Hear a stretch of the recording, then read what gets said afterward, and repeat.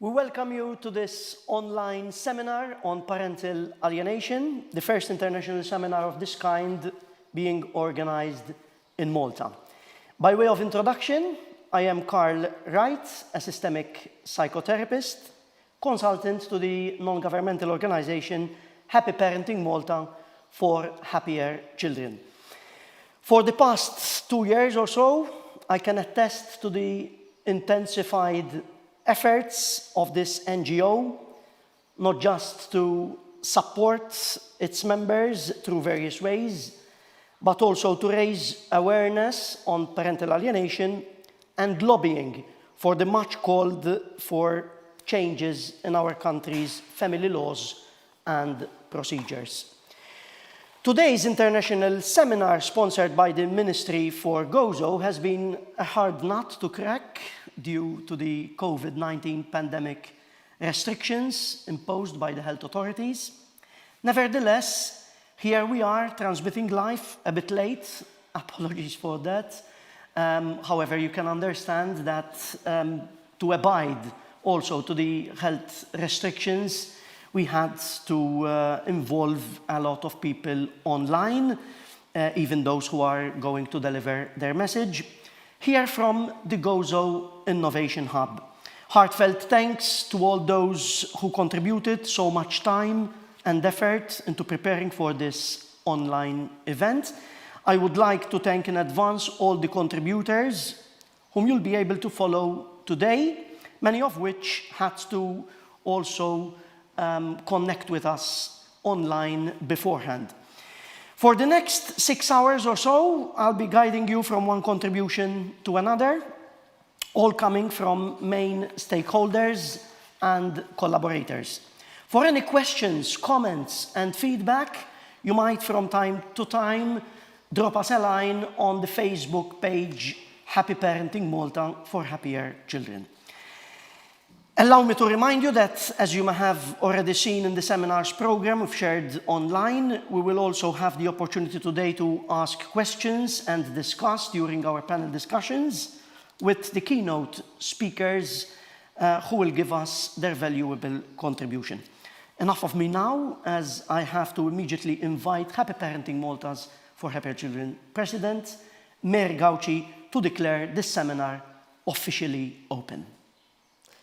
Thank you, Carl. Hello, everyone. I am Mary Gauci, President of Happy Parenting Malta for Happier Children. I welcome you to this Malta's first international seminar on parental alienation, organized by our NGO, Happy Parenting Malta for Happier Children. Our NGO is based in Gozo, but we cater also for our sister larger island, Malta. Our organization comprises of 2 main sections. We have the positive parenting and also the parental alienation. 3 years ago, Anthony Kauki brought to my attention the significance of more awareness on parental alienation. Indeed, we worked hard together and learned more through international conferences and being affiliated with Parental Alienation Europe, where we are trained and kept updated with the latest developments. We are also members of the International Parental Alienation Study Group, and we are in contact with international entities working on the parental alienation subject. We make our voice heard on various media. I myself have weekly programs on the public broadcasting services in Malta on the radio, wherein parental alienation is often discussed. And any of you who seek to promote the topic or wish to speak on any other social care issue is welcome on my program. Parental alienation support group meetings are currently held online every Sunday evening, in the presence of legal and social care professionals. Unfortunately, some of the victims end up in psychological and financial difficulties. Some are also homeless, seeking refuge in some garage where sanitary facilities are non-existent. Others have made their car their home, while a few others end up on the roof of some block of flats. We assist these victims in various ways, mainly by individual guidance, counseling, and food. In Malta, homes for mothers and children are a norm. Yet, homes for fathers with children in cases of parental alienation do not feature in any social program. In view of this necessity, my first initiative was that to refurbish my home and transform it into 5 family units, while I went to live in a tiny maisonette close by. The objective of Dar Christine is to eventually host parents with children to take the reunification therapy. The work involved in the refurbishing of Dar Christine was extensive and also expensive. Currently, I'm still waiting for the change of use permit. Health and safety equipment has been installed and the place is now certified to be in conformity with the required standards. I called it Dar Christine in honor of my daughter, a bombardier who died tragically last year during one of her frequent diving adventures. My daughter Christine used to help many people in distress. My wish is to continue in her footsteps. To do so, our NGO needs more volunteers from the legal, social care spheres, and others who can assist us in our activities. Let me list some of these activities. The 17 days of activism included meetings with local councils and other significant persons with the banner you see here with the message Parental Alienation, Family Violence, and Children Need Both Parents. The mayors showed interest also in our short courses on various subjects, where positive parenting is also promoted. Some courses are currently being delivered online. Eventually, we follow the idea of the 17 days so that we do a marathon of short courses over a span of 2 months at each locality. The courses are free of charge as they are sponsored by local councils. Savio College organized Round Malta Relay 2020 in aid of our NGO. Anthony Kauki and I were invited on 3 separate occasions to speak at the Maltese Parliament about, of course, parental alienation. And this we did it in collaboration with Nannit Malta, the Grandparents Foundation. The last Parliament session we had was dedicated specifically to our NGO. And Honourable Speaker, Dr. Angelo Farrugia, praised our vision and also our noble mission. Following our intensive awareness campaign, a National Technical Committee on Parental Alienation was set up. And I, Mary Gauci, as President of Happy Parenting Malta for Happier Children, I am member on this committee. Locally, our NGO is affiliated with children and youth foundations, namely Malta Can and Agencia Zaza. We have just had our Achievers project approved by Minister Zammit Lewis. This project includes a youth club, branching out from our NGO Family Club. This youth club is planned to launch various competitions around literature, music, and crafts. It is also set to present an award for a young person who shows noble and exemplary values, Christine Gauci Youth Award. Our NGO already recognizes families who advocate and witness ideal family values, among those who support our NGO. This year's award will be presented towards the end of the seminar. One of our active members, Charlo Spiteri Magri, composed a song about hope for alienated children. This song will be launched also today during this seminar. I wish to thank all those who support our work, the Ministry for Gozo for sponsoring this seminar, sponsoring also our NGO leaflet distributed to all households in Gozo, and the one-to-one sessions for victims of parental alienation conducted with psychotherapist Carl Wright. Special thanks go to Minister Silvios Kembri for offering us to use these premises at the Gozo Innovation Hub. Thank you all for joining us today. Let's hope this event will lead to further collaboration among us for the benefit of innocent victims of parental alienation. And here the seminar starts.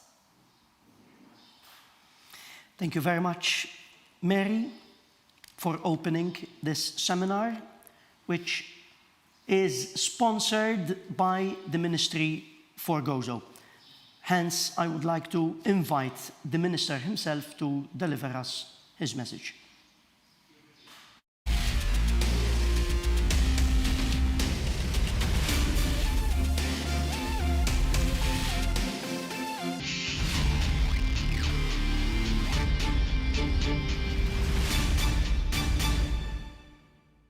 Inselmilkom. Huwa ta' pjaċir għalija li qiegħed nagħmel dan l-intervent fl-ewwel seminar li proprju qed isir fil-Gżejjer Maltin rigward il-Parental Alienation, organizzat proprju mill-Happy Parenting li fih qed jieħdu sehem għatta esperti kemm mill-Gżejjer tagħna kif ukoll dawk minn xtut oħrajn. Il-Parental Alienation huwa suġġett li għadu mhux diskuss biżżejjed ġewwa pajjiżna, imma jeżisti fis-soċjetà tagħna u għaldaqstant ikun pass importanti ferm li wieħed jibda jirrikonoxxi dan. Il-parental alienation hija forma ta' vjolenza domestika psikoloġika immirata lejn tfal jew ġenitur mill-ġenitur ieħor. Għadna ġenituri li qed jagħmlu minn kollox biex ikunu fil-ħajja ta' wliedna, iżda hemm ulied li qed jitbedu mill-ġenitur kawża ta' manipolazzjoni psikoloġika mill-ġenitur ieħor. Din tista' wkoll testendi għall-aħwa u għall-qraba, pereżempju bħalna n-niet. Jeħtieġ li nkomplu nqajmu aktar għerfien u nagħtu t-taħriġ lil professjonisti tagħna bħal huma l-avukati, il-psikologi u uffiċjali oħra bħall-pulizija sabiex jarfu dawn il-każijiet mal-ewwel. Fil-fatt, Happy Parenting hija għaqda li tqajjem kuxjenza, tinforma u teduka lin-nies. Għalhekk huwa ta' sodisfazzjon għalija li bħala Ministru għal-Għawdex għenna b'mod finanzjarju sabiex dan is-seminar ikun proprju sta jittella. U dan għamilnieh ukoll permezz ta' skema apposta li fija ngħinu lil-laqdiet volontarji. Fil-fatt, ta' kull sena qegħdin innedu skema għal laqdiet volontarji li jaħdmu u jwettqu inizjattivi b'risq il-komunità Awċija. U din is-sena għamilna dan propju b'investiment ta' 120,000 euro li jfisser propju wkoll żieda fil-budget b'xejn inqas minn 20% fuq is-sena li għaddiet. F'pandemija, dan il-gvern mhux talli ma naqqas l-allokazzjoni anzi finanzjarja lil-laqdiet li jwettqu ġid kbir fil-komunità tagħna iżda proprju żieda. Għalhekk, din l-għajnuna hija tjurija ċara oħra ta' kemm il-Ministeru għal-Għawdex għandu fiduċja assoluta fl-għexieren ta' volontiera Awċin li jaħdmu bla qis u li joffru ħinhom għall-komunità. Bħala Ministru kommessi u kommess li nkomplu nippromuovu u ninkoraġġixxu kultura ta' volontarjat u parteċipazzjoni f'attivitajiet ta' volontarjat fost is-soċjetà Awċija. Nirringrazzja għal darb'oħra lil Happy Parenting li organizzaw dan is-seminar l-ewwel wieħed tax-xorta tiegħu f'pajjiżna u lil kull min qiegħed jieħu sem propju f'dan l-istess seminar. Inħares il-qudiem għal aktar ħidma u kollaborazzjoni bejn din l-istess għaqda u l-Ministeru għal-Għawdex. Insellilkom.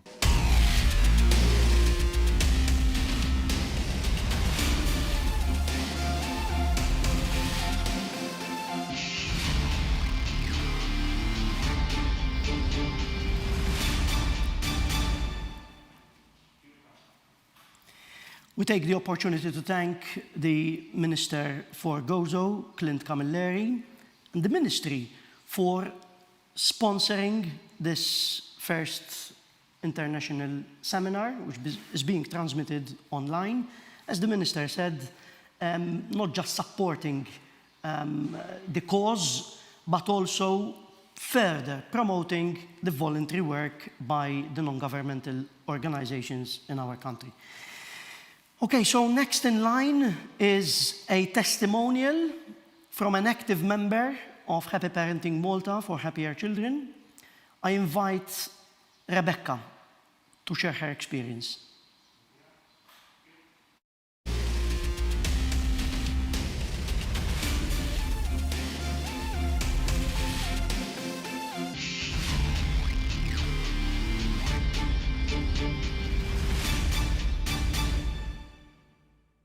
My name is Rebecca Lipscomb. I've been a member of Happier Parenting for Happier Children Malta since 2020.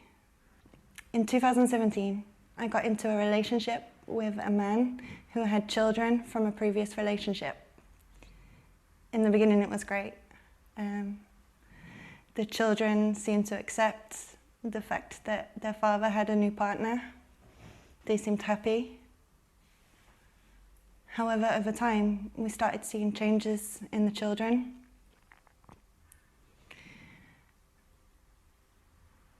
This was when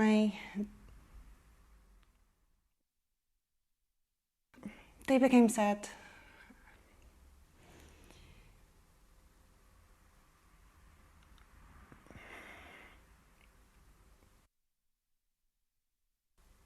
I'd spoken to many different professionals, and I seemed to reach a brick wall for two reasons. One, they're not my children. And two, there seemed to be no acknowledgement out there officially for emotional abuse. In 2020, I found an article. In this article, there was a single line that said, "Happier Parenting for Happier Children." I became inquisitive. I got in contact with the NGO to see if they could help us in some way. Through the NGO, I was given a lot of information, and that's when I learned about parental alienation. Everything became very clear.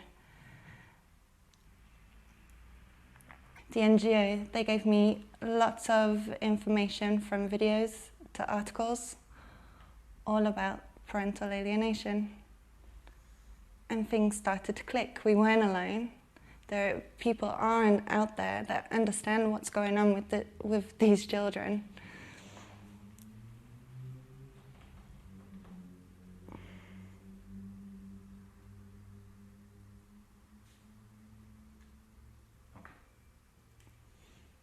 And I was reading through these information and these studies and watching the videos that I realized that I too had been a victim.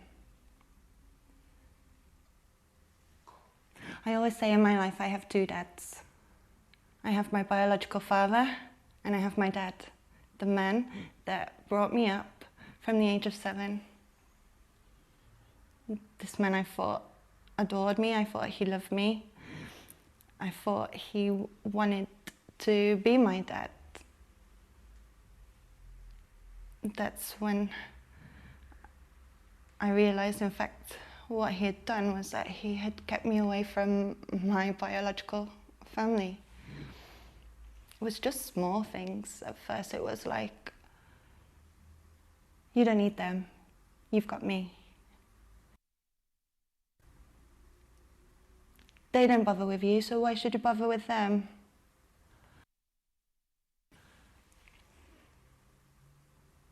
Then over time, I changed my name because I wanted to be like my family. I wanted to be like my mom and my dad. And I adopted the name Rebecca Purvis, and that's what I've known myself as for a very long time.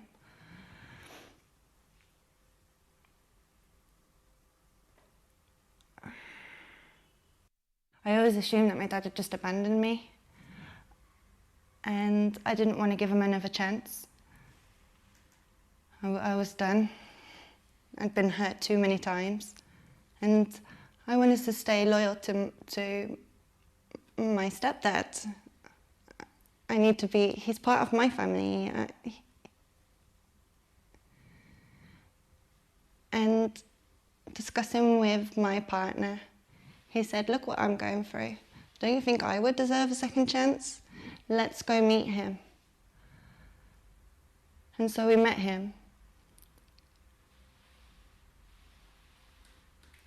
In the beginning I was there physically, but I wasn't there mentally. I wouldn't let him come close. I would refuse to call him Dad. I'd call him by his name. But learning the fact that I was brainwashed, slowly, I'm accepting, yes, he is my dad. And the first time I called him Dad, after 30 odd years, he cried.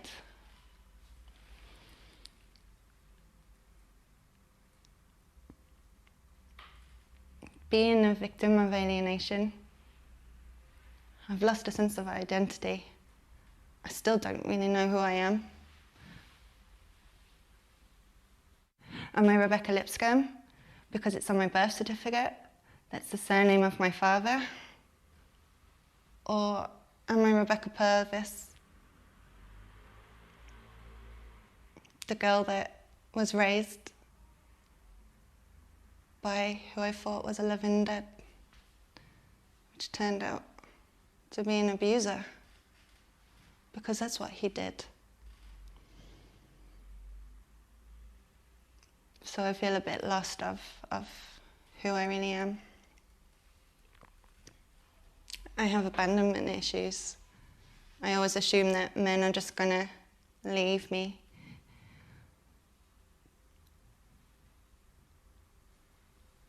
I'm always trying to please, trying to prove, to be good, so overcompensated. I always blame myself for the breakups of my mum. Because if I was a good girl, why would they leave, you know?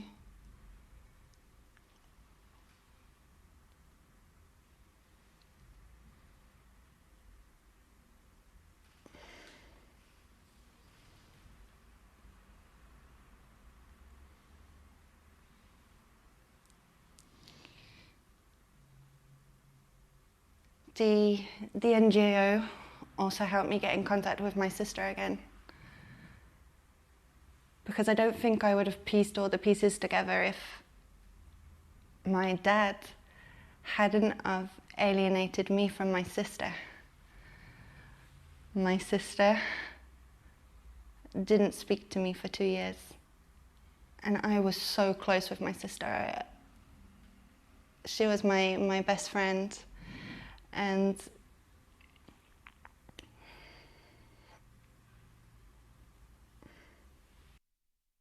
but the thing is, I wouldn't have known. I wouldn't have known that he had alienated me if he hadn't done the same thing what he did to me, he did to my little sister. When they separated, he alienated my family. He alienated my sister from my family. And that's how everything clicked. That's how I know. The NGO is going to put me in contact with a professional that has dealt with adults that have experienced past parental alienation. So I'm really thankful for that. I hope to see change in the justice system, which I feel that the NGO is advocating a lot for. I really hope that youth workers will work with young people in Malta and teach them the difference between parental alienation and abandonment. Maybe there are young people out there that think they have been abandoned, and really they are a victim of parental alienation. Finally, I would like to give hope to parents that have children that have been alienated. There's always hope. It took me 37 years to tell my dad I love him. So don't lose hope.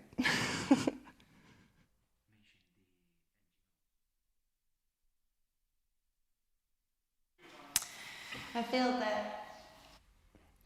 Rebecca, for my partner and his children and this NGO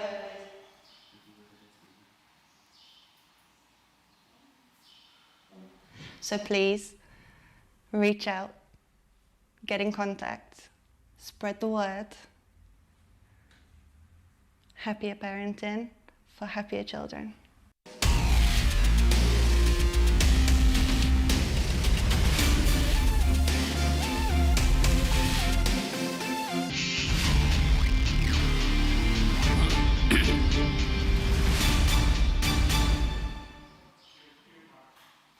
thanks, Rebecca, for sharing that experience. If I were to sum it up in some words, which to me were powerful, I would say pain, loss of identity, being and feeling doubtful, struggling to prove to be good, and also the need of professional help, hope. Thank you, Rebecca. One very important point we emphasize frequently is the responsibility both parents have in parenting their children. His Excellency Anton Theumann, the Bishop of Gozo, speaks to us out of his work experience with many couples.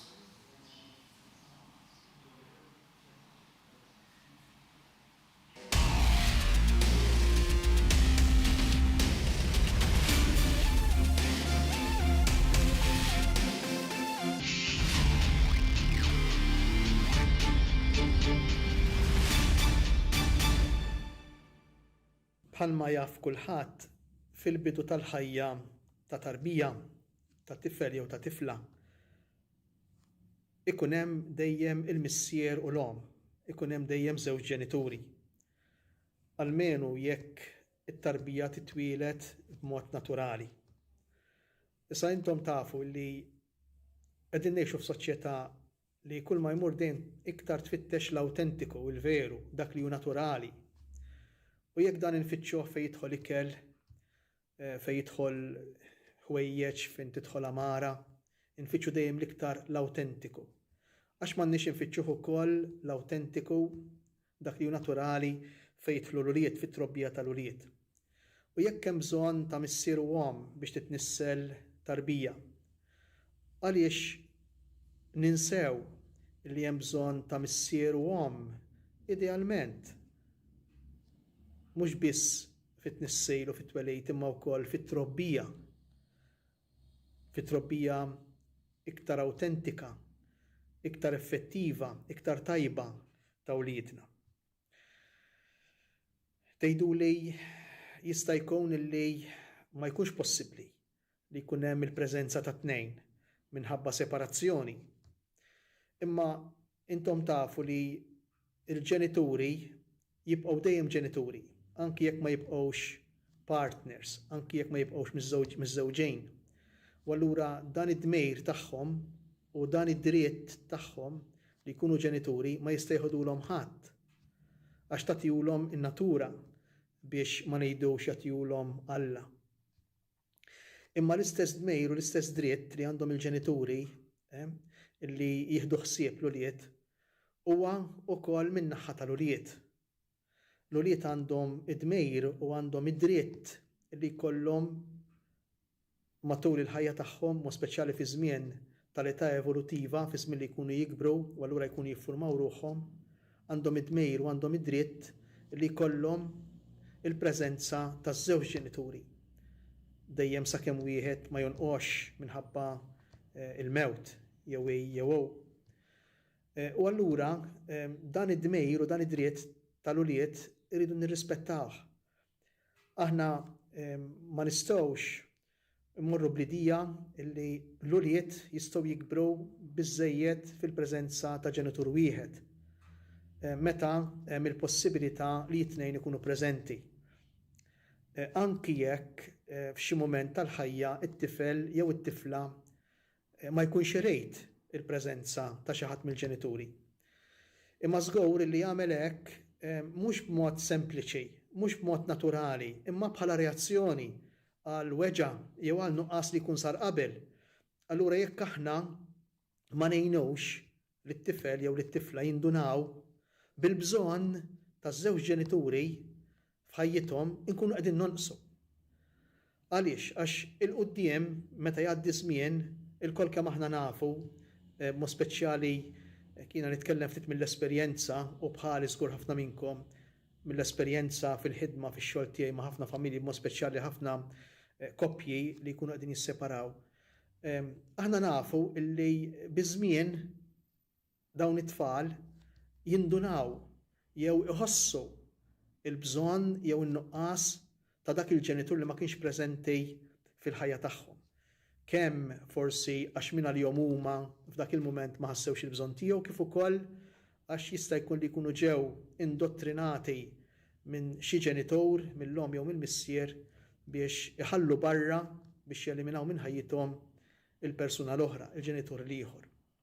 Għalhekk jiena naħseb li dan l-istudju li qiegħed isir huwa verament f'postu, huwa verament attwali għaliex huwa dmejr u dritt mhux biss tal-ġenituri illi jagħmlu x-xogħol tagħhom il-ħidma tagħhom mal-ulied, imma fuq kollox huwa dmejr u dritt tal-ulied li jkollhom il-kumpanija l-preżenza b'xi mod taż-żewġ ġenituri f'ħajjithom.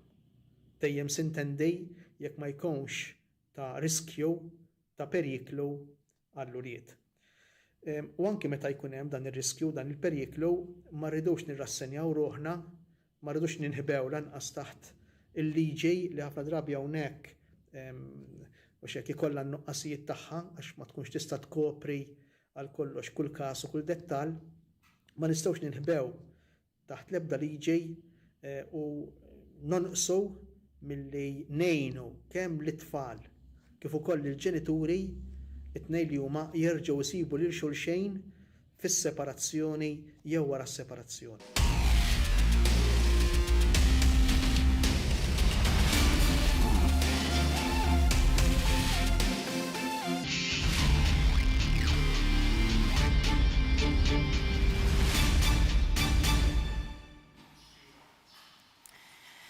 Rights, duties, responsibilities, keywords in that message delivered by the Bishop of Gozo. We now have the pleasure to invite our first keynote speaker for this online seminar. Joining us from Ireland, may I introduce Brian O'Sullivan, a consultant systemic psychotherapist, director of Parental Alienation Europe, who will address parental alienation and will share his experience and ideas about the challenges and solutions to this phenomenon in Ireland. Brian. Carol, good morning to you and good morning to all the attendees and delegates. Thank you so much. First of all, I suppose, can I just say thank you so much to the Ministry of Gozo for sponsoring this event. And of course, to the NGO yourselves, Happy Parenting Malta, for inviting me to contribute to today's proceedings. So I suppose, as Carol said, I'm based in Ireland. I'm a systemic family psychotherapist here in Ireland. Let me just bring you through some key themes that I'm going to address today. Well, let me just tell you a little bit more briefly about who I am and what I'm about. So here in Ireland, I've conducted the only published study regarding parental alienation in Ireland. There is a couple of other studies done. So for example, there was one recently completed by an MSc student thesis. That's not published, at least not as of yet. Currently, there's a PhD student in Cork, Southern Ireland, who is navigating some themes, I believe, in his research in relation to parental alienation.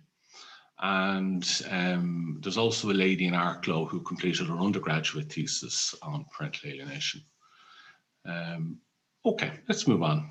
So I'm currently the only Irish author who's been published in peer-reviewed journals nationally and internationally regarding the theme of parental alienation. I'm also a co-founder of the platform Parental Alienation Europe. I'll say a little bit more about that in a few minutes. I'm often asked to act as an expert witness, both in Southern Ireland and also Northern Ireland, which you probably know is actually in the UK, in complex private family law proceedings where parental alienation may be considered to be a factor.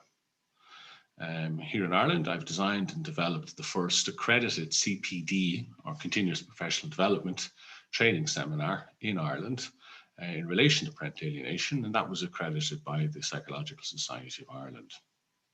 I've been working with families here in Ireland, referred by the family law courts, to successfully reconnect children with alienated parents. So, some of the themes I'm going to invite you to consider today. I'm going to put forward a definition for parental alienation for yourselves to consider. I'm going to have a look at some of the challenges and some of the solutions that we have begun to put in place here in Ireland. I'm going to invite you to consider that theme: is parental alienation recognised? Then I'm going to move on to that idea of the voice of the child in this space. In terms of the history of parental alienation, I'm going to invite you to consider briefly some of the systemic concepts to understand alienating dynamics. Then I'm going to bring you through a summary of my study, be it's labelled or it's titled Being Alien or Being Alienated, the lived experiences of alienated parents in Ireland. And then I'm going to invite you to consider some of the key points in an international evidence-based best practice model of assessment that's titled the 5-factor model that has been provided to us by Dr. Amy Baker and Professor William Bernay and Dr. Randos in the US. However, could I just invite you all to consider the following? I'd like to preface everything that I'm about to invite you to consider with the following. We need to be mindful that some children do indeed reject the parent for valid reasons. An obvious example of that would be an abusive or neglectful parent. And in those circumstances, an informed practitioner will refer to this as true estrangement. And it is not and cannot ever be considered parental alienation. Why? Because in those circumstances, we're dealing with children and young people who have very valid reasons to be rejecting a parent. Now, and therefore it can never be parental alienation. Okay, let's have a look at some of the challenges in Ireland, heading back to 2016, certainly, but obviously, I suppose a lot longer than before that. But I just picked 2016 as a starting point for today's conversation. So there was little knowledge or awareness regarding the phenomenon of parental alienation, and that would have been among social, legal, and mental health professionals, as well as legislators. There was no Irish-based published research on parental alienation. There was no Irish-based peer-reviewed publications on parental alienation.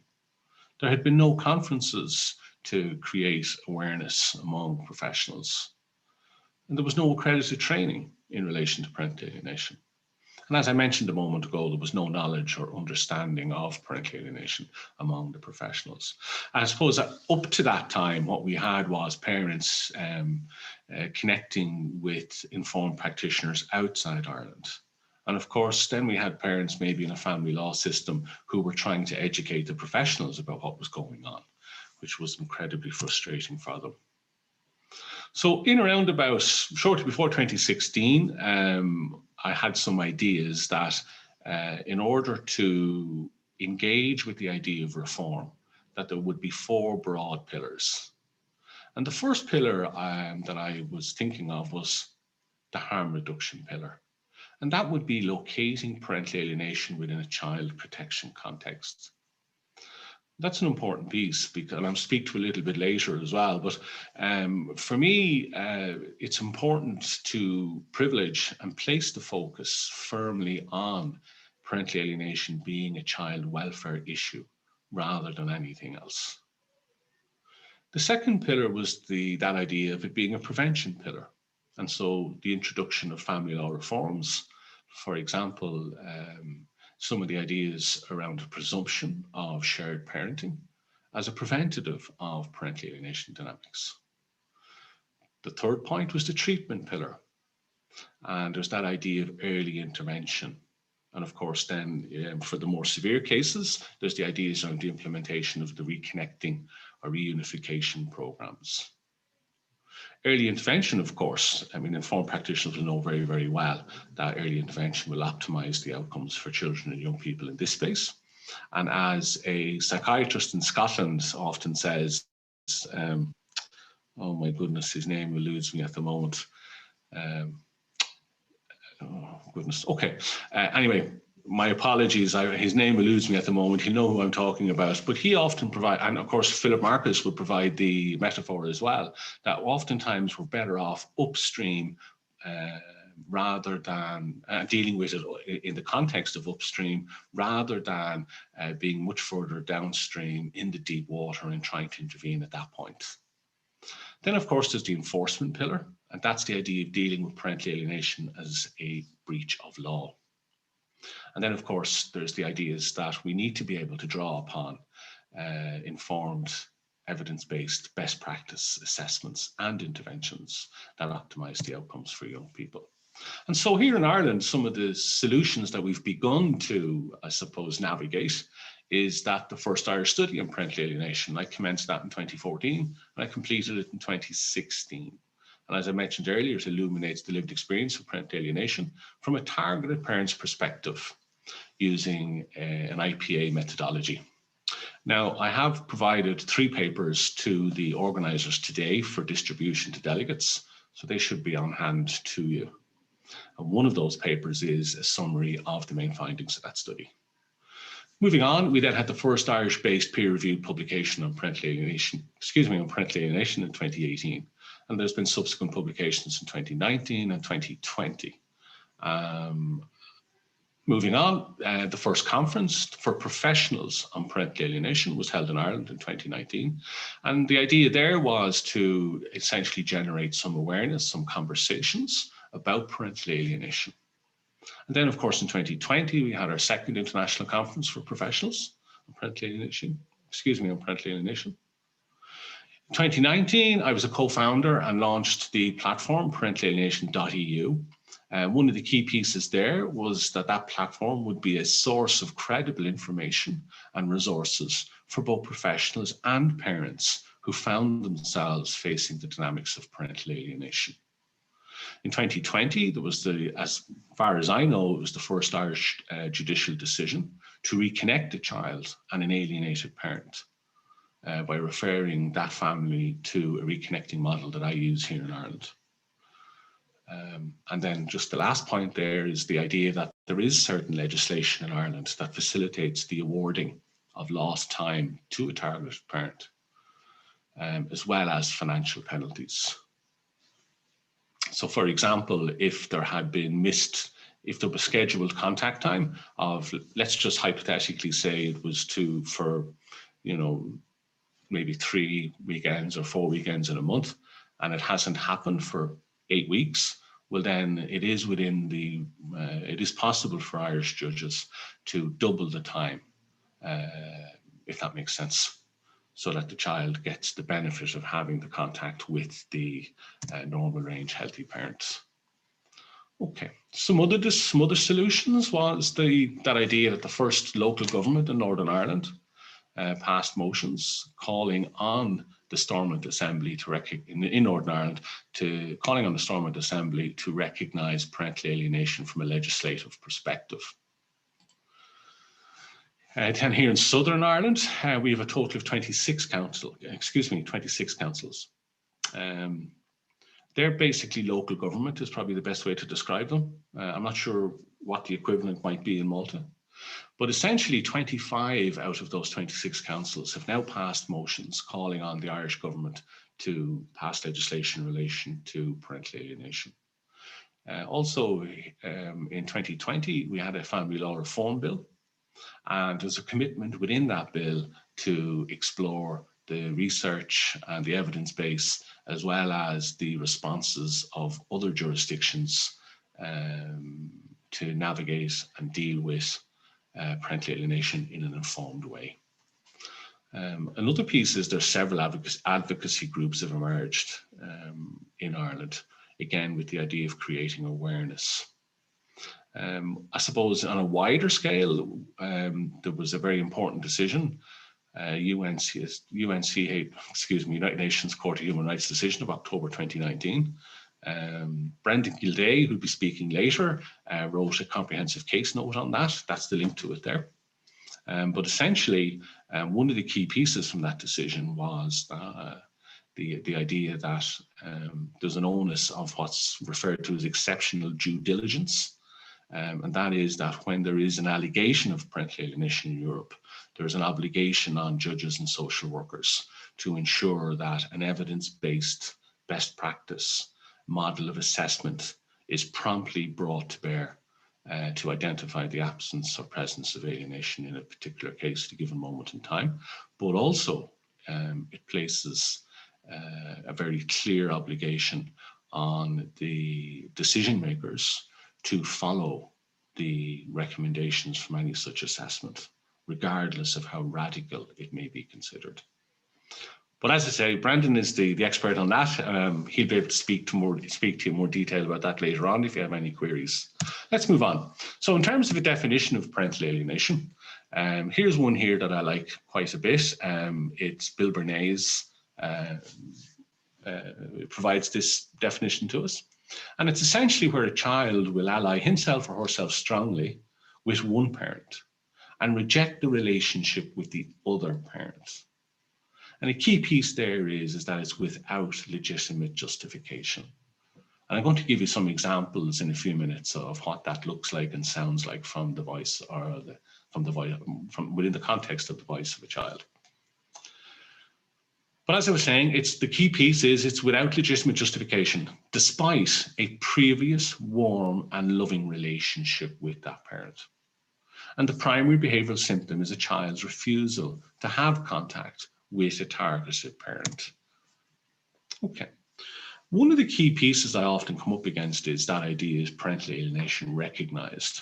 And there's an incredible amount of misinformation out there about this. So over the next couple of minutes, what I'd like to do is invite you to consider some ideas that speak to this theme. So let's move on. So often legal people will often say to me, you know, PA was never recognized by any professional body. I just say, well, actually, back in 1997, the American Academy of Child and Adolescent Psychiatrists published very clear practice parameters for their psychiatrists conducting child custody evaluations. And they published it, as I say, as an official practice parameter in 1997. And so there's one example, and only one example of it being recognized by a professional body. CAFCAS in the UK, that's the Child and Family Court Advisory Service. Essentially, it's where social workers are working with families and making reports to the courts. I'm sure they do other things, a wider brief than that, but that's the piece I'm focused on. So CAFCAS came out in 2018, and they published practice parameters for their social workers, navigating dynamics of parental alienation in the families that they were meeting with and working with. The World Health Organization published its International Classification of Diseases, about to be in its 11th edition. And they have labeled parental alienation as caregiver-child relational problem. Another label they've put forward is that idea of child affected by parental relationship distress. Another example would be the Diagnostic Statistical Manual of Mental Disorders. Oftentimes people will say to me, oh, well, it's not even recognized, it's not in the DSM. I say, well, actually it is. If you have a look at page 716, 718, and 719, you'll see labels such as parent-child relational problem. And you'll see the similar one that I've mentioned a moment ago when speaking about the ICD-11. You'll also see labels such as child affected by parental relationship distress, as well as child psychological abuse. And what's really important to understand there is that back in 2013, the subcommittee from the DSM decided not to put the label parental alienation into their publication. And they were very clear on this. They said, we're not putting it in not because we do not think it does exist. We're not putting it in because we consider it to be a relational problem, because it involves a disturbance in the child's relationship with one or both parents. And for that reason, they felt that the labels I've just outlined to you were much more appropriate in their publication. And so we can see very quickly that for those who would suggest that it's not recognized, there's some ideas there straight away. In Romania and Mexico, they've introduced legislation and it's illegal to alienate a child in those two countries. Some other ideas are Albert Einstein, back in 1914, was probably the first to use the term alienation when he wrote about his relationship with his children after separating from Elsa. Charles Dickens, you may know that name, a famous English author. In 1850, he is said to have alienated his children from his wife when he met another woman. Here in Ireland, there's a very famous legal case from 1847. We have the Count of Westmeath, who is said to have alienated his children from their mother, the Countess of Westmeath at that time. And so, as I was saying, there's just some brief examples that can help illuminate the point that actually parental alienation is recognized. Indeed, there are others who will say that there are even biblical references to the theme of parental alienation.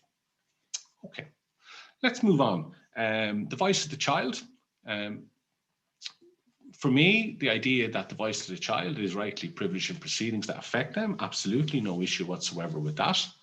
However, I often think it's crucial to be certain that what a child wants is being accurately reflected in what they say.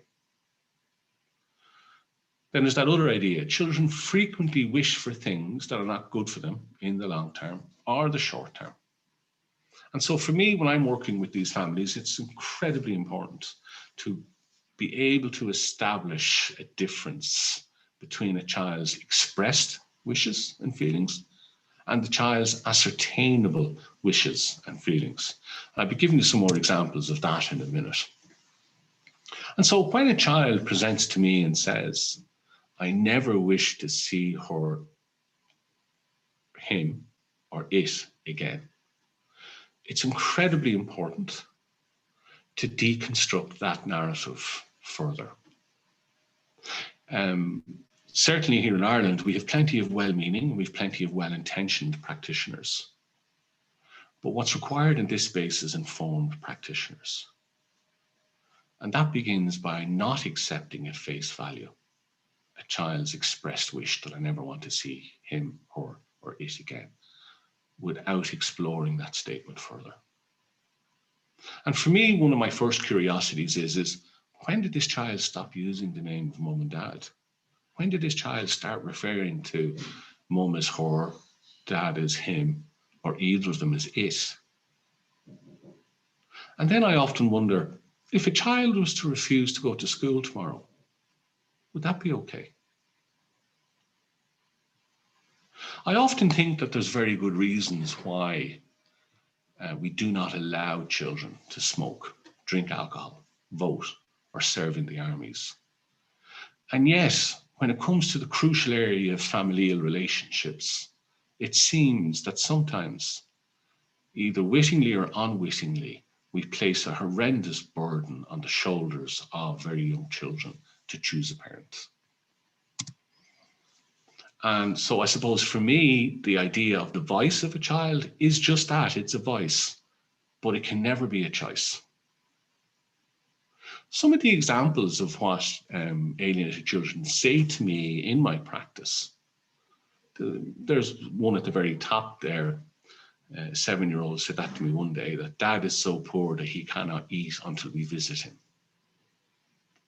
Another one, different child said to me, dad wanted to abort me before I was born.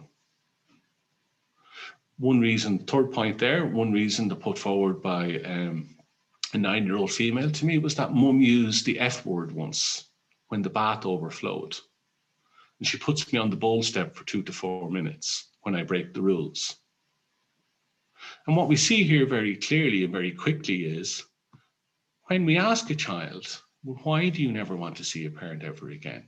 And if they're coming back to you with these kind of rationales, what we're seeing very quickly is these aren't valid reasons for a child to never want to see a parent ever again. But they are also normal parenting practices that are being reframed as something else. Another one there, the fourth bullet point down, a 10-year-old said to me, I feel unsafe and scared and angry when I see him. But when you try to explore that further with that 10-year-old, there are no details to substantiate such a broad statement at the outset. Another interesting piece is that a lot of these are unprompted. As soon as the child walks into the room, unprompted, before the consultation even begins in earnest, they will say, come out with these kind of things. Moving on further down, a 10-year-old female said to me, I do not need her in my life. Moving on again, I will tell the judge I never want to see him again. The next one's an interesting one, and it speaks to that idea that not only is the alienated or the targeted parent to be excluded, but the entire extended family are to be excluded as well. And so we see there, a 12-year-old said to me, my mum's grandparents spoil us, and it's not good for children to be spoiled. Recently, an 8-year-old male told me that the reason she never wanted to see her father ever again was because he put avocado on her toast. Another child said to me, Mum has controls on my PlayStation and Dad has no controls. And then another reason provided by another child was that he forces me to sit still on the bus. Now, moving on. Bullet point 2 there, we see a 7-year-old said to me one day, I want to be independent and decide for myself when I see my mum. I want to see my dad full-time and I want to see my mum whenever. That speaks to that idea of the independent thinker phenomenon. Another child, 11-year-old, said to me one day, under Article 12 of the UN Convention on the Rights of the Child, I do not have to see her again if I never want to. That might be an example of adult themes and narratives in the voice of the child. What's interesting is those that cite Article 12, they never mention the various other articles within that convention that place a very onerous duty and responsibility on the resident parent to privilege the human rights of these children to have a relationship with both parents. Moving on down, a 10-year-old female said to me, I have dreams of him strangling me. I was left wondering what was being said to this child for it to be intruding on her unconscious in this way. Recently, a 6-year-old said to me, Mum acts funny. So the 6-year-old started out by saying, I never want to see my mum ever again. I might say something like, can you help me understand that a bit more? And then you're told, well, mum acts funny. What does funny mean? I can't describe it, you have to see it. For me, that's not a reason to never want to see a mother ever again, or a father for that matter. Oftentimes the parents, moving on to the second last bullet point, oftentimes the parents who are doing the alienating will often present as disempowered.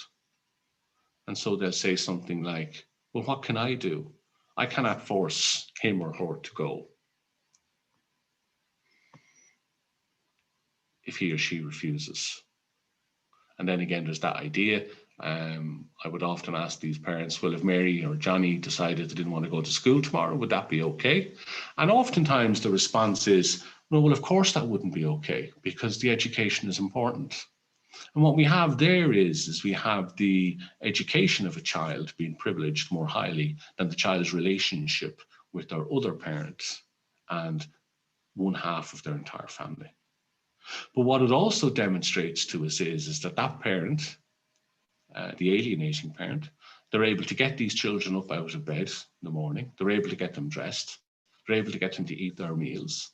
They're able to get the children to do everything else, except when it comes to the relationship with the targeted parent, suddenly the aligned or alienating parent presents as disempowered. And of course, that's a parenting issue then, isn't it? So what are the rates of PA? There's an awful lot of discussion about this, and a lot of the critics minimize this, saying something like 1% or less than 10%. Back in 1991, those two authors found parental alienation dynamics to be present in 80% of their cases. Moving on down, we have a variety of contributors there who've identified that 70% of their cases, they found there was false and wrongful allegations of abuse. More recently, Professor Harman in the US was interested to understand the occurrence rate of parental alienation across the general populations in the US and Canada. And what she discovered is that it occurs at a rate of 3 times the rate of autism in the general population. Now, for me, I often have an idea, I'm often curious, we have significant supports and resources in place to support children and young people who are navigating autism. But we have much less supports and resources in place for a population of children who are experiencing parental alienation, as I say, at a rate of 3 times greater than autism. Gender, historically, there was an idea that this was something that only affects men. But of course, informed practitioners will know very, very well that mums and dads are equally likely to engage in alienating behaviours. Dads will often, if there's going to be false allegations, dads will often allege neglect, and mothers will often allege sexual abuse. And so I have an idea that the phenomenon of parental alienation can no longer be considered a gender issue. As I was saying earlier, for me, it's a child welfare issue rather than a gender issue. Now, again, some well-meaning and well-intentioned practitioners will say that parental alienation is something that started in the mid-1980s. And they will go on then to denigrate and criticize a psychiatrist called Richard Gardner.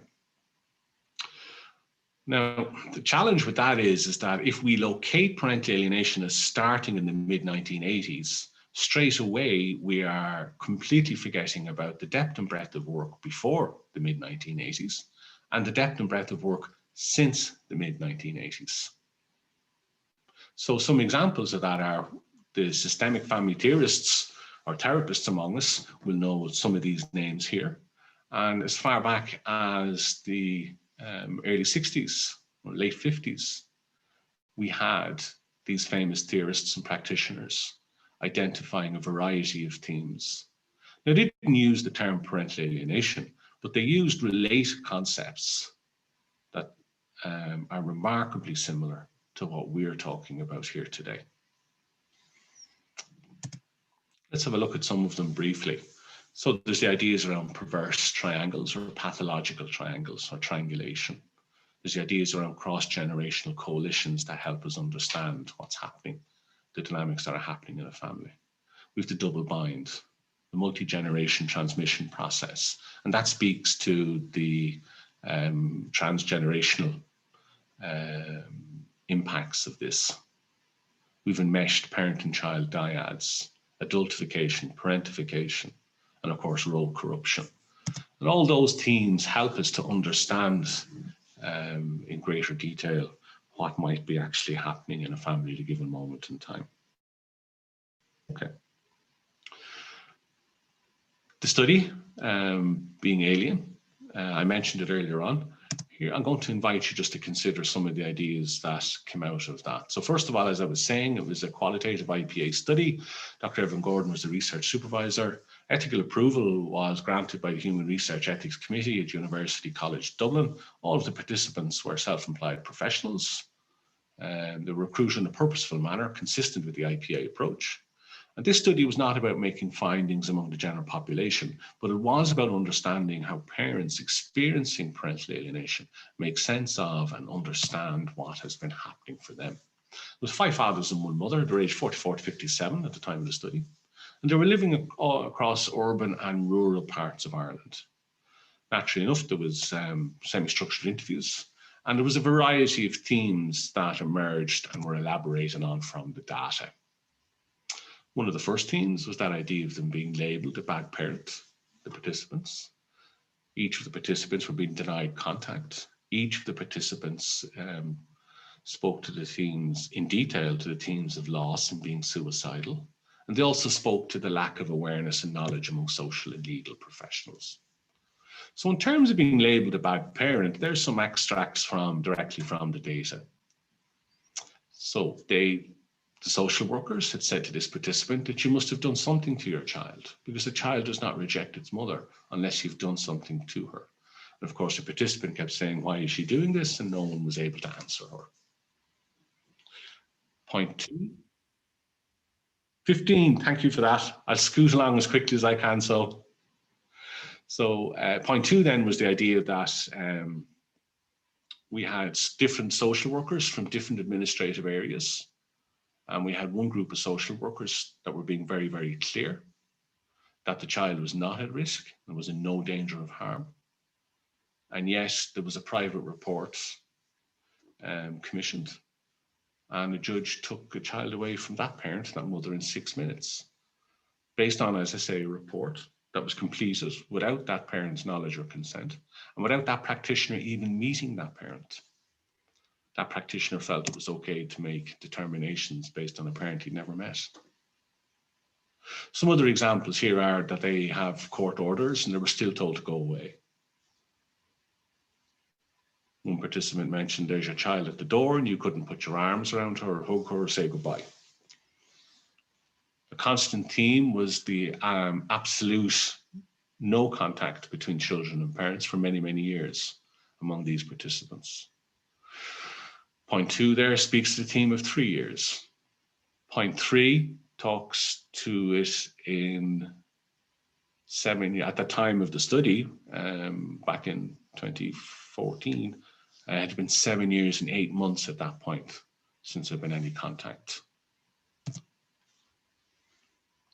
Another key theme that came across in the data was that even though these parents were going to courts and getting orders from the courts, the orders were actually being simply disregarded by some determined alienators.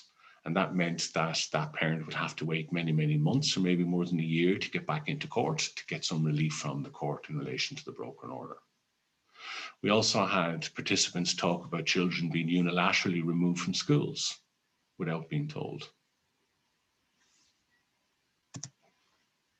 In terms of the loss, here's some of the pieces here. There was that idea, some of the male participants said that men were just expected to walk away.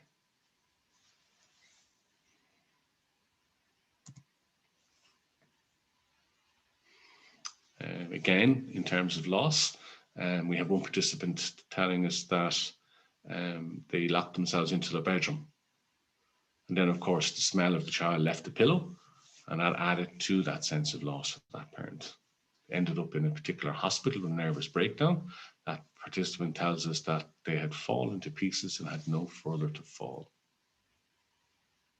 And then, of course, there's the impact, the emotional and psychological impact of not being allowed to be involved in the upbringing of your child. Simple little things like collecting the child from school or coming in from work and not having her running up to you at those moments in time. Suicidal was a prominent and constant theme among this study for the parents. The last point there, participants were saying that I woke up. Obviously, I did not take enough tablets. And so That participant woke up in the hospital when the partner was away, and somebody had come to the door and saw her lying on the floor in her house and raised the alarm. Social and legal professionals. One participant said, the first question I was ever asked by a solicitor is, what are your assets? Some participants spent 25,000 euros in legal fees, 40,000 euros in legal fees. Another participant spent 88,000 euros in legal fees, and then went on to represent themselves an additional 10 times in the High Court because the money had run out. So in terms of conclusions, I'm suggesting that this study offers an in-depth and illuminating insight into the experiences of alienated parents in Ireland. I'm suggesting that alienated parents experience being reconstructed, their identity is being reconstructed in a negative light. They're losing their role, and as I say, identity as parents. But it's characterized by a profound sense of loss, hopelessness, grief, and despair, leading to a prominent theme of suicide. The study illuminates the depth of the alienated parents' emotional and psychological distress. And at the end of this study, I was left wondering, if these are the impacts on the adults, what are the impacts on the children?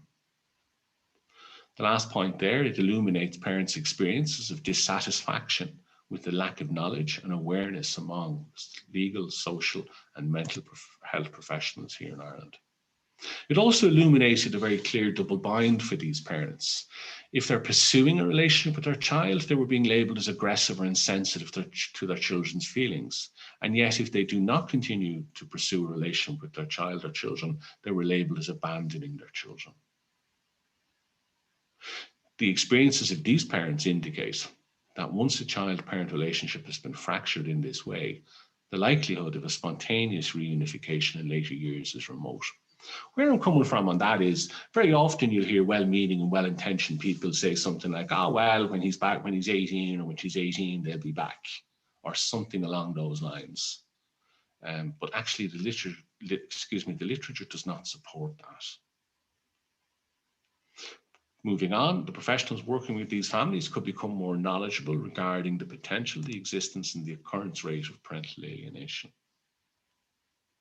Here in Ireland, the findings suggested that agency and professional responses to alienation at that time were fragmented and unhelpful. And then in terms of future research, I was suggesting that the voices and narratives of the former spouses, partners, and of course the children would provide valuable information. Okay. Before I finish up, let me just invite you to consider one of the evidence-based assessments that can be used to definitively determine the absence or presence of alienating factors in a family at a given moment in time. It's referred to as the 5-factor model. Dr. Amy Baker is the lady who did a lot of the work on this, and a lot of her research underpins this over many years. And more recently then, Bill Bernay and Dimos Larandos have presented it in this way as in a 5-factor model. What I mean by that is Amy Baker had a 4-factor model. Okay, it starts with us asking some pretty straightforward questions. Is the child refusing contact with a parent? Yes or no? If a child is not refusing contact with a parent, well, then we exit the assessment pathway at that point in time, because to continue on, it is contraindicated. Question 2, was there a previous positive relationship prior to contact refusal? That's incredibly important. If there was a previous positive relationship prior to the contact refusal, we move on. If there's not, we exit the assessment pathway at that point. Why might there not have been a previous positive relationship? There's plenty of valid reasons why. And for me, an obvious example at the moment would be maybe a parent was unavailable because of perhaps mental health challenges. Perhaps there was challenges with alcohol or substance abuse over many years. That's not a criticism or a judgment of that parent, but it does speak to whether or not there was a previous prior positive relationship and secure attachment to this child before the conflict emerged. Number 3 is incredibly important. Is there an absence of abuse or neglect on the part of the alienated parent? If there are findings of fact that a parent has been found to be abusive or neglectful, you exit the assessment pathway at this point. Then moving on, we wonder, are there alienating behaviours manifested in the preferred parent? There's 17 of them. And then, of course, we have the symptoms in the child. There's 8 symptoms in a child. If the child is manifesting those, we're saying to ourselves, this now begins to look like a duck and it has feathers and a beak and so on and so forth. Okay. Just in a little bit more detail in relation to factor 1. This is from Bill Bernay's book, Parental Alienation, Science and Law, with the Bernay and Lorandos, 2020. Okay, the threshold consideration for identifying parental alienation is that the child is refusing, resisting, or avoiding a positive relationship with a normal range healthy parent. And point 4, as I said then, bullet point 4, once a child has ongoing and routine contact with a parent, the assessment pathway is contraindicated. Factor 2, the prior relationship piece. For a child to be considered alienated, there must have been a prior positive relationship between the child and the parent, with whom the child is now rejecting. The presence of this relationship clearly evidences that a parent has, or that parent has, the capacity to provide adequate caretaking to the child. In other words, the parent was not so ineffective, incompetent, damaged, or uninvolved that there was no prior attachment bond. And as I mentioned, if there was no prior positive relationship, we exit the assessment pathway. If there was, we move on to factor 3, lack of abuse. I think I've spoken to those themes comprehensively already. Okay, but just to say that when they're in terms of allegations, again, if we're at the severe end of the spectrum in alienation, informed practitioners will expect allegations in up to 80% of those cases. However, each of those allegations still need to be investigated fully to ensure the safety and well-being of the child. The problem is that certainly here in Ireland, it can take many, many months and even a year for investigative procedures to come to an end. And what that does is it unwittingly perpetuates the alienating behaviour on one hand. On the other hand, it becomes a very successful strategy for an alienating parent to terminate the relationship between a child and the other, the targeted parent. The alienating behaviours. They must be exposed to alienating behaviours. There are 17 of them. Out of the 17, once we hit, I think, in around about 5 of those behaviours or more, then we're saying to ourselves, okay, we need to be more curious here. It's very important not to assume those or infer those behaviours. They must be observed through actions, attitudes, written statements, semi-structured interviews, and collateral reports. Sure. Okay. So,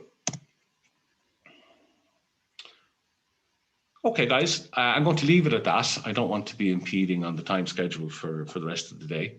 Other than to say the themes that we've explored today is I've invited you to consider a definition. We've had a look at some of the beginnings of solutions here in Ireland. We've had a look at some of the pillars of reform. I've invited you to consider some ideas in relation to, is parental alienation recognised? We've had a look at some ideas around the voice of the child, systemic concepts. I've invited you to consider some of the ideas from the study. And we've had a brief look at the 5-factor model. So thank you so much for your time and attention. And if there's any questions or curiosities, I'll be here throughout the rest of the day. Thank you very much, Brian. That was an excellent presentation. And I would like to ask you one question.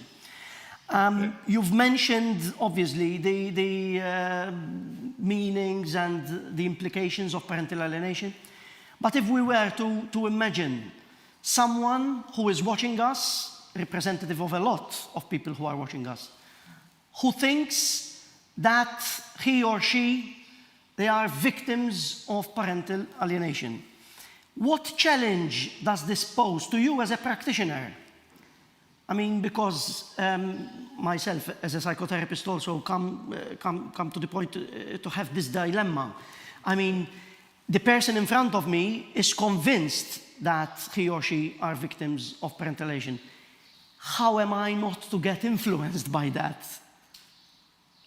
Okay, if I understand your question correctly, Carl, so if there's a parent sitting in front of me who feels or believes they are a victim of parental alienation, the first thing that parent can do is become informed, use incredible sources of information to become informed around the dynamics of parental alienation.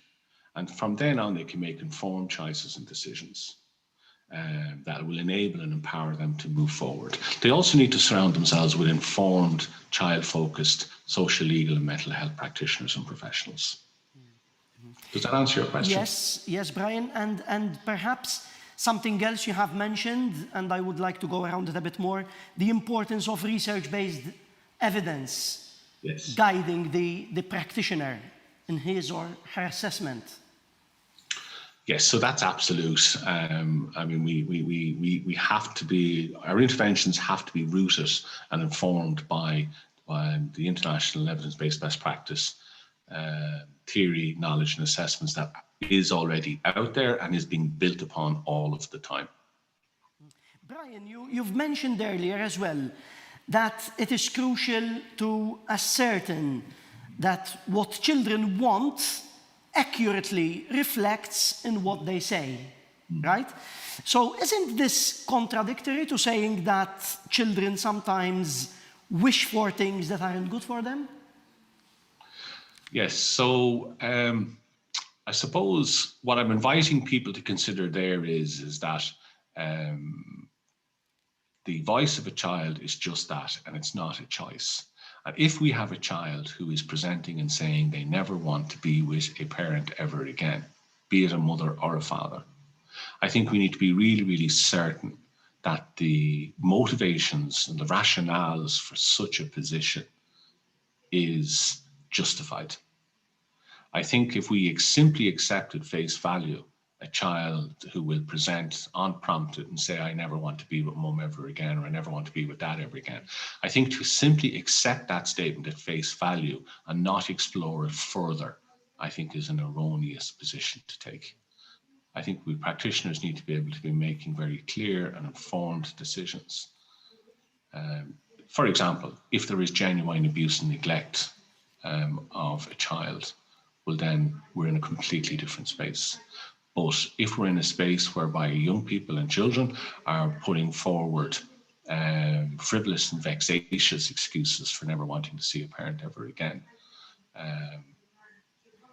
I don't think I have an idea that that's not okay, and I have an idea that it does not optimize the outcomes for these young people and children across their lifespan. And of course, the dynamics are transgenerational, which means that these dynamics are going to re-emerge in the next generation of the family when this child goes on to his or her own future years. Brian O'Sullivan, consultant systemic psychotherapist and director of Parental Alienation Europe, which we're affiliated into it as well as Happy Parenting Malta. Thank you very much. Wealth of knowledge shared with us. Thank you so much. Thank you. And we pass on immediately to some panel we continue to discuss, because we had discussed all the way while listening to Brian.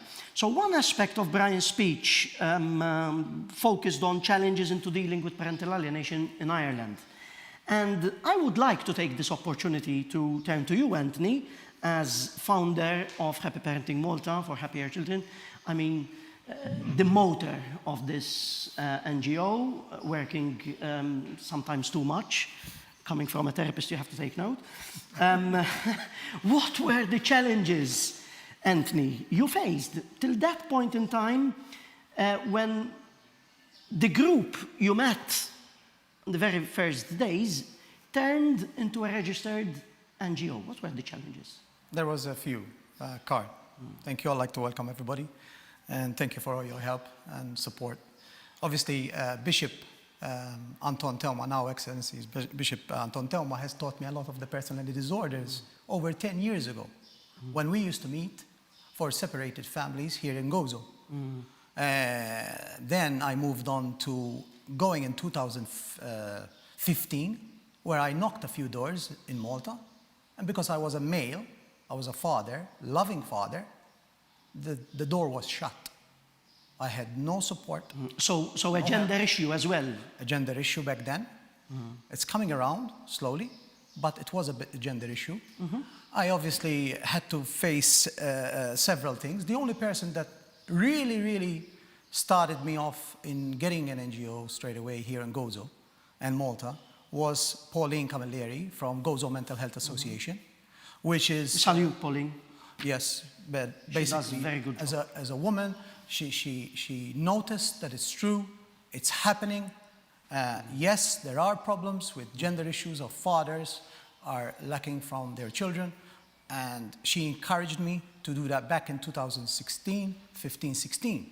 I went to the seminar in the well-being of President Emeritus Mary Louise Collier Prega back in 2015. Then 16, the Gozo Mental Health Association held a conference here in Malta, in Gozo. And basically, there was a lot after. In 2016, for example, I got to find out about parental alienation. So how did you then moved on to set this NGO? Yes, basically, I found a lot of information about Ryan Thomas and met in 2017. There was a seminar in Europe, as well as there was a seminar in America, which was too far for me to travel. So I traveled to Prague. I was the only parent and person from the islands of Malta to travel to Europe, and obviously met Professor William Barnett from Parental Alienation Study Group and others. Obviously, Prof. Gordana Flan there was there, and she told me about the child protection unit in Zagreb, where there is a child protection unit, a house, children's house, which she told me that there is one here in Malta. And I started investigating more and more. So I made an appointment with the APOCH in 2017 when I came back from Europe and started investigating what's happening about this parental alienation. And I got to know that one person in the APOCH knew about parental alienation very well as well, and that's Ingrid. And I was relieved that Pauline and Ingrid obviously supported me. And then basically in 2018, there was another seminar, Parental Alienation seminar, study group, and we started to advertise. And this is where I met 3 years ago, met Mary, because I started reaching out to politicians and others, and nobody really wanted to hear me. They didn't want to listen. Or maybe they were hearing me, but just ignoring me. So I'll take the opportunity to ask Mary as well. Perhaps one very short question, Mary.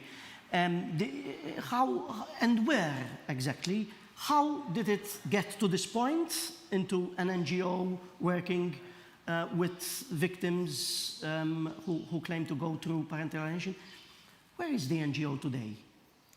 Building on what Anthony has just said. So we started 3 years ago when Anthony told me about this. I did not know anything about it, even if I was well in social care. And because you are a social worker yourself. Yes, and so since then, I was very curious, and I was seeing overseas they were doing a lot about this, and I helped Anthony, and then the group started growing, and since then every week, every Sunday, victims join us. Every week we have new members, and as I said in the introduction, it's very painful. This is a very big issue that we need to tackle. There is much pain out there, and it is silent. When we had I compared this a bit to the cancer issue at a certain point. It is almost an illness, and we need to cure it, even if the cure for cancer is expensive, and also the cure for parental alienation is expensive. So we have to convince the authorities, and I'm glad that both ministers, Falzon and Zamet-Lewis, and also the opposition are with us now, and we are, as NGO, on the National Technical Committee. Thank you, Mary. Anthony, last comment. Where we have basically, I went through a lot of challenges, a lot of resistance. People tried to. Do you still find those challenges? Sometimes, yes, for certain groups. Unfortunately, they are still doing activism in gender, one-sided gender and domestic violence, and that's why Mary and the group, because the group grew, I mean, Anthony Bedzina was one of the first person was with me. He can confirm all this. And basically, Mary, and we started growing and growing, like Mary said. And basically, we started a 17-day campaign last year, and we called it Black Christmas for alienated children, because we were going on the media, and we started, and obviously started challenges. Even more started to come in, and obviously they started to discredit me and tell me I'm not a professional, I'm not a warranted person, and so and so. But I have met a lot of the professionals in the giant of Parental Alienation study group, and Brian and everybody else that I had contact with, and obviously William Barnett and Linda Gottlieb, Dr. Amy Baker. I can name them all. Stephen Miller. I think, Anthony, one of the biggest results of all of this work is today's first online international seminar coming from Malta, coming from this NGO. So this is a result of all the work. And I would like to get to Brian again. One last comment from you, Brian, listening to Anthony and Mary. Perhaps we listen to this word, which I'm going to say, to pronounce now, very often, especially in such cases, hope. And taking a meta position, because you are obviously not Maltese, not living in Malta, but working very closely to us. But I ask you to take a meta position right now and activate the word hope via Malta. How do you see it moving on? Well, I think that there is every good reason to be hopeful in terms of effective change being actioned in Malta as a result of the efforts that's happening there locally. Here in Ireland, up till probably about 2 or 3 years ago, there had been no significant change for the previous 20 years. But over the last 2 or 3 years, there has been significant change in this space. There is a significant minority of social, legal, and mental health professionals here in Ireland who are determined to effect tangible change that optimizes the outcome for young people. And so for me, I have an idea that Malta is possibly where Ireland might have been maybe 2 or 3 years ago.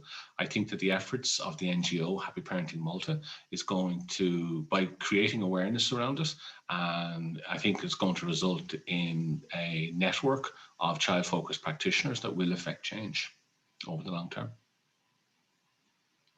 Brian, and final word from you, Anthony. Basically, my appeal out there, Carl, to save these children, rescue these children from being kidnapped and held hostage, and reunite them with their targeted parent, alienated parent, and heal them, of course. They are the 3 main pillars that I would like the professionals out there, the experts out there, in the field of dealing with children.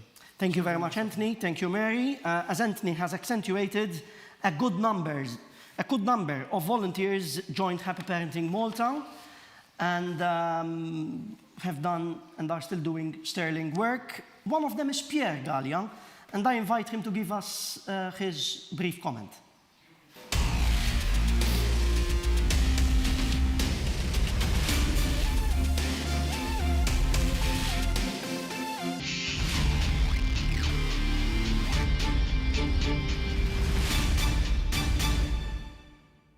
My name is Pierre Gallia.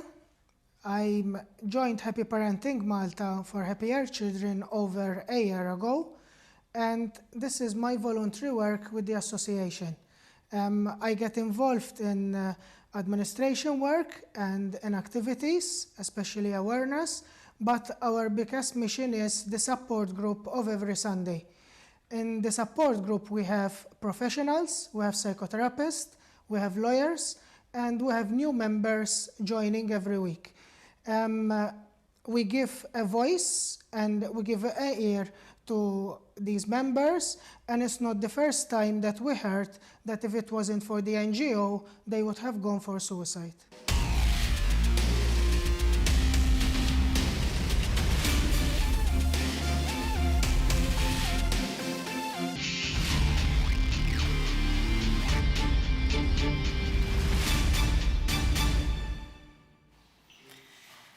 Another volunteer is Charlon Spiteri-Magri, who is one of the coordinators of the well-established social club for Happy Parenting Malta. created to promote positive parenting. Together with Charles Dudley and Lindsay Gallia, Charlot wrote a song about hope. We've mentioned hope. Hope for all the alienated children. Let's all listen to the song. It serves a good break for us as well.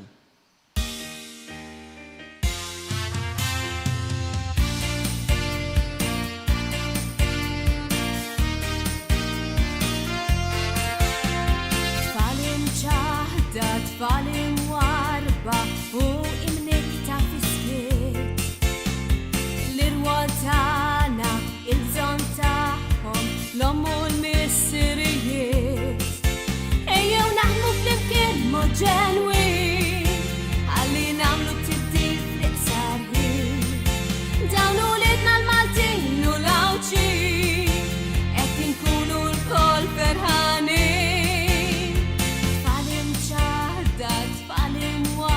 U imnek ta' fiskiet l-irwol tagħna il-bżonn tagħhom l-omm u l-missirijiet. Ġenituri mitnejja bl-inkwiet unu li terfaw il-biżijiet. Dal-pajjiż ħaqqu l-aqwa tibdil fl-interess tal-familji mġarbin.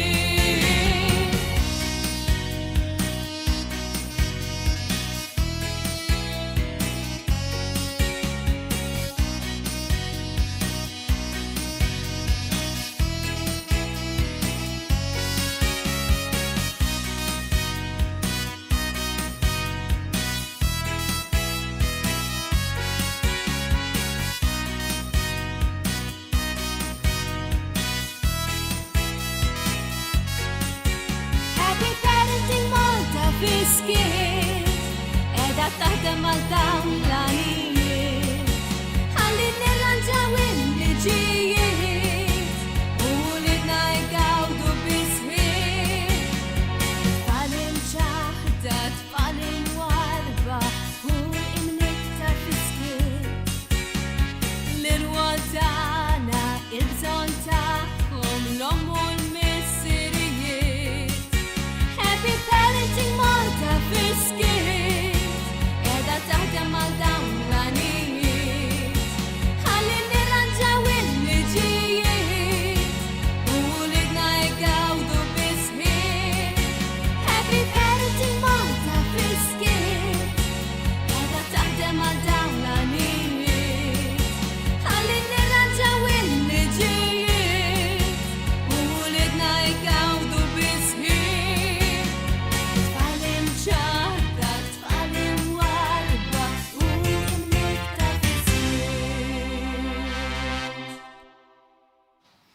Very well done, Charles Peter Magri, Charles Dudley, and Lindsay Gallia. Thank you very much for that song. Much hope for alienated children who often end up being used by parents as a tool against each other. On the contrary, Happy Parenting Malta for Happier Children is the NGO working to ensure children are happy. So, the NGO is affiliated with Malta Children's Association Network, Malta Can, bringing together 13 local organizations focusing on children's well-being. Let's listen to Her Excellency Marie-Louise Colero Preca, President Emeritus of Malta, on behalf of Malta Can.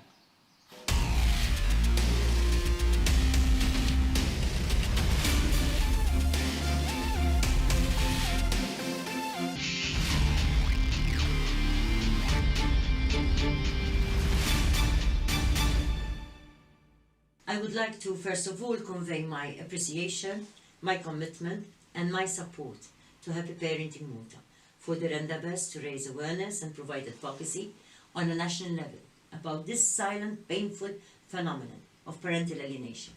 My brief contribution to this webinar on parental alienation is to focus on the lifetime trauma that children suffer due to parental alienation. From the outset, I would like to highlight the importance of understanding that parental alienation does cause emotional and psychological damage to the other parent, but even more so to the children. It is also the need for our society to ensure that the outcomes of a separation or divorce result in having happy children, to maintain strong relationships with both parents. This, of course, depends on the parents maintaining a healthy relationship. It is unfortunate that some separations and divorce end up a power struggle, whereby children are used and parental alienations ensues. When such a situation prevails, children are damaged for life. Hiding the children from the other parent, the failure to encourage relationship and meaningful parenting time with the other parent, inflict lasting trauma on children who suffer from the loss of a valuable family bond. In other situations, parental alienation also contributes to child depression and other mental health related issues.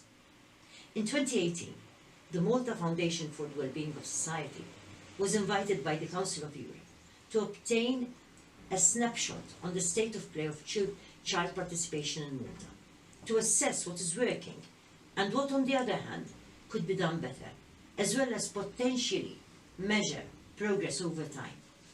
The focus group set up for the purpose included ministers and entities falling within the remit, including members of the judiciary, police, social workers, psychologists, the Commissioner for Children, NGOs, academics and professionals working with and for children, as well as local councils and children themselves.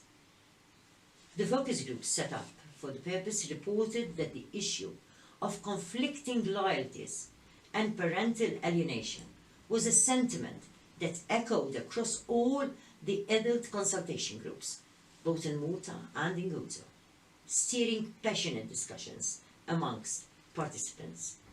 The judges expressed, and I quote, that parental alienation is widespread, a cause of concern, a growing problem. Several experiences were shared by professionals working with children with regards to situations in which the voice of the child was being influenced and manipulated by third parties, particularly in care, custody, and access legal proceedings. The police, for example, spoke of parents who visit the police station with their child on a regular basis, sometimes even weekly, telling the child, and I quote, "Tell the police what mom, dad did to you." Social workers expressed the jeopardy posed on the child's well-being when caught in the midst of parental legal battles, especially when one of the parties uses financial means to alienate the child, such as by promising the child gifts and rewards in return for saying what they want them to say. The psychologist voiced concern on the short and long-term impact that such parental alienation has on the children's holistic well-being. The Commissioner for Children likewise spoke on this issue and added that, and I quote, "We need to focus also on the adults around children by providing ongoing training and support to professionals working with children how to handle cases when there is evidence of parental alienation." Similarly, professionals working with children express the urgent need for training and support to identify manipulation, as it can be very subtle and complex, especially when situations become more complicated when they involve more vulnerable children, such as children with communications difficulties due to language barriers or disability. As one social worker stated, "One cannot work alone on such cases," unquote. These children, what the participants refer to as invisible children, need the support of specialized trained techniques by experts in order to make their voice heard. One participant also pointed out that having untrained professionals working directly with children, especially in the police force and courts, may even have a backlash on adults themselves. This is because if a good assessment is not carried to identify issues of potential manipulation, trauma and parental alienation, a good investigation cannot take place, as hence adults may be blamed guilty when innocent, such as in alleged child abuse cases. As we all know, what constitutes and does not constitute parental alienation is a judicial determination that is made after the presentation of facts through testimony and legal argument. And here, I would like to emphasize on the importance of supporting and equipping our services with the right tools to combat this growing silent phenomenon. Article 7 of the United Nations Convention on the Rights of the Child states, "The child shall be registered immediately after birth and shall have the right from birth to a name, the right to acquire a nationality, and as far as possible the right to know and be cared for by his or her parents." This is a very important article. I would like to end this contribution with the beautiful words of Dr. Amy Baker, an expert in the field, who states that when a parent turns a child against the other parent, they are really turning the child against themselves. Thank you.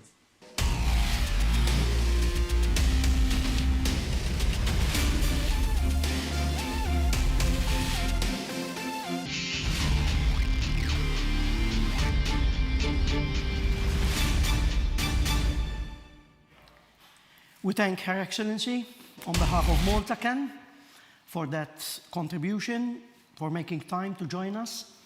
A very important context we keep in mind when planning such an international seminar on parental alienation was the legal context. And we will now pass on to the second part of this seminar today with some relevant contributions, inviting first the Minister for Justice, Equality and Governance to introduce this part. Minister Zamet Lewis.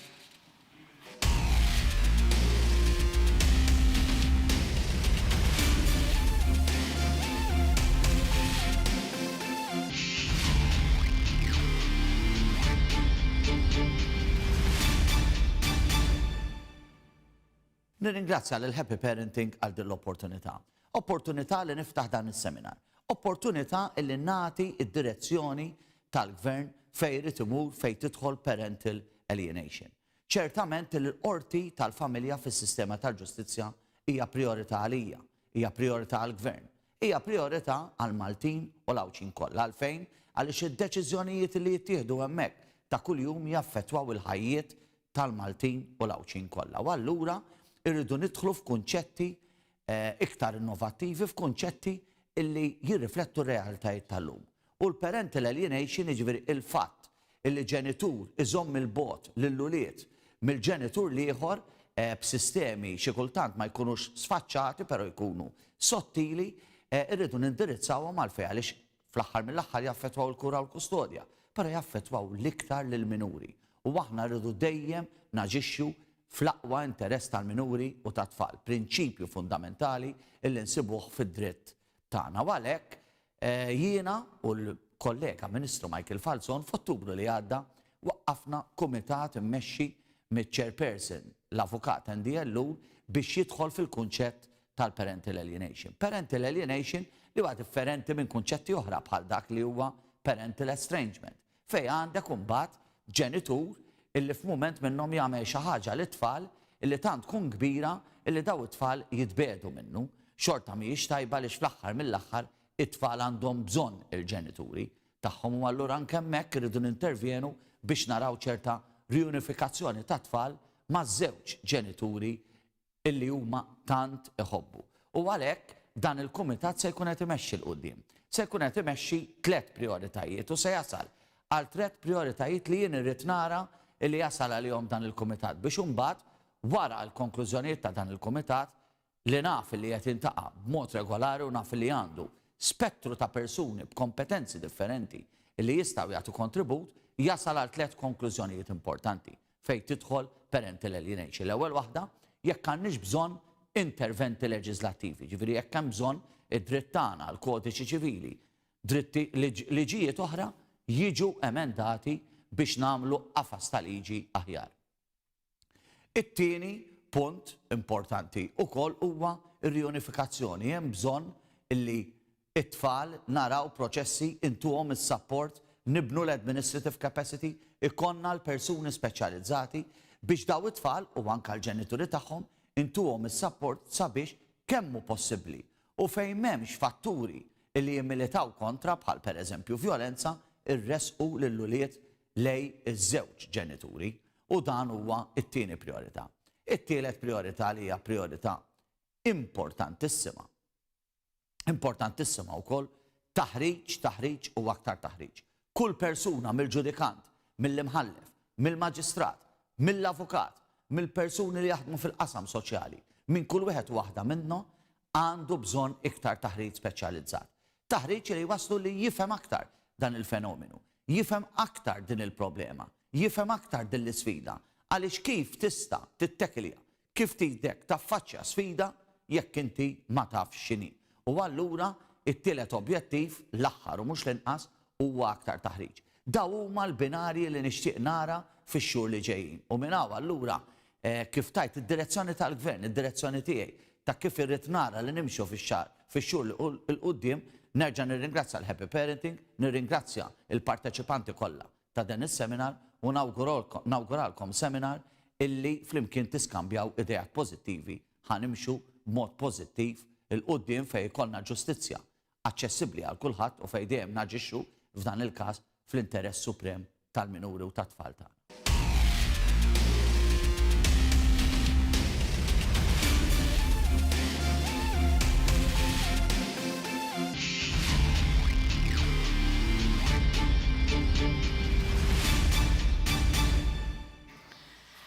Thanks to the Minister for Justice, Equality and Governance, Dr. Edward Zammit Lewis. To the point, clear direction. Thank you very much. We move on to listen now to Philip Marcus, a retired judge of the Jerusalem court. He will speak about parental alienation being child psychological maltreatment. He shares with us his ideas into how to handle this.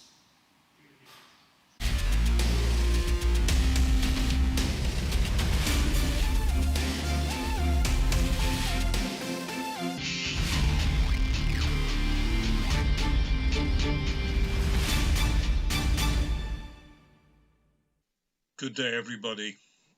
It is a great privilege to be able to address this highly important seminar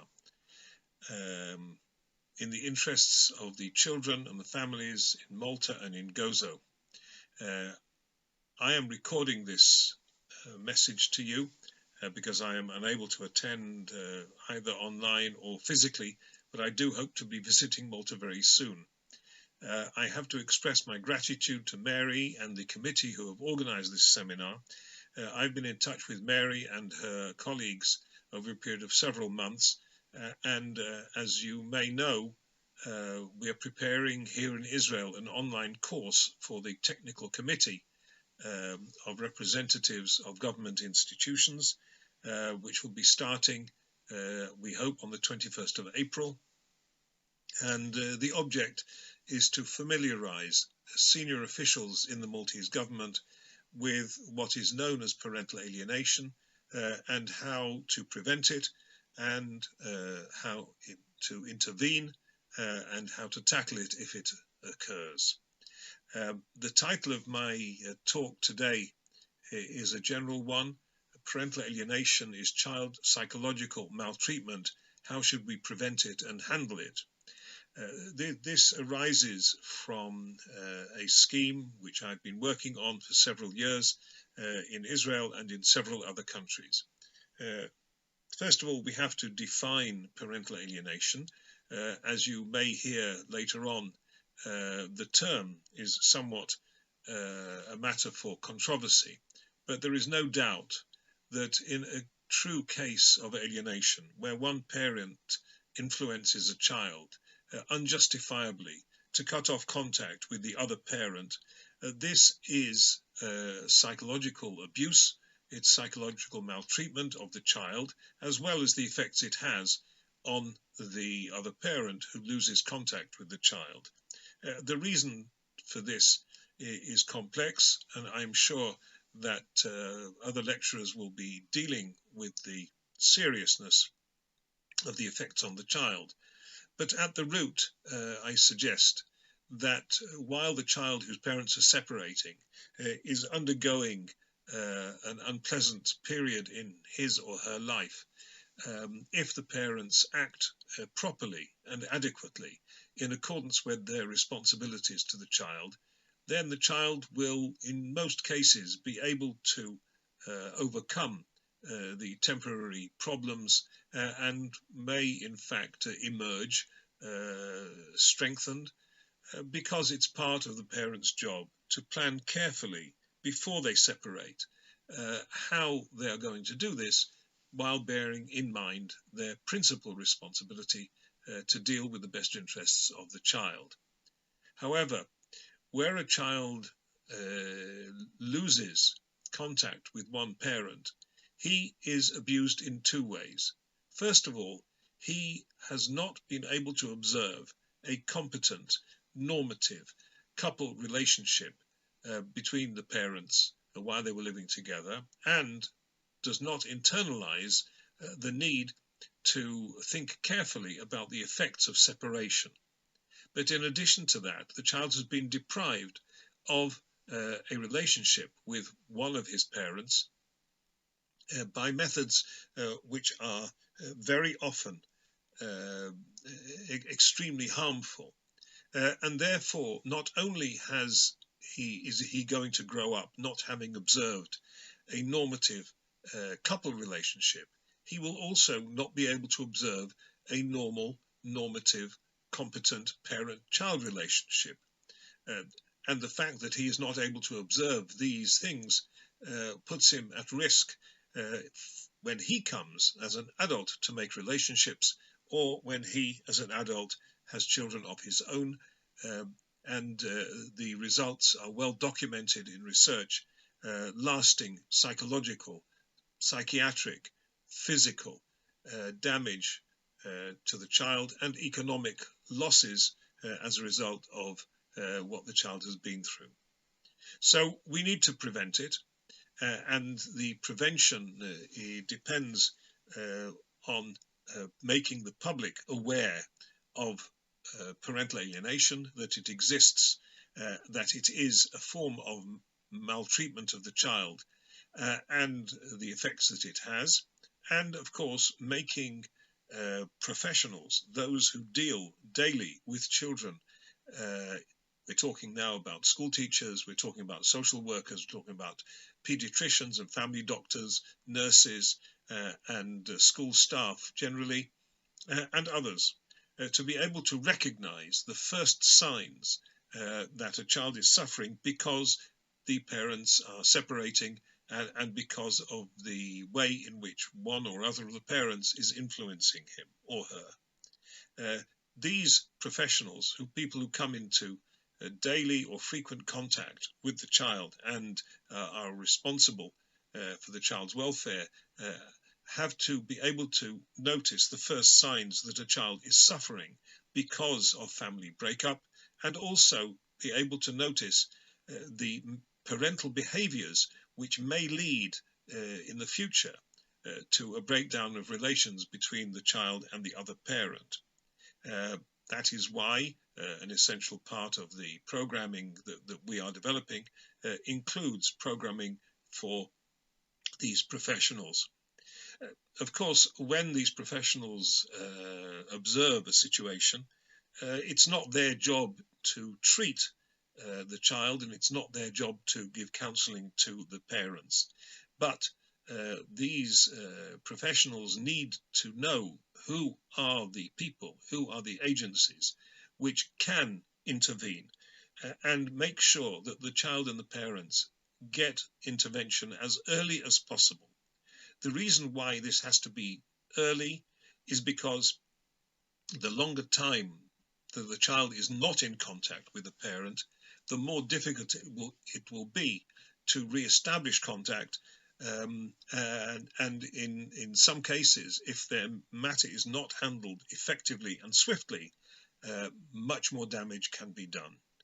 What this means is that the local authorities and the state authorities have to make sure that there are competent professionals who are fully aware of the phenomenon of parental alienation and the damage it causes, and that they are available at low cost and without waiting times to start the interventions.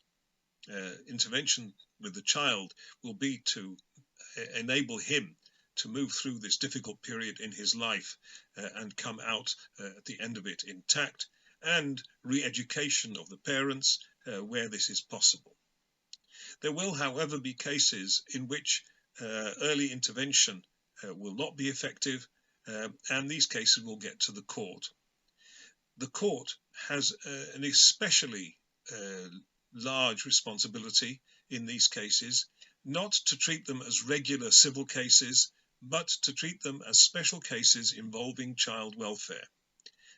There needs to be a link between the court that deals with child welfare in the sense of child protection and the family court, which is dealing with any dispute between the parents. These need to be coordinated, they need to be working together, learning together and studying together. The principal issues for the court are that in any case where there's an allegation of abuse or of psychological maltreatment by interfering with parent-child contact, these cases need to be addressed immediately. And the usual rules about times for filing pleadings and so on have to be abbreviated. And in fact, in Israel, the President of the Supreme Court recently issued a practice direction whereby, where there is an allegation of this kind, the court must hold a first hearing in the presence of the parents within 14 days of the allegation being made.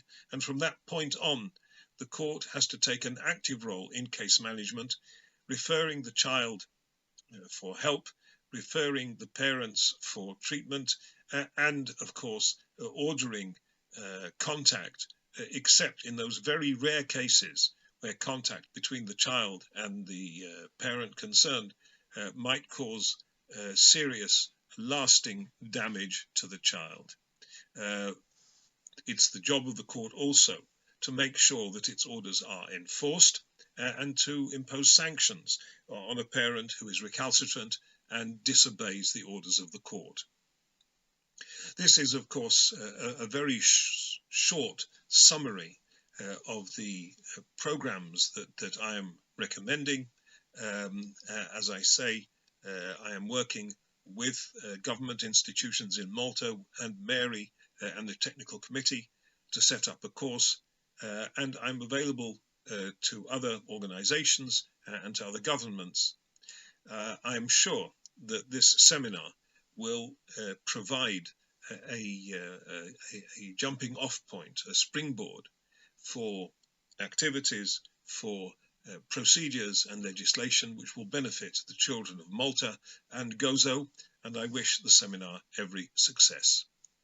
Thank you for your attention, and again, I apologize that this is being pre-recorded for various reasons, but I hope to meet the people of Malta as soon as possible. Thank you.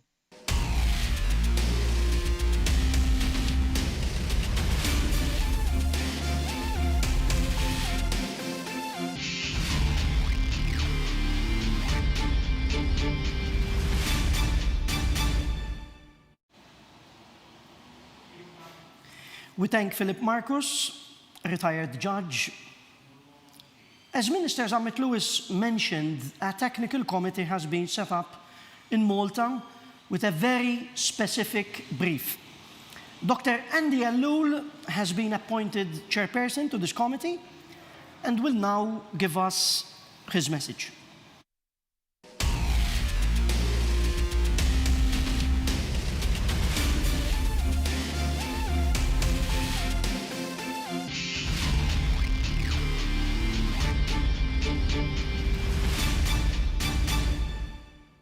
Dear all, good afternoon. By way of introduction, I'm Andy Alloul, a lawyer by profession, and I have been practicing law for the past 14 years. I have mainly dealt with public law and family law cases. In this short intervention, I will share with you some of my thoughts regarding parental alienation.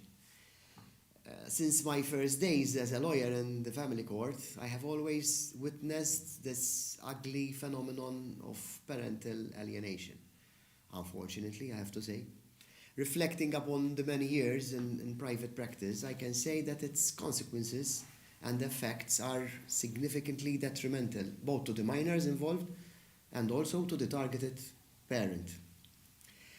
As you know, the subject is multidisciplinary in nature, so I can only give my views from a legal perspective.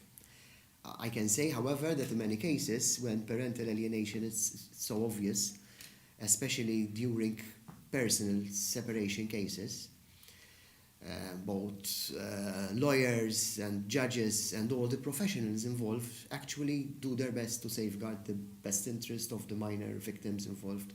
I mean, there is no doubt about that. But the reality is that there is not enough awareness on how to detect this ugly phenomenon from its initial stages.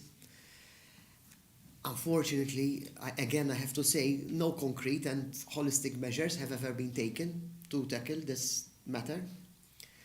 Other jurisdictions are way ahead of us in this regard, and there is also a great body of literature to which one can refer to. So the question that arises are these now. Is there enough awareness on the subject in Malta? Are Maltese lawyers, judges, and all the professionals involved in child protection services well aware of this subject? Is training available? Do we have tailor-made services to help targeted parents and the minors involved? So these are all questions which have been raised along the years whenever the subject of parental alienation is brought up in during discussions, thanks to a number of pressure groups or lobbyists, call them what you may. Most notably, and I really thank them for the hard work and perseverance, but most notably is the NGO by the name of Happy Parenting, because they have managed to generate debate among professionals regarding this subject. As I will now explain, I think that they were instrumental to bring about the most needed change in this area. But what have we done as a country? Lately, following a joint initiative by two ministries, namely the Ministry for Social Justice and Solidarity, the Family and Children's Rights, and the Ministry for Justice, Culture and Local Government, a National Technical Committee for Parental Alienation was set up. This committee is composed of professionals in the area of child protection, namely by the Commissioner for Children, Ms. Pauline Micheli, the Commissioner on Gender-Based and Domestic Violence, Ms. Audrey Frigieri, the Director for Child Protection Services, Mr. Steve Libreri, a legal consultant to the Justice Ministry, Dr. Flera Bela, and Ms. Mary Gauci in her capacity as a chairperson of the leading NGO in Malta, I have to say, on parental alienation, and myself as chairperson in my capacity as legal consultant to the Family Ministry. So, by way of conclusion, let me explain the remit of this national committee. First of all, as I already mentioned, this is the first time in Malta that this issue is being addressed on a national level and in the most professional manner. As committee members, we're also undergoing academic training ourselves on the subject, because the subject is so vast. It's so vast and cuts across different disciplines that no one can really say that he is the expert in the field, in the subject. So yes, we felt the need to undergo specific training, which training is tailor-made for members of technical committees. I have to say that being a lawyer or a judge in itself does not make you an expert in this field, and such cases should be addressed with expertise and not with a trial and error approach. The technical committee has already commissioned an academic study. The aim is to gather a body of literature focusing on this reality in Malta, and enough information so that we have enough information in a structured way that will enable us to come up with various proposals. Proposals such as mainly on how to set up new services which will assist victims and perpetrators alike. a program of studies aimed to train all the professionals involved in child protection, perhaps making it even mandatory in certain areas. Embark on an educational campaign, which is crucial to this effect. Launch a public consultation.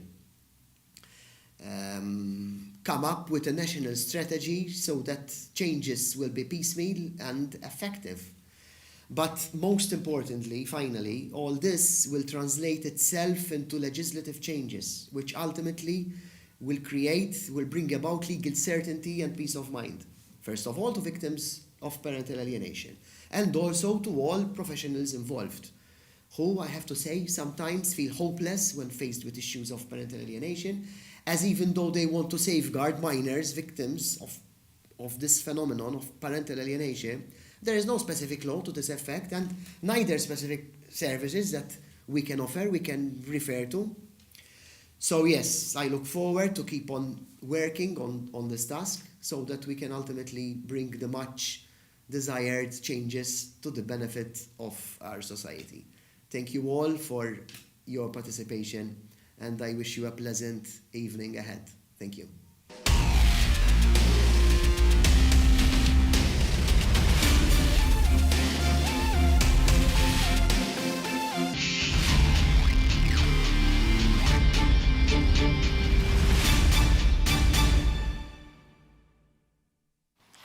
Thank you, Dr. Allul. Children are adversely affected by parental alienation. It's very clear. Let's now listen to what the Commissioner for Children in Malta has to say about this.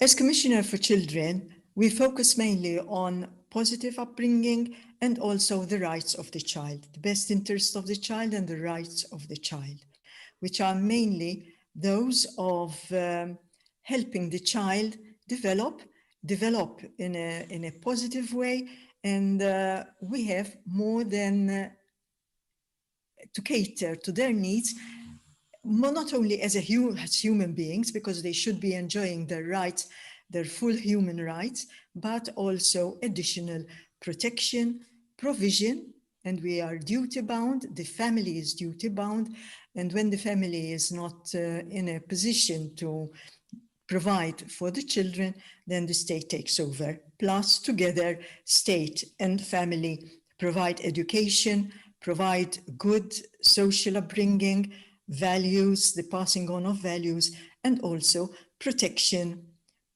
from all sorts of abuse, physical, emotional, and sexual abuse, which is very important and which usually in children takes place in the circle of trust, those nearest to the child. And last but not only, participation. And participation involves not only the children, the right of the child to participate in decisions and to give an opinion on what is going on around them, and the family needs to consult with the children, so that, because the children in the family are affected in one way or another by the decisions that the parents are taking, but also would like to point out the participation of both parents, the father and the mother, both partners, in the upbringing, participation in the life of a child. Because unfortunately, we find couples who don't contribute equally to the upbringing of the child when they are together and things are going well, and sometimes they are estranged from their child because they're focusing on their career, they're focusing on their professional status, and so on. We have to notice that children observe parents, they imitate parents. Parents are the role models, and they absorb what goes on, not only verbal messages, but we all know that they're absorbing non-verbals, they sense disquiet, they sense tension, and that is affecting them. They also are absorbing the ways they're learning how to navigate in life, how to solve problems, how to solve conflicts, how to make matters worse as well, because when parents are not agreeing with each other, they sometimes find it very difficult to agree and to find a compromise. That is all being absorbed by the children. So when there's alienation, very often it is because the parents are in a separation process, and probably it's already a bit too late for the parents to stick together. And mediation, I must end on the note, a positive note. During mediation, parents should do their utmost to resolve the issues and find workable solutions where the children also participate in the decision-making to have fruitful, and both parents hopefully would enjoy co-parenting. Even when there's alienation involved, we shouldn't lose heart. And there are ways and means, and as professionals know, ways and means of resolving the problem in a good way, which is best for the children and best for both parents.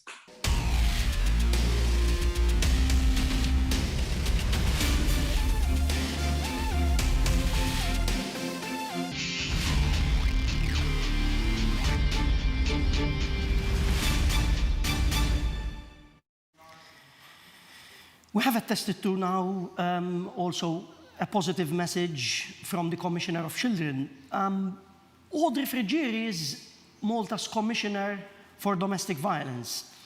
We consider also this sector as a main stakeholder because it's important to look at domestic violence and abuse before deciding on parental alienation. Let's listen to a message coming from Audrey Frigieri, the Commissioner for Domestic Violence.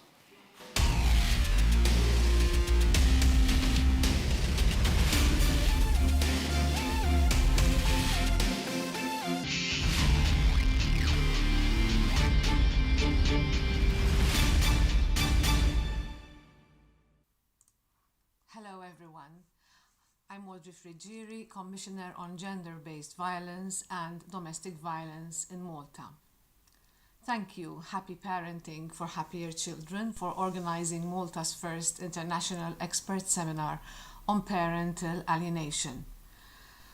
Abuse is one of the most gut-wrenching issues in our times, whether it is the abuse of a child, a woman, an elder, or a man. It is heinous.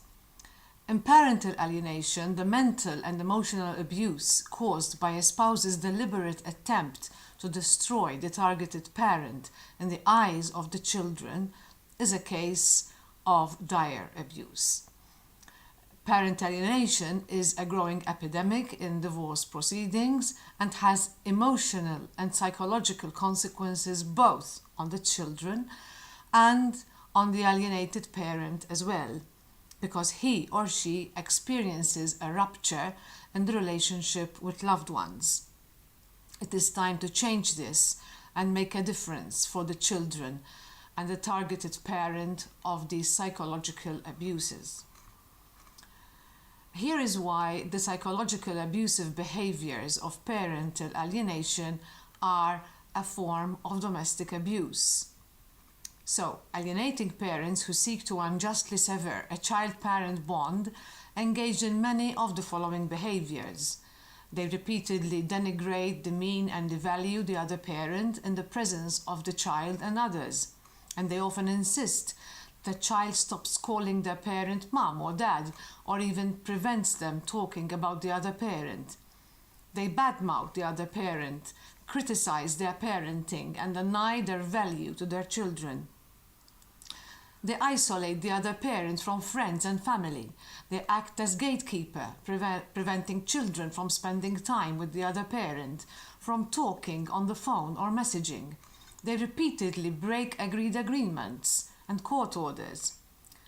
They cause financial hardship by refusing to communicate or make arrangements other than through solicitors or the family court. They barter child parenting time, offering to increase time or threatening to reduce it, depending on money exchange. They interfere with parental responsibility, failing to consult on medical or educational issues and relay important health and schooling information. They may unlawfully change a child's name in an effort to eradicate a parent from the child's life and identity. They make false allegations of abuse, fitness to parent, substance abuse, or mental health difficulties, reporting these to the police or social services in order to prevent a parent from being with their child. They interfere with child-parent time by arranging other appointments, events, and activities. They may continually text or video call the child to ask the police to make repeated welfare checks. They destroy or dispose of gifts, mementos, photographs, and letters given to children by their target parent, fostering a belief that their other parent is not important or does not love them. They burden their child with angry or emotional outbursts, crying or appearing fearful or anxious when a child spends time with the other parent. In this way, a child comes to feel responsible for their parents' emotional regulation and stability. Indeed, so much suffering. For the sake of the well-being of our families, especially our children, it is indeed time to make a change. Thank you so much.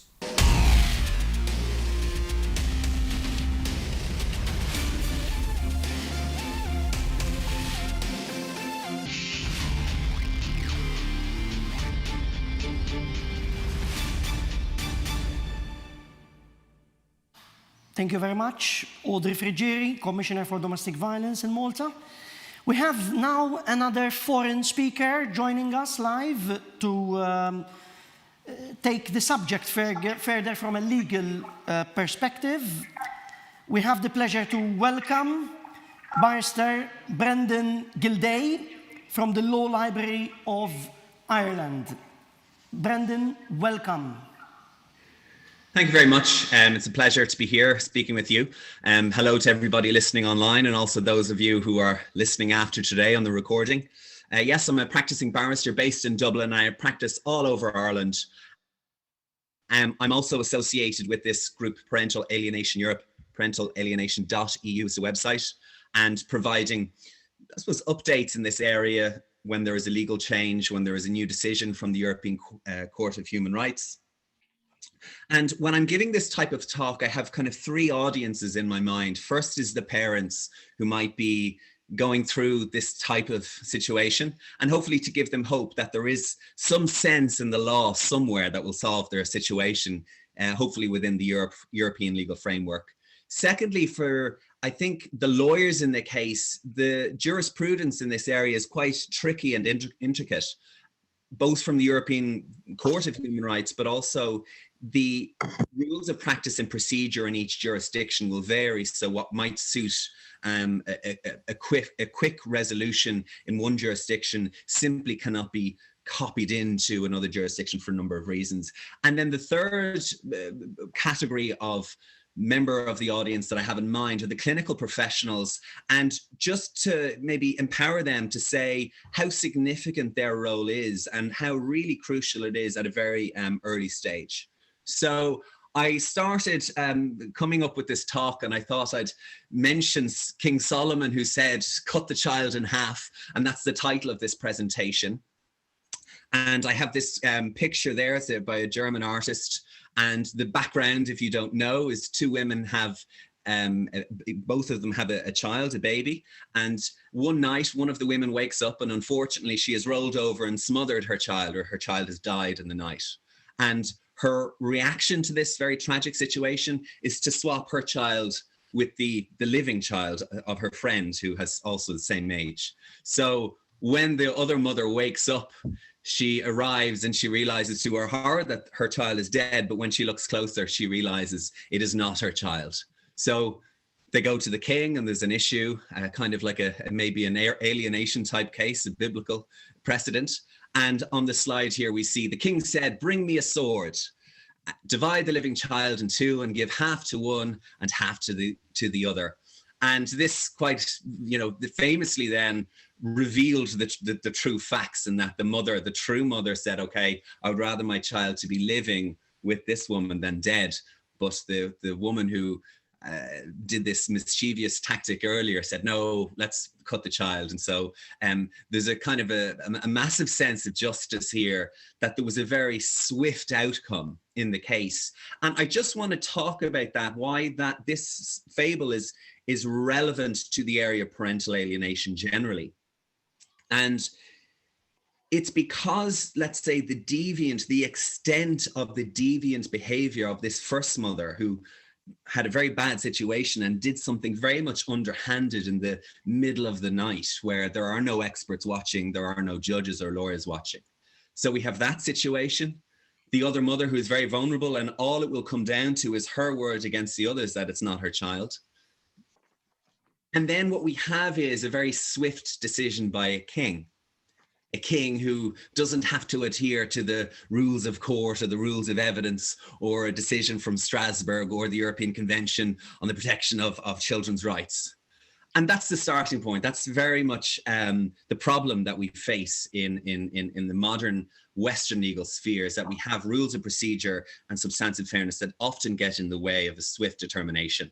So here, the deviant behavior was met with a very kind of the sword, and an outcome was reached. I'm going to move on now to a very well-known judicial dictum, or a statement from an American judge in 1994, Judge Haas. And it was used as a warning by the judge in that case, and it was written down by one of the lawyers. So we don't have an official judgment, but this is what he said to the parents. "Your children have come into the world because of the two of you. Maybe you made lousy decisions as who would be the other parent, but that's your problem and your fault. No matter what you think of the other party, those children are one half of each of you. Remember that, because every time you tell your child what an idiot his father is, or what a fool the mother is, or how bad the absent parent is, or what terrible things that person has done, you are telling that child that half of them is bad. And that's an unforgivable thing to do to a child. It's not love, it's possession. And if you do that, you will destroy them as surely as if you had cut them into the pieces." So there's a nice hearkening back then to King Solomon. Okay, so really I want to tease out for a moment the real tensions in this area of law. Yes, we have Article 6 rights on the European Convention, where all parties are entitled to fairness, they're entitled to access to justice, and they're also entitled to an effective remedy that I know Dr. Ivan will talk about. They have that, and then on the other hand, they have this right that their family rights are respected, so that a father, let's say, has a right to a relationship with his children. But I think these articles are, in some senses, creating a problem in that it inhibits a very quick determination of an issue.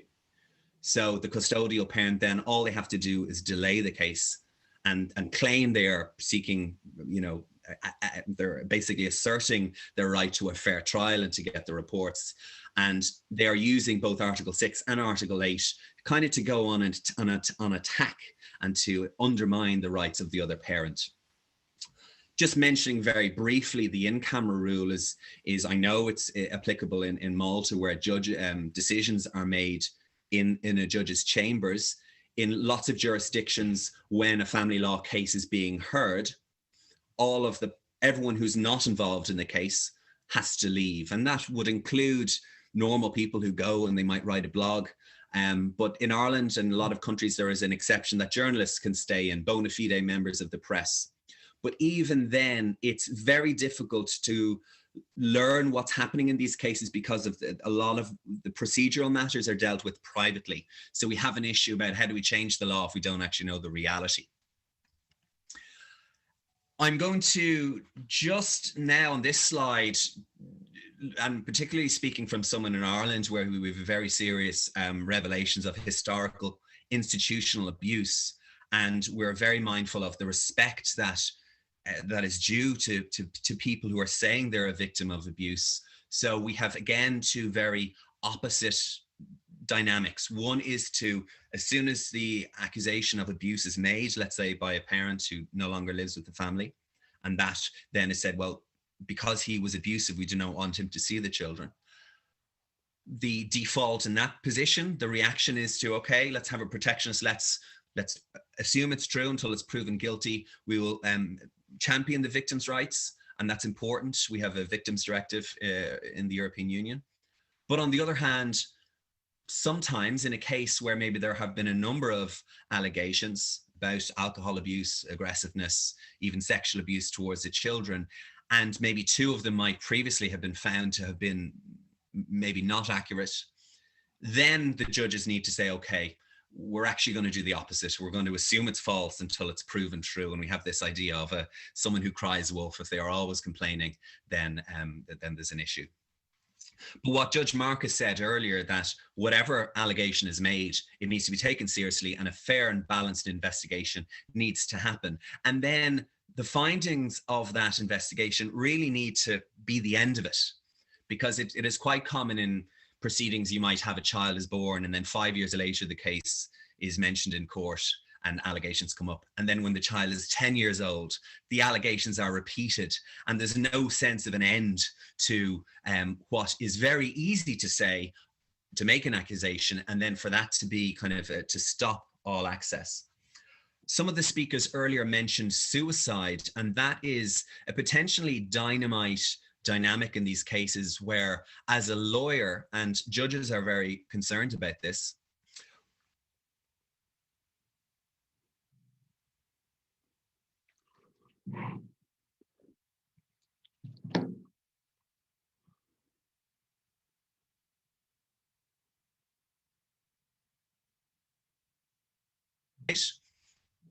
and I think it's important that when people are seeking guidance on suicidal ideation, that they bear in mind who they disclose that to, and also how serious it is. So risk becomes a part of that assessment. A seminar which Brian O'Sullivan and I are working on at the minute and should go live is a seminar which looks at the process by which children's voices are ascertained and then communicated to the court. And we look at transparency, balance, fairness, and in both the process, the diagnostic process that is taken. So there needs to be reasons why a certain diagnostic tool is used over another, but also the expert's opinion, when given, needs to be rational, needs to have some basis. That needs to be in accordance with the clinical practice, and that's where I rely on Mr. Brian O'Sullivan, and then in accordance with the evolving law. So that's was my input to that, and the details will be on the Parental Alienation website. Some other catch-22s that appear in these cases where parents are so aggrieved and so angry and disappointed that they're not seeing their children. When they go to these meetings with the assessors sometimes observe that that is totally consuming them. The injustice of their situation is consuming them, and they need redirection to actually look at the children. And this leads to the accusation that they're not aware or not able to meet the child's needs. So, and if we look at that, it's by making the complaint that they're not seeing the child, that then backfires and starts to be a reason why the expert might say, well, actually, they lack awareness or lack insight, which is quite a poisonous, quite a difficult view to overcome. And again, it's similar to the suicide point that sometimes in a case, if you have a father who may have had, or a non-custodial parent who may have had an issue with alcohol or drugs, then by saying, okay, I will go to treatment, sometimes that admission and the fact that they are going to treatment to get treatment is then used again back on them to say, well, actually, this person has an addiction, is self-confessed addict and shouldn't be seen to see children. One final one, and I think it's important for this conference to have a very balanced view of when it's appropriate for a parental alienation to be brought into a case. Because on the one hand, what I said to oust a parent, you can say this person is abusive, this person is a drug addict. But on the other hand, someone who might very well be a risk to a child can say, I'm a parentally alienated person. So we need to be very careful in terms of what we say, and how, in general, how this investigation is teased out and expedited. So I don't, unfortunately, I think just with the slight timetable changes, I don't have time to go through all 7 cases that I would like to. I know Dr. Ivan is going through possibly the most recent Strasbourg decision later, and I'm very much looking forward to that, involving Malta as a respondent, which is excellent. But if I was to have, let's say, 10 minutes, I'm going to look at the European Convention of Human Rights, a 1994 decision against Germany. And what I'm going to do in that context is just to look at how the national court got it wrong, because I think that's important to look, even in a jurisdiction as well intended and very well set up as Germany, how the Strasbourg court then said no, this was going wrong. If I have time, I'm going to look at one Irish case, I think, in particular, and that was where children were removed from another jurisdiction.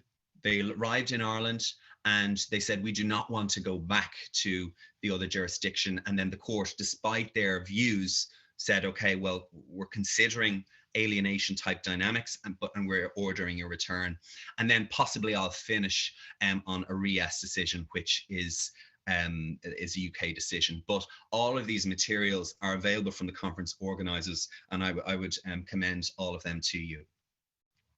So when we go back to look at, let's say, the jurisprudence in front of the Strasbourg court, Elsholz versus Germany, I think, is one of the earliest cases which really gets the difficulties facing parents, non-custodial parents, trying to see their children.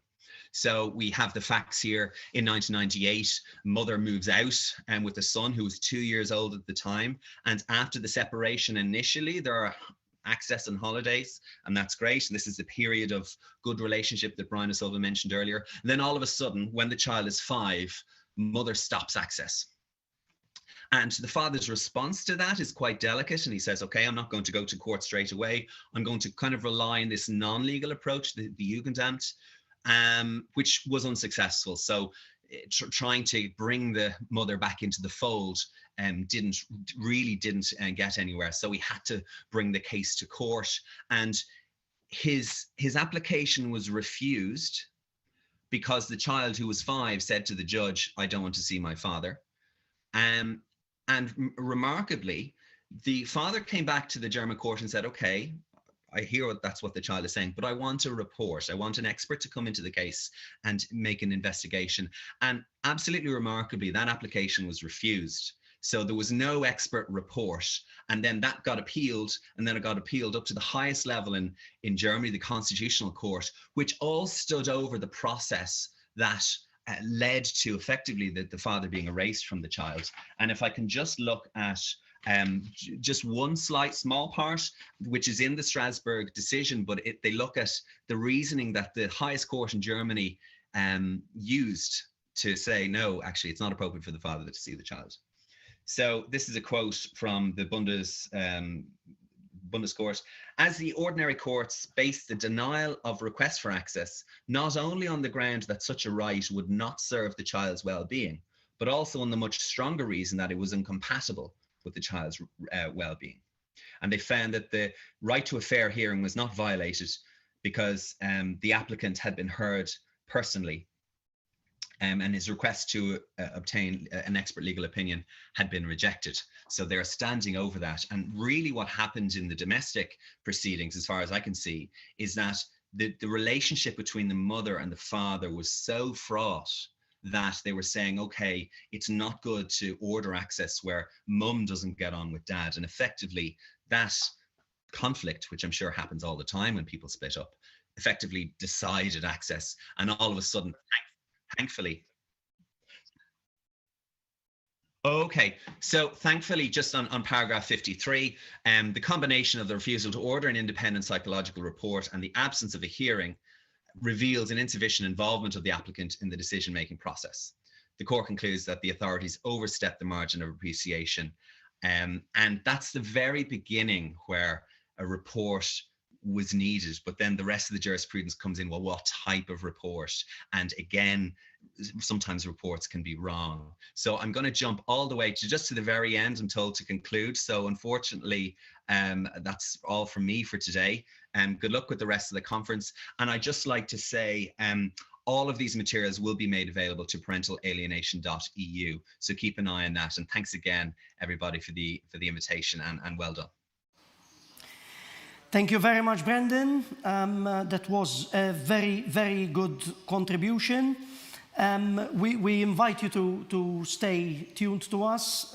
We will get back to you with some questions a bit later on. But as a Maltese NGO, Happy Parenting Malta made recommendations for changes in the local family law and procedures. And thus, we will now welcome Dr. Ivan Sammut, who is Secretary and Legal Consultant to Happy Parenting Malta for Happier Children, and is also the Deputy Dean for the Faculty of Laws at the University of Malta. Dr. Ivan? Thank you. So, okay, today I'm going to talk about proposals for amendments with regards to the family law in Malta. In particular, we're going to talk about the impact of parental alienation on the legal system in Malta. The first thing to highlight is that currently there is no specific legislation in Malta. So parental alienation is completely unregulated. However, it doesn't mean that there are no laws or rules that the courts and lawyers has to follow. In particular, one has to follow the human rights, both as governed by the Constitution of Malta and in particularly by the European Convention on Human Rights. In particularly, Article 8, which deals with the right to family life, and Article 13, which deals with the right to effective remedy. There have been a number of case law from the European Court of Human Rights in Strasbourg dealing with the European Convention, and these are some of the various case law against different member states of the Council of Europe dealing specifically with the concept of parental alienation. And at the bottom of the slide, I would like to highlight that now Malta even managed to make it in this unfortunate table, where recently in March 2021, a case has been found where Malta was in breach of human rights because precisely of parental alienation. And in this particular case, the most important thing that one should focus on is that while the child has a right to be heard, in parental alienation cases, specifically because the child is alienated, the child has a right to be heard, but it does not have a veto, because obviously, as an alienated child, the child is not in a best position to express the child's best interest. Rather, the child is in the best position to act as the alienator's, whether it's the mother or the father, best lawyer. What the child can do if it is heard in court and the judge or whoever assists the judge is not adequately prepared, then in that case, they would be effectively giving a veto to the child. In fact, as you can see in the case against Malta, the European Court was very clearly that the right of a child to express his or her views should not be interpreted as effectively giving an unconditional veto to the children. Also, this particular case highlighted the state of malfunction that Malta currently is in to deal with cases relating to parental alienation. For example, it is not enough it's obvious, when you have parental alienation, the parents will probably not cooperate among each other, so that is not a valid reason for the court not to do anything. It's extremely important that the court should not play ping-pong between the various experts, the child's lawyers, or whatever is appointed. It's important that the case move forward. And it is obviously essential that in place of parental alienation, not only the courts, but all the state organs, APOCH or other social services, the police, etc., must take action. And this is a bit important, because I worry when we have seen previous presentations, when you see authorities of the state, such as the Commissioner for Children, who seems to value what the child has to say. In parental alienation, it has to be the other way around. And this is very worrying when you have authorities of the state getting it the other way around. In Maltese, we have an expression we say, tarasa bil-maqlub. Okay? This is extremely important, and this is important that the states get things right. So among our proposals, it is essential that Maltese law should recognize the existence of parental alienation, because without legislative intervention, we are never going to achieve anything. We are going to talk, study, and nothing happens. So it's time that our legal system recognizes the existence of parental alienation, both from the civil side as well as from the criminal side, because parental alienation is domestic violence. Having said that, third-party alienation is crucial, and as we have seen even in the Maltese case against Malta and Strasbourg, the state has played the role of third-party alienator by failing to act. And the current Maltese Criminal Code, Article 338LL dealing with child access and 338Z dealing with maintenance, is completely inadequate. I think there hasn't been a challenge yet, hopefully there will be. I think these two provisions breach human rights. And the current situation is that you go to court at 9 a.m., there will be an endless list of 150 cases, all heard at 9 o'clock, okay? Sometimes some cases are heard years after they happened, and then obviously what happens is normally, obviously the law provides for the same punishment, but normally it happens that those who don't pay maintenance ends up in jail, and those who do not give access to the children, if they are sent to jail, they are either pardoned by the state, as happened in 2012, okay, or as it has happened very recently, their sentence is changed into probation. So something must be done. It is also important that the law recognizes the concept of shared parenting. Shared parenting is essential, and shared parenting means there is no need to have access and maintenance if the parties can bring up the children together. Maintenance and access should only be when this is not possible, okay? So obviously, in order for this to happen, it is essential that the family court must be made up of a judge and 2 family law experts, which can be psychologists, psychiatrists, therapists, etc. And even before the case reaches the court, ideally there should be a board that examines the case. It is essential that the case is examined so that then they will determine whether shared parenting can work or not on a case-by-case basis. And the judge on his or her own is not adequately trained to deal with the handling case. It's physically impossible. Also, third-party alienator, one can see it exactly in the way in which applications are served on the parties. The system is so slow, it's like having a pigeon, sending the court writ from the applicant to the respondent. I mean, we are in 2021, we can all use technology, surely, so this is something which has to be changed. And also it is essential that those who collect evidence should be impartial, not lawyers working in other cases. That is extremely important. So finally, it's important that the family court should have a list of experts, which will help, okay? It is extremely important that the judges and legal professions are trained. And finally, the judges and advocates should be trained to deal with the case based on the real law and the real interest of the case, not based on stereotypes. That is extremely essential. It is not true that the males are the breadwinners and the females bring up the children. In today's society, these things can be mixed up.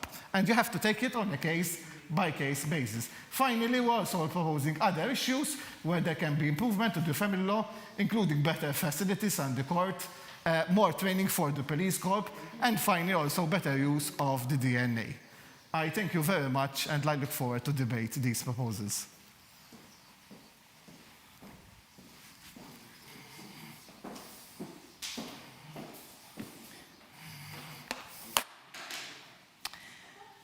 Thank you very much, Dr. Ivan Samut. I am hoping that Brendan is still with us online as well. Yep. Yes. Brendan,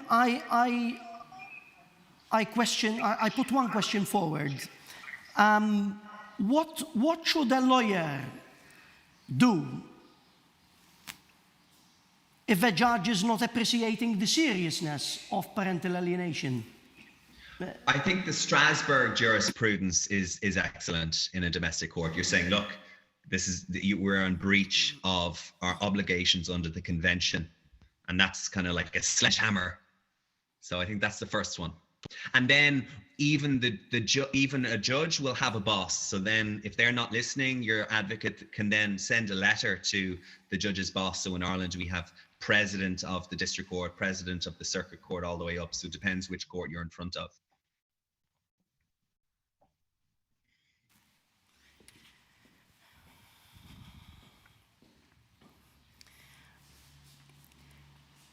Thank you, Brendan, for that. So adding to all the contributions we have just followed, I would like to invite everyone to watch another testimonial. This time round, it's coming from Dr. Martin Schranz, who is a member of Happy Parenting and who has a standing long case in the Maltese court. Let's listen to Dr. Martin Schranz, and then we come back and we have a panel discussion also with Brendan Gilday.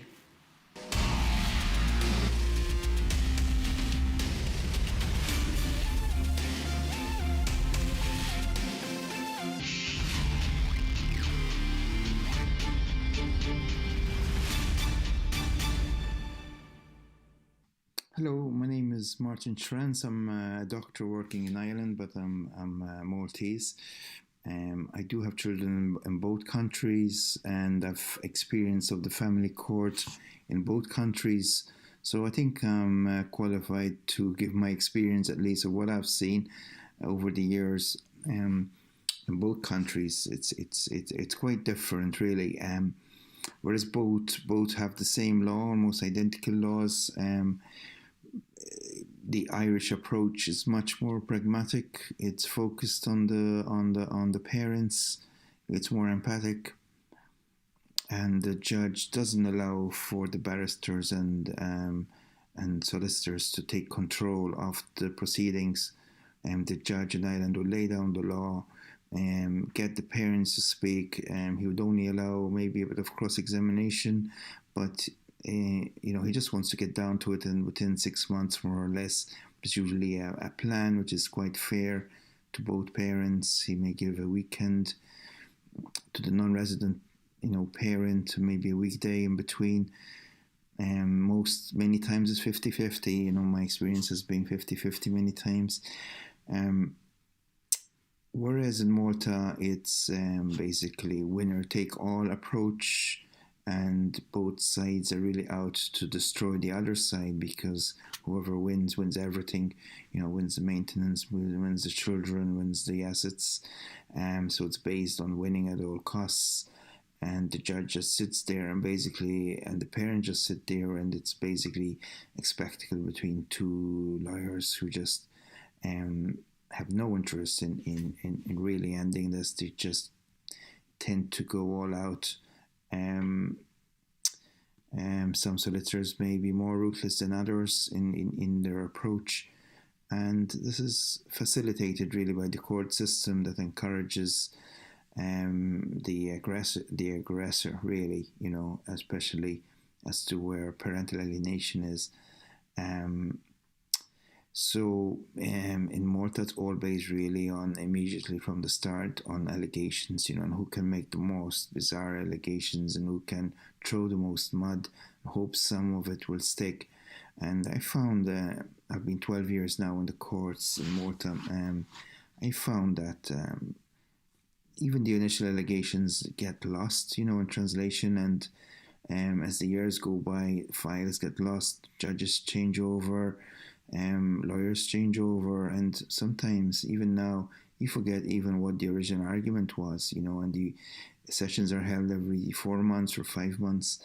You get your 7 minutes and it's wasted on some trivia like who has the car keys, or who has a copy of the keys, and who signed what document, who's insured the car, who's painted the who's painted the living room, you know, all this, and it's all centered around these trivial issues, whereas in Ireland, just the judge doesn't want to know, basically. The judge just wants a parenting plan.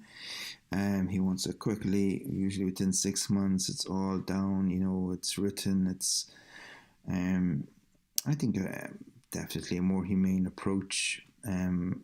Solicitors are not allowed to dictate proceedings, and there's very little patience or time for just, you know, the wild allegations that I've seen in the Maltese courts.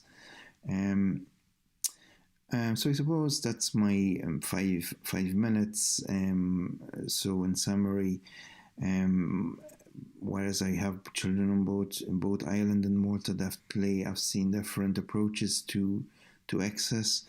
And I've seen also the Maltese courts deny access for some reason to half siblings. So my daughter, who lives with me, she's 5,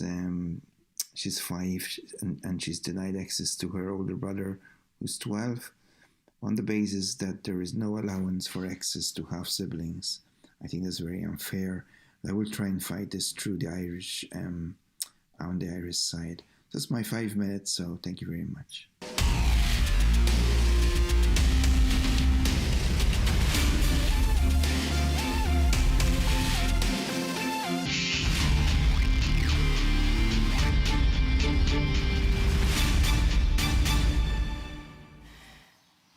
Thank you, Dr. Chance, for that personal experience. Joining me over here, Dr. Ivan Sammut, and also Dr. Cynthia Tomasulo, and we still have with us Barrister Gilday. And I would like, Brendan, to ask you another question, because, well, the discussion here kept going, and also some comments coming in, and someone suggested a question and said, what happens if a judge in Ireland is unsure into how to proceed in a case? And that is interesting. I mean, over here in Malta, we don't even think about it, especially at this stage. But coming from Ireland, I think there is a different reply. Yes, there's massive deference to the experts. But then the question is, who is the expert? So if you have what Brian O'Sullivan has termed informed clinical experts, then hopefully they will have a detailed roadmap, and the more detailed, the better. If there's no expert, and let's say the parties are representing themselves, and we have reached an impasse, the problem is one of funding. So a judge might say, well, I don't know what to do here. I need an expert, and the expert might charge maybe €2,000 to prepare a report. So then starts to be a financial bar. I think the English decisions are really, really helpful. I can send, if that particular individual wants to reach out to me, my email should be made available. But there are lots of English decisions that say, if this happens, then that should happen. So I think even as an Irish lawyer, I will often look to the jurisprudence of the courts of England and Wales for these very nuanced and detailed decisions. Thank you, Brendan. I turn to you, Dr. Cynthia. I mean, the Maltese scenario is very different. However, this issue of who is the expert is also at play. So can you tell us also your experience, because you're a lawyer yourself? Obviously, I personally agree with what you're saying, that the question which we asked to Brandon is completely out of question in the Maltese context, based on our mentality, I mean, the mentality of how the judges work. But so culture plays a role? Yes, culture is definitely plays a very important role, primarily because even no lawyer would think whether a judge is capable or not to decide a case. This is completely out of boundaries in Malta. But as regards the experts, obviously experts are important, but once again, who are the experts? Mm-hmm. Is the judge the expert? Are the lawyers the experts? So there is still a lack of the identification. It's still not really quite. So even the ideal, yes. It comes to mind. Whatever is the ideal, because even there we can discuss a definition of the ideal. But the ideal is that we have a mixture Like, for example, I recall the intervention, the contribution from Dr. Andy Allul about the technical committee. I mean, the technical committee should also, I believe, include someone who is expert, technical, clinical expert. Not just the lawyers and the NGOs and the commissioners. No, and when it comes to parental alienation, it's important that from the very beginning there are the lawyers, okay, but also we need to work with the therapists. Because I mean, the lawyers were not experts in the field, and vice versa. So it's important that there is a common joint force for the benefit of the child, after all. Because here we're talking about abuse of the child. Yeah, Ivan. I think parental alienation in Malta from the legal side should be tackled from two different angles. One, there is the angle that we have been mentioning all throughout, which is training, and proper legislation dealing specifically with parental alienation. But then there has to be improvements in the family court systems, which are not necessarily dealing with parental alienation. They may be dealing with, in general, or with all the cases, such as, for example, the example that I mentioned, including the services, how documents or applications are served on the parties. And that, if that works better, then third-party alienation is reduced. Yes, 100%. So, obviously, if I filed a record on the 1st of January, why should it be that on the 1st of July, I am still waiting for a decree? The answer is not because the judge is not fast, because normally the judges are fast within 24, 48 hours. But the problem is how to serve that application on your client, either by registered mail or by the court martial, and if the court martial is on leave, then it waits and it waits and it waits. Then there is also the possibility where you may have a degree by the court. And because, I don't know, I can't understand how judges don't type their decrees, but they write it on biro, okay, and then it has to be typed. Then somehow that process, the degree may be lost. So I have a case where the judge decided something in mid-September. And the degree was published to e-courts 2 months after. So imagine you want to see your child, and for 2 months, nobody knows what is happening with this particular. So that is why I use the pigeon in my slide, because probably the pigeon would be more efficient. And that is something where there's no need for technical committees. Just do it. I mean, I am afraid that this technical committee is taking too long to study, while some things are obvious and there's no need to study them. Just do them. I mean... But what are you saying? Are you doubting the appointment of the technical committee in the first place? No, not at all. I think there are things that should be studied, but there are things where they are so obvious and there's no need really to study. Like, for example, in the law dealing with child abuse, for example, include that the fact that a parent does not allow access to other persons is a form of child abuse. I mean, there's no need to study that. It's as simple as that. Obviously, there are other areas where there has to be study, yes, fine. But please get down and do it. Unfortunately, recently, we are still at the moment, I mean, some politicians are sort of saying that we have made an improvement on the rights of the child because now someone can report abuse. But for a parental alienation, that is dangerous. Because there may be parental alienation and the victim may be the one which is seen as the abuser by the system. So in a way, I am not happy. I think that was a step back in a way. And we have been talking about parental alienation. Parental alienation has been sort of given sideline, and we are missing the wood for the trees. Thank you, Dr. Ivan. We will soon connect also to forensic psychologist Sean Wygant from the U.S. state of Oscoda in Michigan. But turning to you again, Dr. Cynthia, I mean, we are speaking of the legal issues, challenges, but we cannot forget also that we are discussing about people.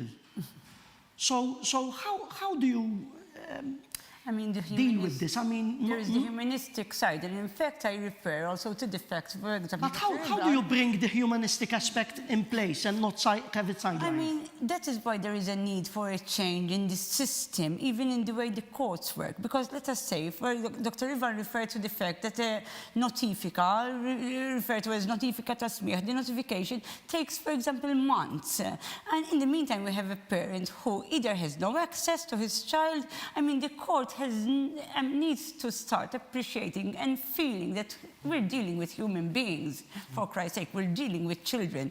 And for example, once again, Dr. Ivan referred to the reporting system, which we now have in place. I mean, this is a very dangerous tool, primarily because most of the times the alienator is the expert who juggles the system so much that he or she will use this reporting system to his own advantage. And so the whole system needs to take the humanistic aspect, needs to start respecting really the rights of the child and have parental alienation, which is the crucial thing which needs to take place immediately, and have parental alienation recognized in the law and criminalized, recognized as a crime, as an abuse. I mean, one very difficult question, and that would be the last one for this panel, is also to make us all reflect, but you are both lawyers, and sometimes there is the criticism that lawyers who also pose as experts as well, they are experts of the law, but sometimes criticized that prolong the process for financial gains. Well, basically, look, a lawyer, this is while people are suffering, this is the danger of having a lawyer working in the commercial court and in the family court at the same time. When you are defending the rights of the owner of a ship, for example, by all means, go on and do your best for your client. When you are in your family court, getting the highest amount of maintenance or getting the highest amount of access time may not necessarily be the best interest of the child. So a lawyer in the family court should not specifically focus on getting the best deal of the client, because the best deal of the client may be the worst deal for the kid. The court in the family court should be less adversarial in nature and more trying to find the real best interest of the child, not as a slogan, but as the real best interest of the child. Dr. Cynthia? We need to literally overhaul the whole system, primarily even starting from mediation. Mediation is a money deal, and that should not be like that. I mean, here we're dealing with the child. We should look at the best interests of the child, and primarily we should try and overcome the financial aspect. Obviously, here we're dealing with people who are suffering, who have no money to buy their basic needs. And this is not being recognized by certain professionals. Thank you, Dr. Cynthia and Dr. Ivan. I invite you to stay there because we have another foreign contribution coming from Oscoda in the United States of America, specifically from the state of Michigan. We welcome forensic psychologist Sean Wygant to give us his comments. Howdy, folks. My name is Sean Wygant, and I work with Dr. Larandos, and we work together in a company, PsychLaw. And one of our missions is to help educate mental health professionals and judges and lawyers and other legal professionals on the contours and things that are involved with parental alienation dynamics that we see in the cases that we're involved in. Another aspect of PsychLaw is we're involved in funding and researching a portion of our profits towards publications such as the International Handbook on Parental Alienation Syndrome, the Handbook for Parental Alienation, which came out in 2013, and of course our latest publication, which is Parental Alienation Science and Law. Today, what I wanted to walk us through is third-party alienation, which has been addressed previously. And so I want to go through a couple of the cases and things that we've seen in our own practice across the United States in 42 different jurisdictions. So first of all, third-party alienation, as most of you probably know, is when a professional participant falls into the trap of believing the alienating parent and the program's child and making the egregious mistake of contributing to the problem. And so one of the things we look at is how common is it? I think we have to have a grasp on how often this occurs. And from out of the 185 cases between 2013 and 2020, this is just a sample of cases that I worked on with Dr. Larandos, 78% of those cases involved third-party alienators. And then the other statistics are 59% were alienating mothers, 39% were alienating fathers, and 2% were hybrid cases. And I think that's worth mentioning because one of the other areas of our research that we published was how often this occurs and what are the dynamics, I mean, in terms of gender. Are mothers more likely to alienate, or are fathers more likely to alienate, or what is the split? And so the big study that we did from 1985 to 2018 came out basically 65% of the alienators were mothers, 35% were fathers. But the caveat is 80% of all cases, custody cases, the custody goes to the mother. So when you actually tear apart and break down those statistics, statistically speaking, fathers are more likely to alienate given the opportunity. So the opportunity to alienate, as you know from the research, is access. Having an alienator will gain exclusive and proprietary control of the child's mind, and often that peregrinates and turns into proprietary and exclusionary control of every aspect of the child's life to exclude the other parent. So when you have custody that is solely within one parent or the other versus a shared custody, the opportunity for alienation increases. So I thought I'd run those statistics by you pretty quick. So what is kind of at the heart of third-party alienation? Well, it's the perverse family drama triangle that formulates within the family system. Mother and father get a divorce. There becomes a parent-child coalition. There's a rigid triangle that's set up, and where we have, what this looks like in terms of family systems theory. Jay Haley came out with this perverse triangle that he noticed in clinical practice, and it's where an alienating parent will set themselves up as a rescuer initially, identify their child as a victim, and then portray the targeted parent as the villain. And of course, this grows out of a maladaptive reaction to by the alienating parent to the separation and the hurts that went within the marital conflict. So some parents who alienate their children, they develop this sort of cognitive dissonance within themselves. So they're very uncomfortable with the idea that that they may have been a part of the problem in the marriage. So they have to externalize blame and project it out into the other person. And then part of that dissonance is, I love that person, or I used to love them, and now I hate them, but why do I hate them? And if they can't find a legitimate reason within the reality of the relationship, they'll start to manufacture a reason. Otherwise, they'll feel guilty and they'll feel hurt inside for being hateful to someone that they really don't hate. That's the dynamic. And so they resolve that by self-deception. They start deceiving themselves into believing, I hate this person because they did all these things, and they can become frivolous and then turn into dramatic false scripts. And children pick up on this. So this is kind of how the cognitive dissonance starts in the alienating parent and then takes up root through programming and brainwash in the alienated child. So in terms of the way this looks, there's an enmeshment between the alienating parent and the alienated child, and of course emotional cutoff, first from the alienating parent to the targeted parent, and then secondly, once the child becomes programmed, there's emotional cutoff. So in third-party alienation, one of the ways, if an alienating parent is not successful in gaining proprietary and exclusionary control over the child, they will elicit the help of surrogates, advocates, who then become surrogates and take up a part of the alienator's story and latch onto it and and this can be a therapist, a guardian ad litem, a CPS worker, a police officer, a medical doctor, a custody evaluator, or a magistrate, or even a judge. And so they end up becoming a rescue team, all enmeshed within the story, whatever it is, whether it's an exaggeration of real bits of truth that went wrong in the marriage or the conflict within the separated or divorced couple, or they could be completely fabricated scripts.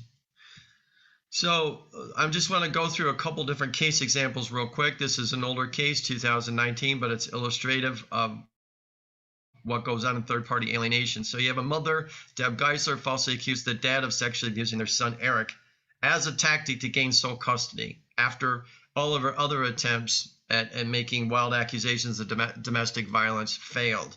Child Protective Services investigated this for 2 years and found out these allegations were false, but the mother had been doctor shopping and taking her 2 boys, Eric and his younger brother, to various psychiatrists, and there ended up being 4 that were involved. And the therapist and the mother were also successful in brainwashing Eric and his younger brother into believing that they were sexually abused by the father. And then the mother put the idea in Eric's head that dad needed to die. And so she left a loaded gun in a nightstand. And when dad came to pick him up, she had given him 20 milligrams of Prozac, and he goes out and kills his father. So here's an excerpt from the prosecutors describing why this child killed his dad. Why did this boy kill his dad? The short answer is because he was angry. The simple answer is that he had become so alienated from his dad, and he, in his mind, dad was really the source of all of his problems. And if you eliminated dad, you eliminated the problem. Do you think Deb Geisler played a role in this? There's no question that she created the poisonous environment that led that boy to shoot his father. And I always, felt like if she didn't put the gun in his hand, she at least put the thought in his head. Okay, the most important part of that is Deb Geisler wouldn't have got any traction on her allegations if the therapist hadn't endorsed it to the child. So you have another person in a position of authority telling the child, your dad did all these terrible things to you, just like your mom said. And so therapy becomes brainwashing sessions. So it becomes endorsement by a third party. That's third-party alienation.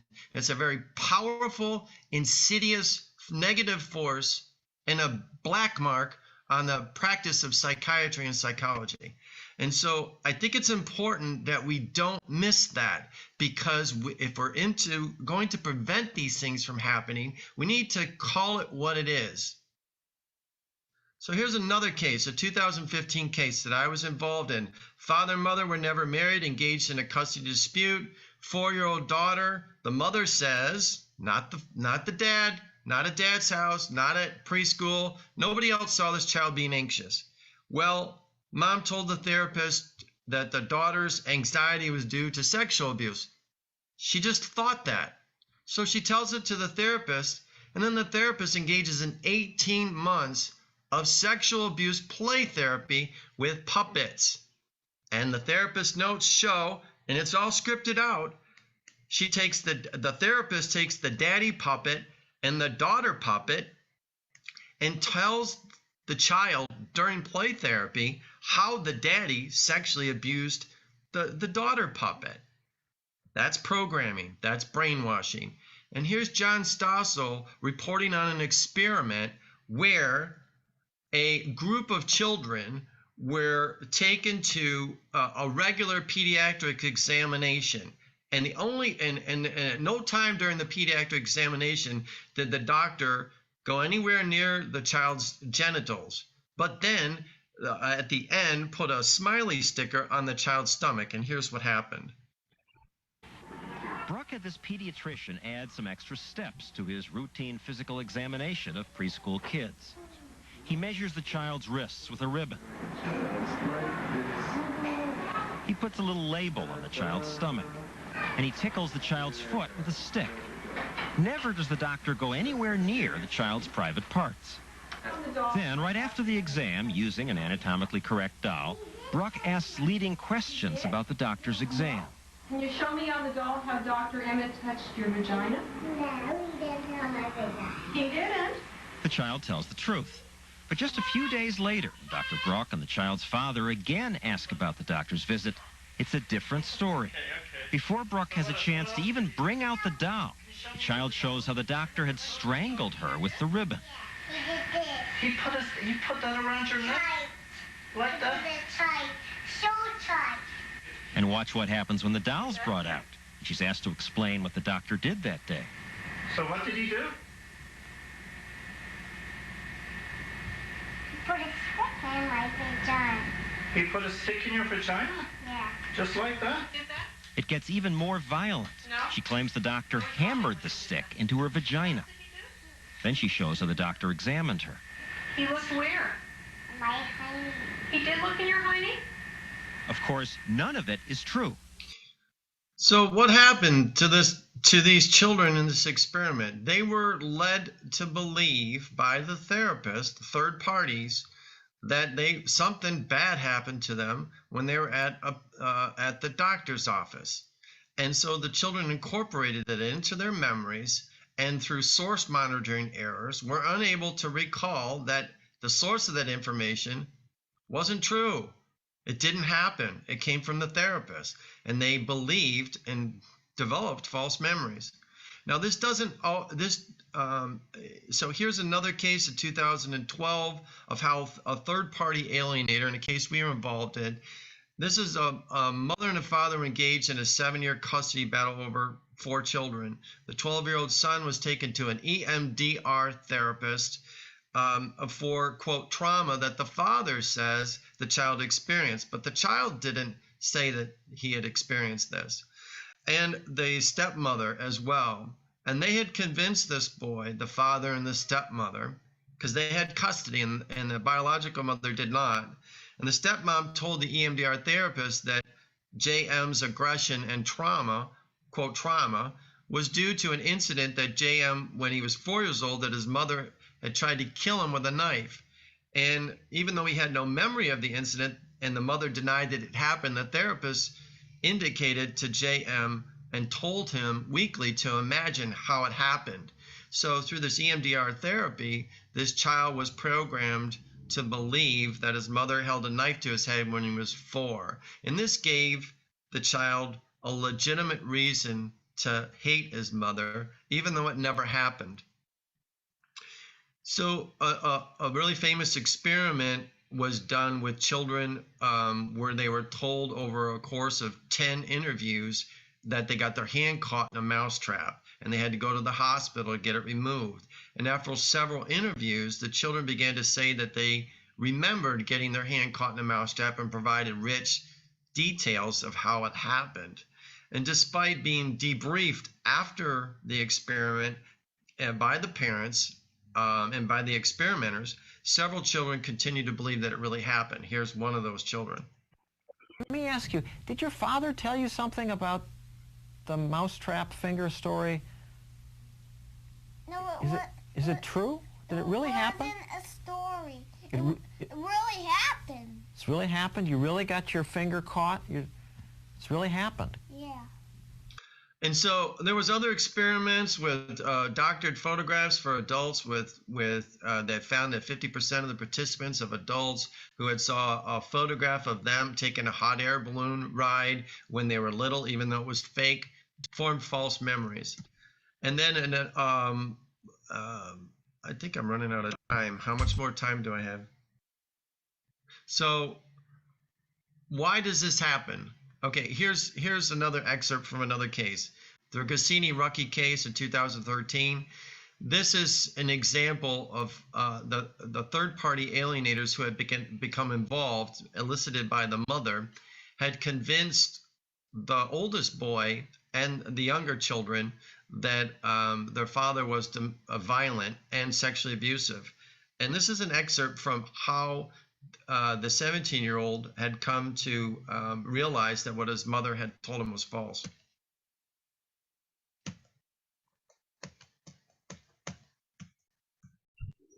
Sandra's strongest proof was always the testimony of her children. But today, one of those children has recanted his story. Oldest son, Nico.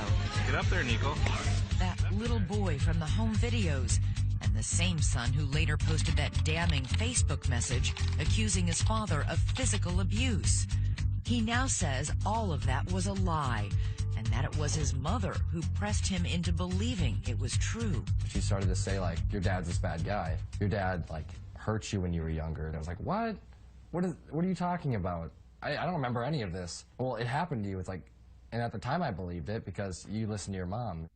He says he was 15 years old, and he couldn't understand why she didn't want him to see his father. I felt really close to my dad, and I was still confused on what was going on. Like, why wasn't I seeing my dad? Nico now says he never saw his father physically abuse his mother or his brother and sisters. As for that Facebook post, Nico says Sandra stood over him while he typed, coaching him on exactly what to say. When I look at my writing then and what I wrote then, that doesn't sound like me, and I feel really bad. He continues to tell us that.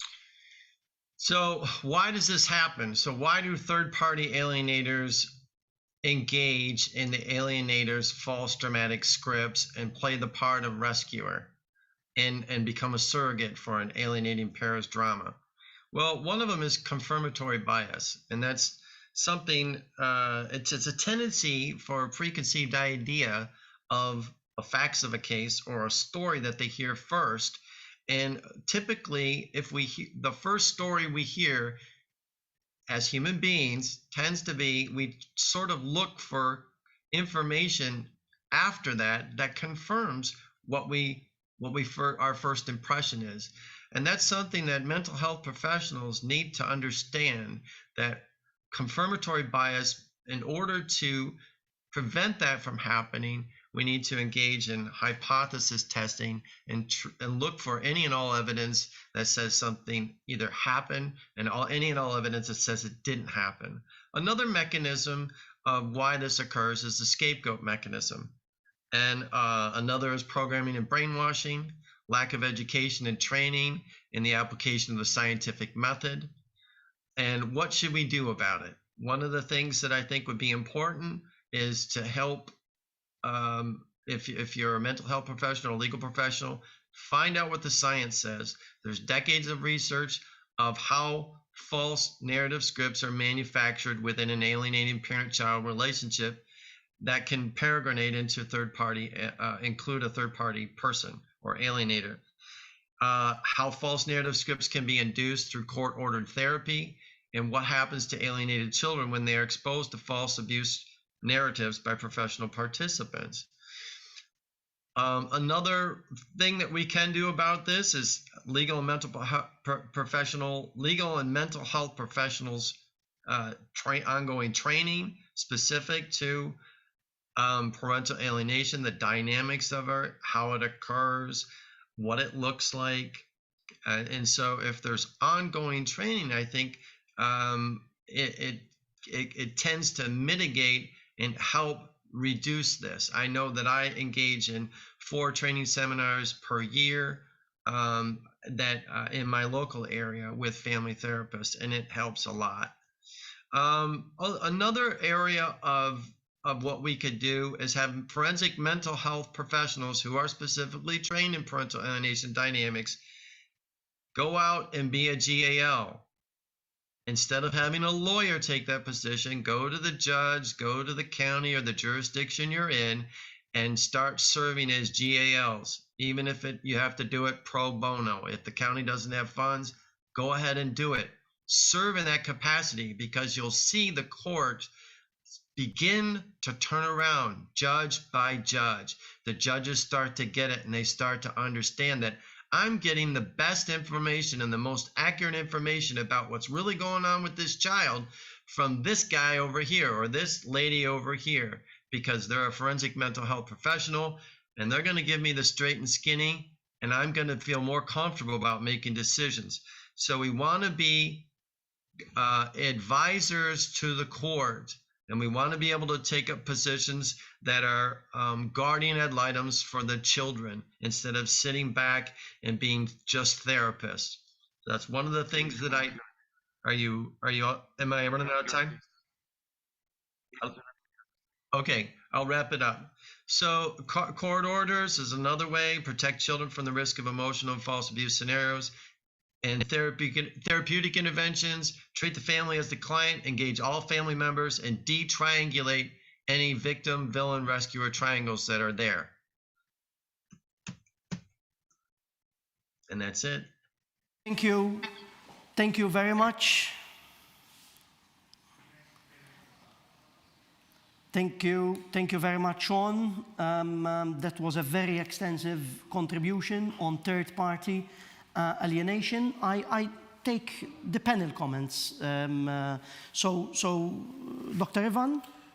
Well, I mean, third-party alienation is very serious, and actually it's the most common form that continues to sort of increase parental alienation. I mean, parental alienation starts between the parents, but very often it gets worse, not because of the parents, it gets worse because of third-party alienators. And very often these third-party alienators are the state, the organs of the state. There has been even cases in Strasbourg whereby, for example, having 10, 20 criminal cases to enforce access is itself a breach of human rights. That's third-party alienation, because the court ought to take action immediately, not 2 years, 3 years after.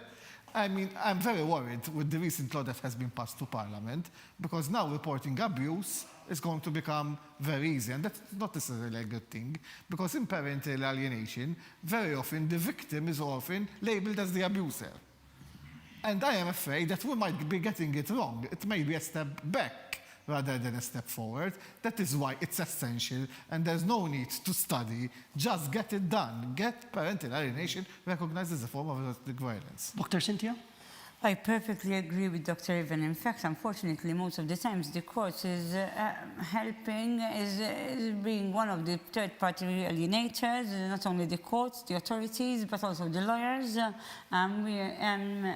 We are abating this violence. And in fact, in relation to the reporting, the aggressor, in this particular case, will invent and fabricate stories which need to be acted upon, but the delays, obviously, will be against the minor. So in this particular case, I completely agree with Dr. Ivan. It's a step backwards. Mm-hmm. So thank you very much, Dr. Cynthia, Dr. Ivan. We will now return to Malta's scenario through a different perspective. I mean, from the perspective of the practitioners who are also working with such cases. Because although we're saying that in Malta there is no structure whatsoever to deal with parental alienation, we still have cases and we still have practitioners who are doing their utmost in such cases to give their particular support. One of these is existential psychotherapist and parental alienation practitioner Claire Francica, who will now joins us to share her experience and tells us specifically what challenges she and other professionals are facing through their working with parental alienation.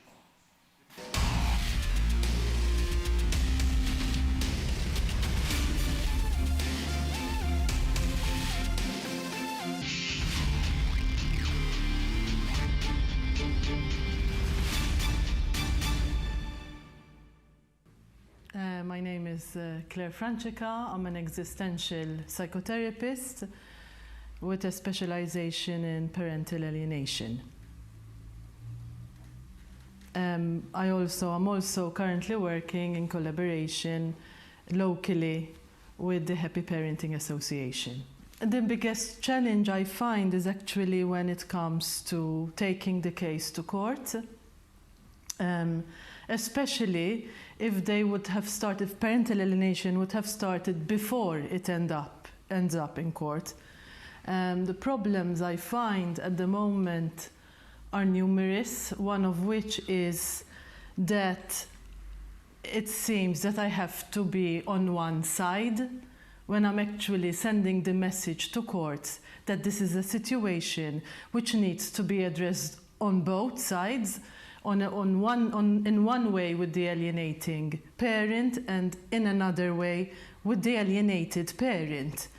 The difficulty is when I don't get any defense from both sides. So of course I already have the alienating parent which is on the attack, and then I have a very helpless alienated parent. The problem is that when parental alienation is seeping in and has been there for a long time, then the parent is a very weak, the alienated parent is very helpless, he can't even help himself. He would have been trying for many years avoiding confrontation with the other parent, and as a result, he would be in a way presenting a very weak case.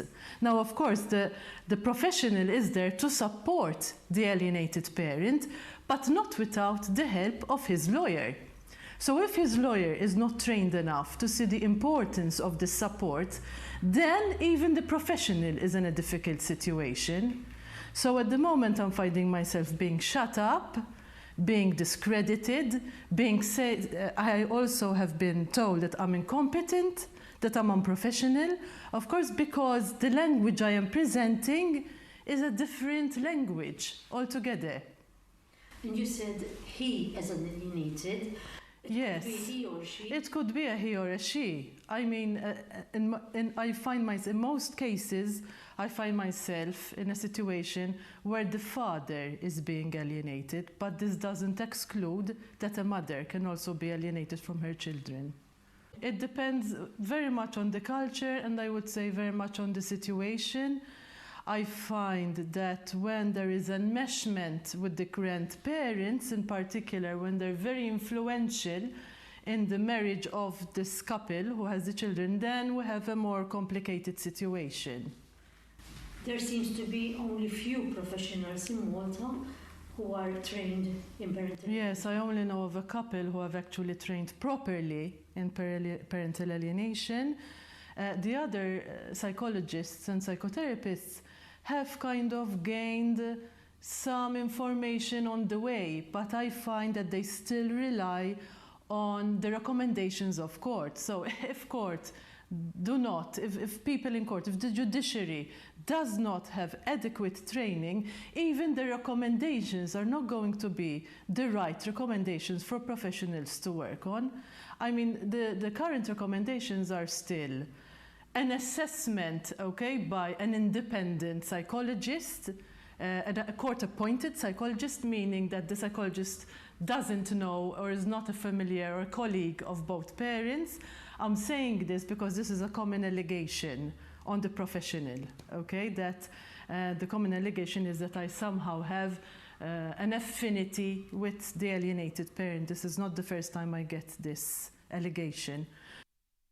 So it is useless. Sometimes the court actually still recommends the generic therapy, which is family therapy and child therapy. But it is useless having the child alone with me in the session when I need to have the alienated parent present. I'm currently working on a reunification program with a child who hasn't seen her father for 8 months. And it's impressive, the splitting that is brought out in her play during the session. The way she rejects her father continuously during the session. I wouldn't be able to have it and address it if I don't have the father present. Because what is needed in a reunification program?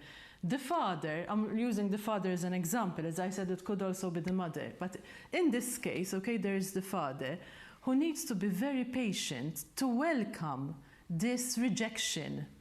So usually during the first stages of a reunification program, the child will continuously reject the parent, and the parent would have to be very patient with this. The role of the therapist is to mediate, to support, so to make the child aware of how much he's rejecting the parent, and to be of support to the parent not to give up in this very critical stage. In many, many situations, the success rate of a reunification program, which includes not only activity-based intervention, but also a temporary change of residence for the intervention to take place, is very effective. I mean, there has been research which has shown a 92% of success. Sometimes it varies in countries. Some countries have it even up to 95%. It depends, of course, on the extent of the professionals and how far they are trained to be able to do the work. I mean, there are courts, for example, like the one in Romania, there is no debate. A recommendation is given and it has to happen. When in other situations, for example, like Israel at the moment, I have a lot of social workers whom I'm in touch with, they struggle because they don't get enough support from judiciary, even though their judiciary is trained. So you see, it's still a work in progress, so to say. The reunification program. Yes. They are quite expensive. Well, I mean, if we're talking about a reunification program, we're actually saying that the therapist is going to be available for almost 4 to 6 hours a week solely for that family over a period of 21 days generally. So yes, it might actually come up to 1,500, 2,000 euros even just to do that part. In fact, in other countries, they actually hand in an estimation to the judge prior to the work taking place. It is definitely still better to do it than not to do it. Unfortunately, it is still a misunderstanding. They don't understand that the child, an alienated child, would have taken complete control of the situation.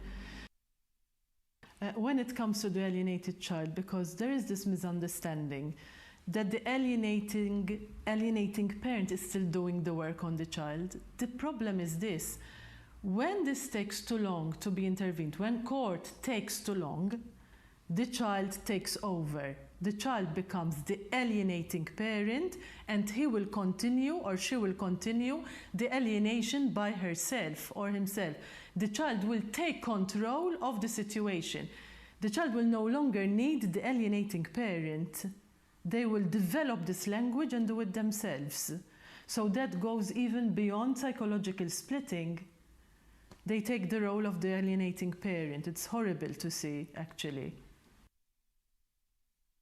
So when we speak of a reunification program, one aspect of a reunification program is an activity-based intervention.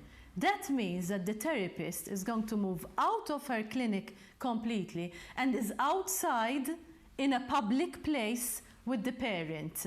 So, for example, the therapist in my case, I would have already agreed with a number of activities with the parent. I would leave it up to the parent to organize these activities. And then I would meet the parent on the chosen activity. So say, for example, the more common ones are doing activities on the beach, planning picnics, horse riding. That we also are privileged in our country that we have a lot of shelters for animals. Those are fantastic places to do an activity-based intervention. They're the most effective, actually.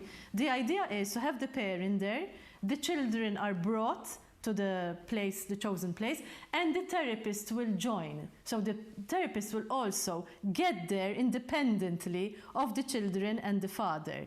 And usually it is more than 1 hour. So when we're talking about an activity-based intervention, we're talking at least about 3 hours straight where the therapist remains present with the parent and the children. Now, of course, the most important aspect of an activity-based intervention is the escalation, in the sense that you start meeting this parent-child group often. So it can't happen like we therapists do, a session once a week. That cannot work. Okay, so if, for example, the first activity happened on a Sunday, the next activity needs to be planned at least on the Wednesday, following that on the following Sunday, okay? And moving the child gradually to the child's community, to the parent's community. What does it mean? So where the father lives.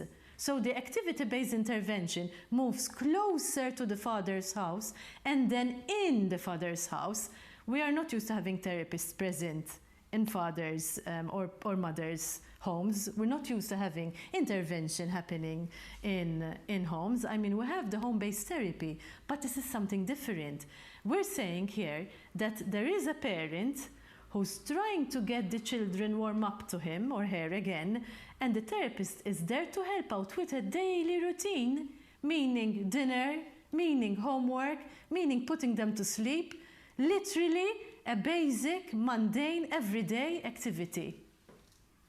That is what we mean by an activity-based intervention. The final phase of an activity-based intervention is when then the children are willing to sleep over at the parent's house. That is already the first sign of success. Once that is in place, an immediate reporting needs to be sent back to the court, where this remains as is. Okay, so then after that, the excess hours need to be revisited, where then the children have almost an equal access to both parents, I would say.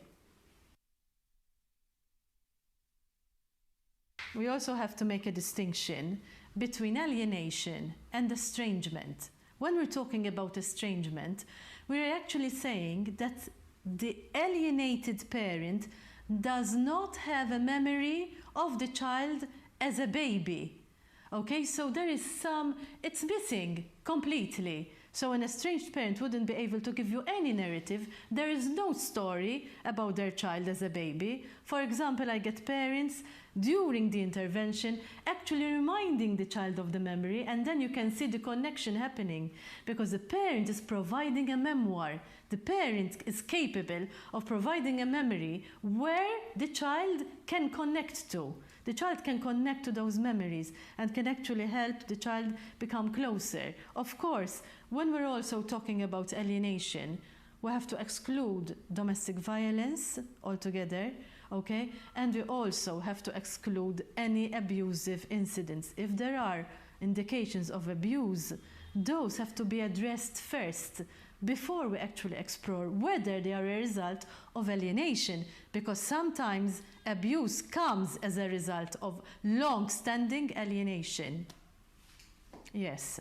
So for instance, a parent might start hitting a child as part of the alienation process, or a parent can start making allegations about abuse from the other parent as part of the alienation process. So these have to be assessed very much in detail and in depth.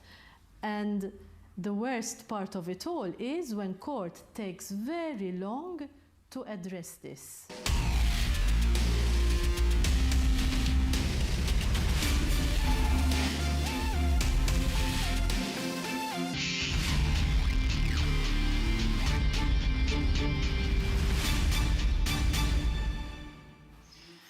Thank you very much, Claire. I'm a practitioner working directly also with cases of parental alienation. Those are the challenges that Claire and other professionals are facing. It was also nice to hear about the reunification and the activities, how are they held. Thank you, Claire. So talking about parental alienation, we frequently also get to discuss mental health issues, and we can invite immediately a 3-minute comment from Malta's Commissioner for Mental Health, Dr. John Kakia. Dr. Good afternoon, Kakia. Carl. Thank you for the invitation to be part of your event. Good luck to the Happy Parenting Association with all its endeavors. Thank you for bringing up the issue of the effect on the mental health and well-being of the challenges that you are talking about today.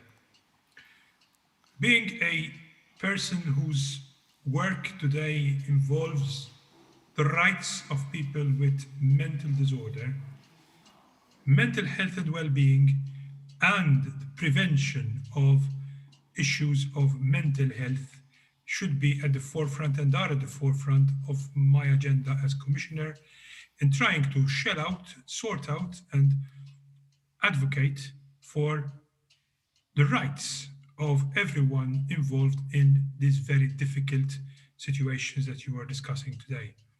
There are the rights of parents, the rights of the extended family, and there are the rights of the children.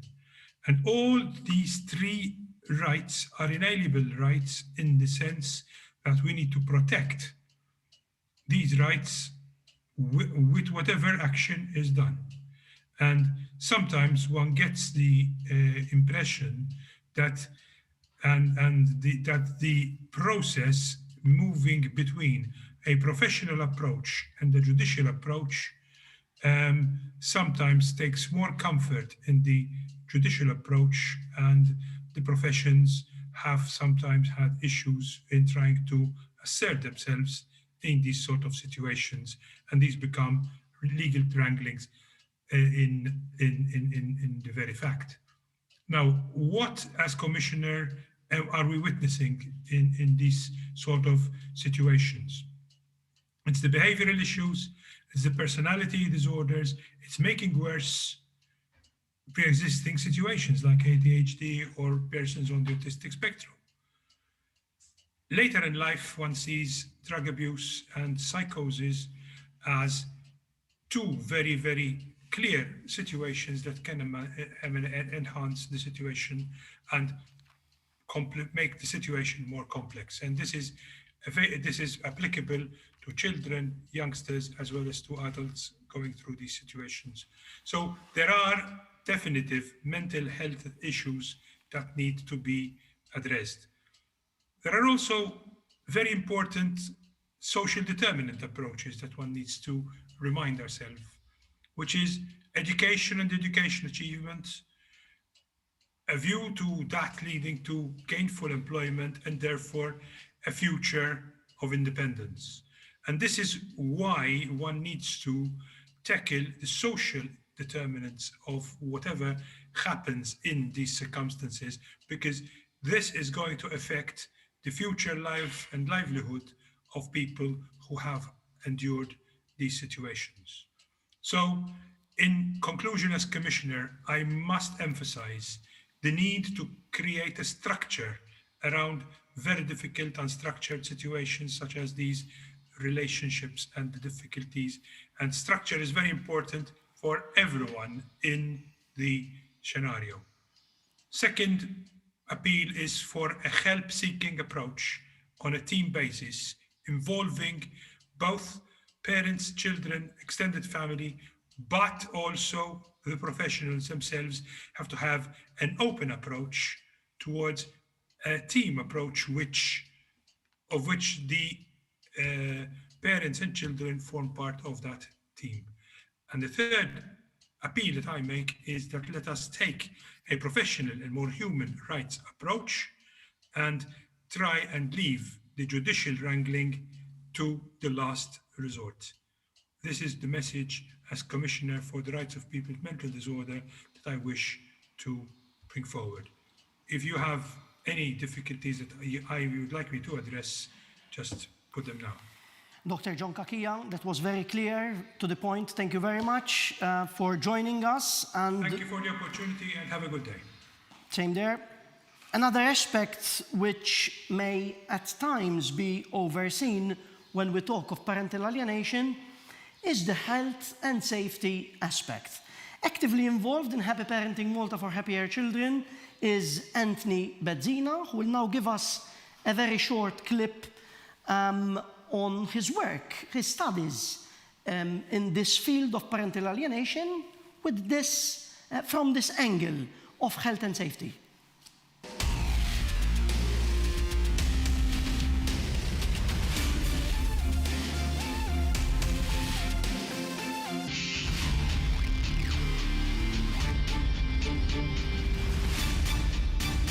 My name is Anthony Bezzina.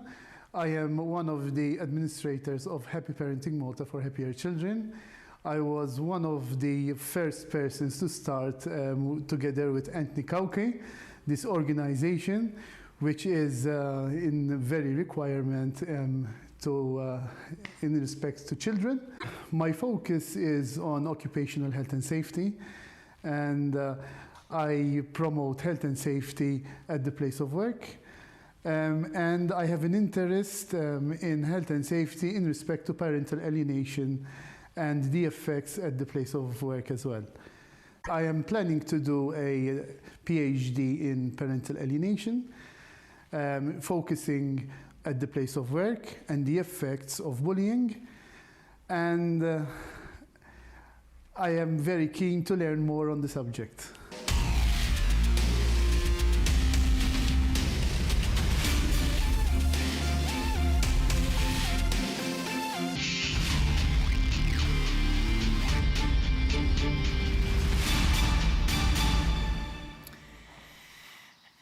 Thank you, Anthony Bezzina. We would also like to invite John Bartolo from the Malta College of Arts, Science and Technology, MCAST, where John works with teenage students. We asked for his understanding of parental alienation coming out from his experience with youth. Let's listen to him.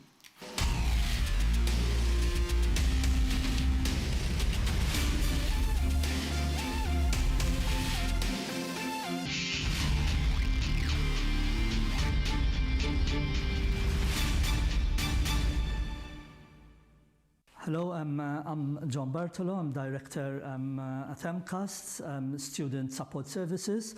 And today I'm going to pass on a message about alienating parenting.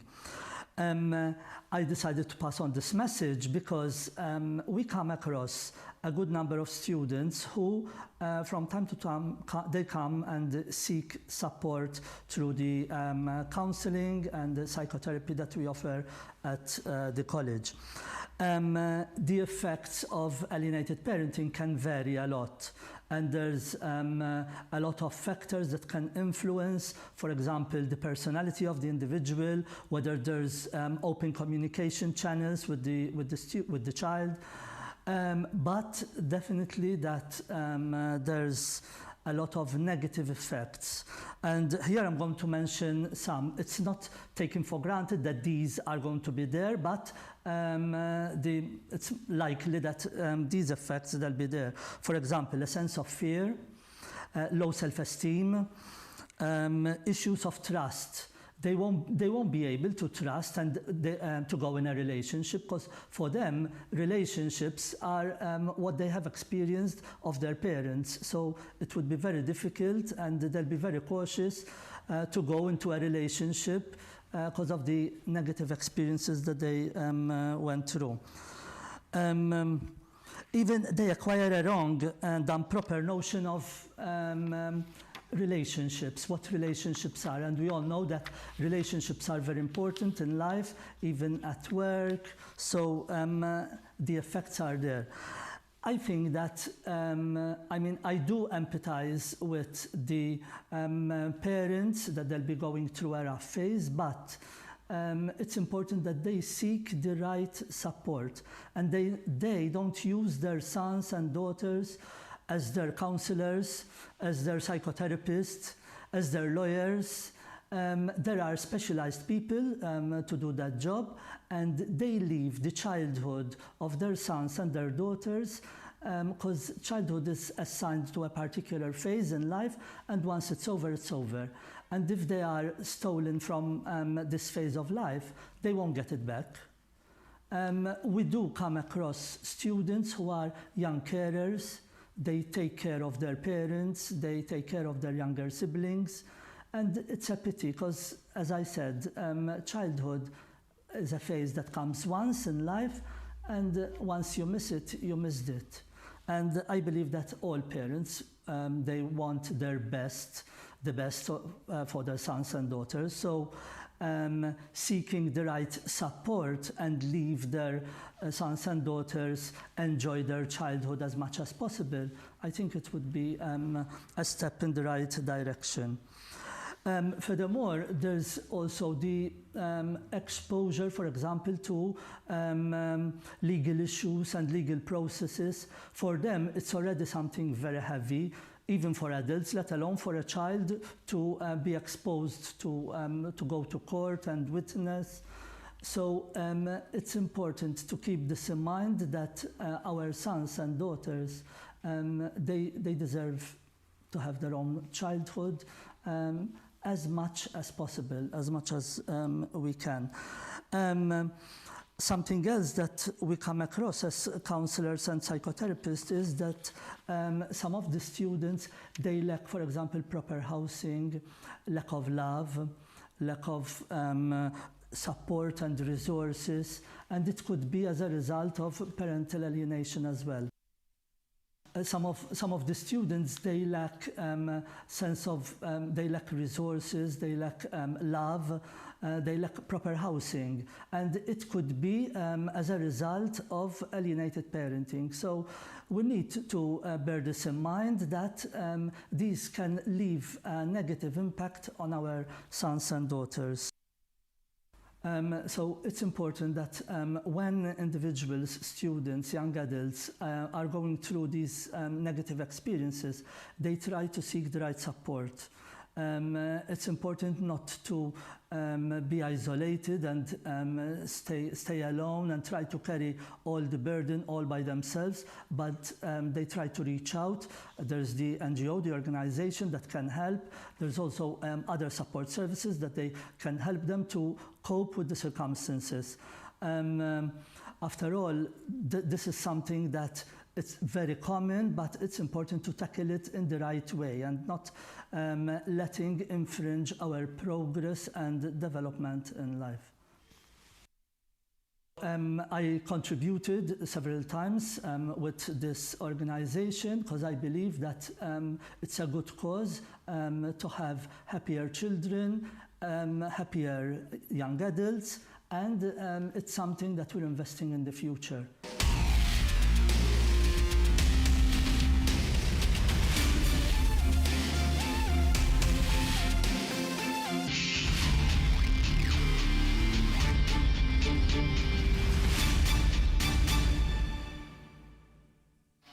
Thanks, John. One could easily tell that what you've shared with us is coming from a very hands-on experience with students, with youth. And also thanks for the collaboration that you give continuously to our NGO. We move on, and this brings us to another contribution coming this time from Willingness Malta, who had sought Happy Parenting Malta's guidance to train its staff and also update its policy when it comes to supervised access visits. So we invite Matthew Bartolo to deliver his message on behalf of Willingness Malta.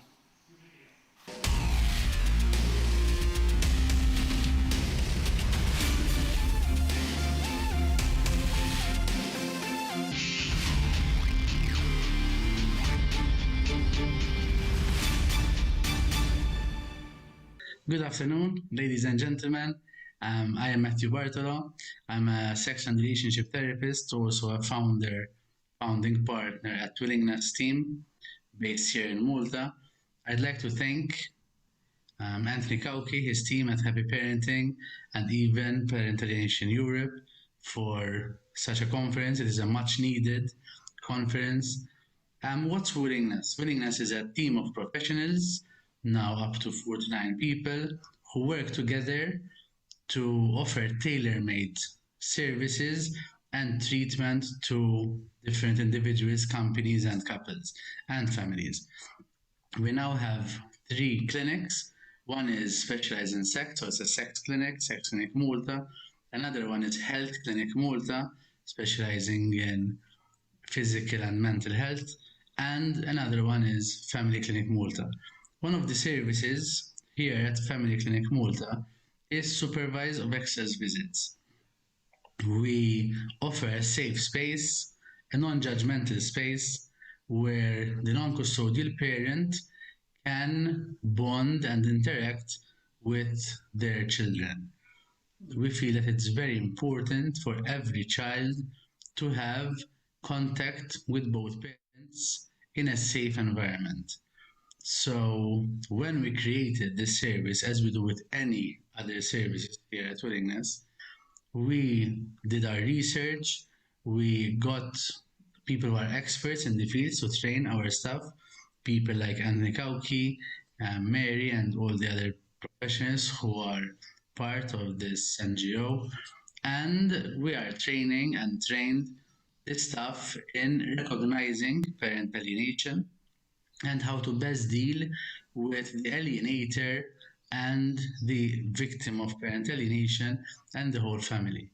We are also working very closely with Happy Parenting to start a service, and courts in Malta to start a service where we can get into the family where the parental alienation is happening, and through therapy, systemic therapy, family therapy, we can better assess and assist the children who are also victims of this to look at their parent who has been estranged or they've been alienated from, to be able to build a relationship once again with them. So during our SAVs, we do just this. We make sure that the parents do not meet, because sometimes, unfortunately, love does turn into hurt, and hurt does cause us adults to try and harm each other, even unfortunately using the most important and treasured people in our lives, our own children. So this way, we try to, as much as possible, help the children get closer and bond with the non-custodial parent. We also make sure that during the handover period, we give the feedback necessary to both parents to help them be in touch with what's going on, but at the same time, respect each other's boundaries. So we make sure that they do not meet. We have different buildings very close to each other where the children are dropped off, and the children then move and walk to another location where they spend time with their non-custodial in a safe space, a very, very homely space where they can watch TV, they can play together, there's loads of different toys. And all our staff is trained in psychology, first aid, and all that is needed to be able to support the non-custodial in spending quality time with their children. We are also now, through Man Up Malta, organizing events on a regular basis that are events which kids will find fun and interesting, and so will the non-custodial parents, hopefully, and they get to spend half a day together where they will have a fun activities such as quad bikes, visiting prehistoric places, but also learning basic skills like ironing, cooking, which is going to be a fun way of the children non-custodial to bond and at the same time learn skills together, so that when they eventually start visiting their non-custodial parent in their own home, in their own house, they can see their non-custodial parent do the things that they need to be better parents. So this is what we're doing right now at Willingness. I'll hope to be able to watch the rest of the conference, maybe recording, because I apologize for not being able to be here live. Thanks a lot, and if there's anything that I can help with, willingness.com.mt.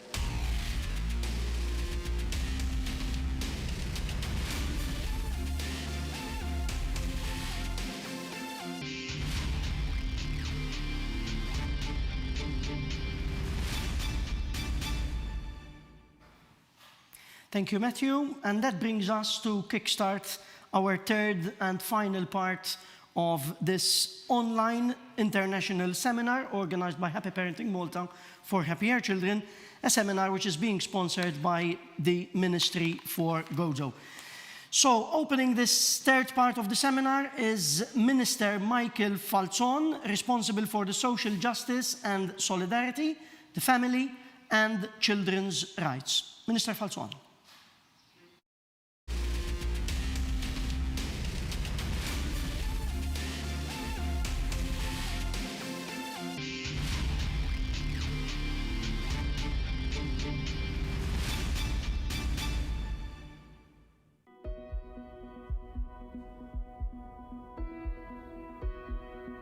First of all, I would like to welcome you all who are participating in this webinar. May I take the opportunity to extend my ministry's best regards. Having said that, the subject we are discussing today is a subject which is not new to any society. Unfortunately, forms of parental alienation exist, one can say, throughout the world. But the issue has, at least in our case, come more to the fore with the circumstances brought about us by COVID-19. The term itself signifies that it is something which really is an antithesis. How can one talk about alienating a child from one of his parents? It is something which is heart distressing. It is something which needs sensitivity. It is something which needs to be addressed. Currently, as a government, we have set up a working committee, a technical working committee between this ministry, the Ministry for Social Justice, and the Ministry for Justice, because they go hand in hand. Our aim is obviously to come up with a policy, but we are going a step further. Now, in present, we are in the stage of having what one would say a program of training the trainers, where our to-be trainers are being trained by an expert in that field, and I look forward to see the incidence of parental alienation going down.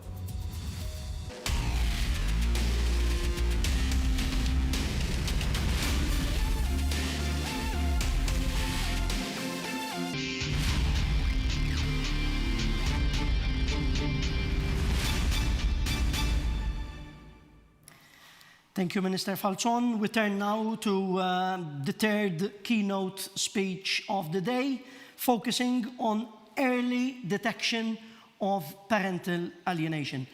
With pleasure, I would like to invite my colleague, family therapist, Dr. Charlie Azzopardi from the Institute of Family Therapy Malta, who will be joining us live online. Dr. Azzopardi.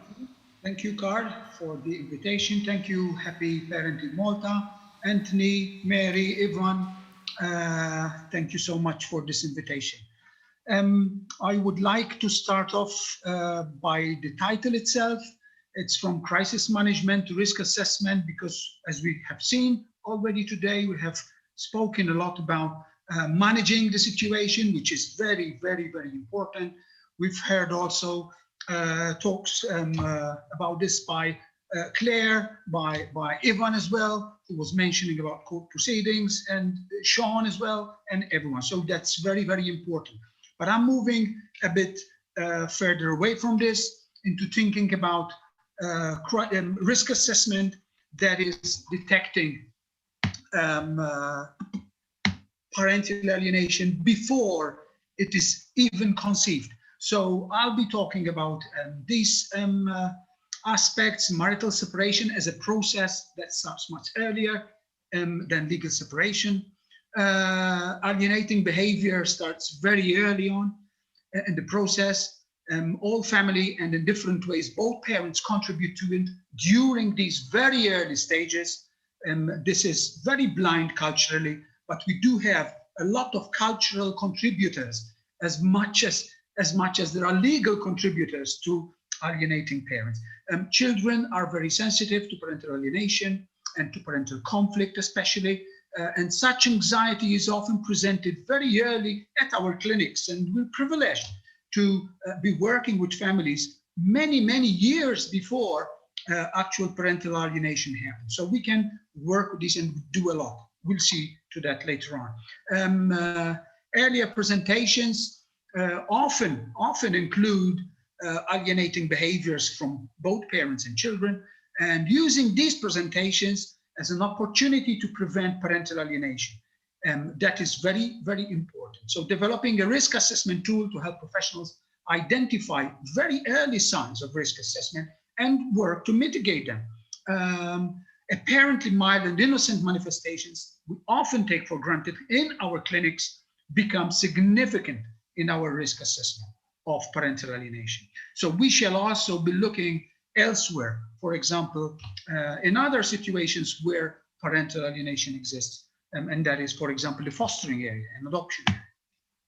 The context of our work is the Institute of Family Therapy, And often we receive referrals from different institutions. Often the referrals are about children who are going through different conditions, for example, ADHD, ODD, DSH, problems with schooling or even attempted suicide and so forth. And this is very important. So systemic family therapy is recommended by the referrer often to restore relationships. So the conceptualization of this, of these conditions is often relational, even by the professionals involved who are referring to our clinic. So this is a witness of that, because on the referral form, they write, we are sending this family to restore relationships, to improve parenting, to improve child's parents' marital problems, and to help the child with anger management and the family with anger management sometimes. So we receive different referrals. So we often compare the dates of onset of symptoms and date of separation, and one can actually know the increasing severity of symptoms along with the progression of the marital conflict and disagreement between the couple. And finally, we hypothesize and problem behavior intensity. So the worse the relationship between husband and wife becomes, the worse the child's behavior becomes. So something more about our context, that our work has revealed that the majority of children referred to our clinic concurrently experience marital parental discord, high conflict parental marital relationships, or marital separation. Occasionally, a child refuses to see a previously loved parent.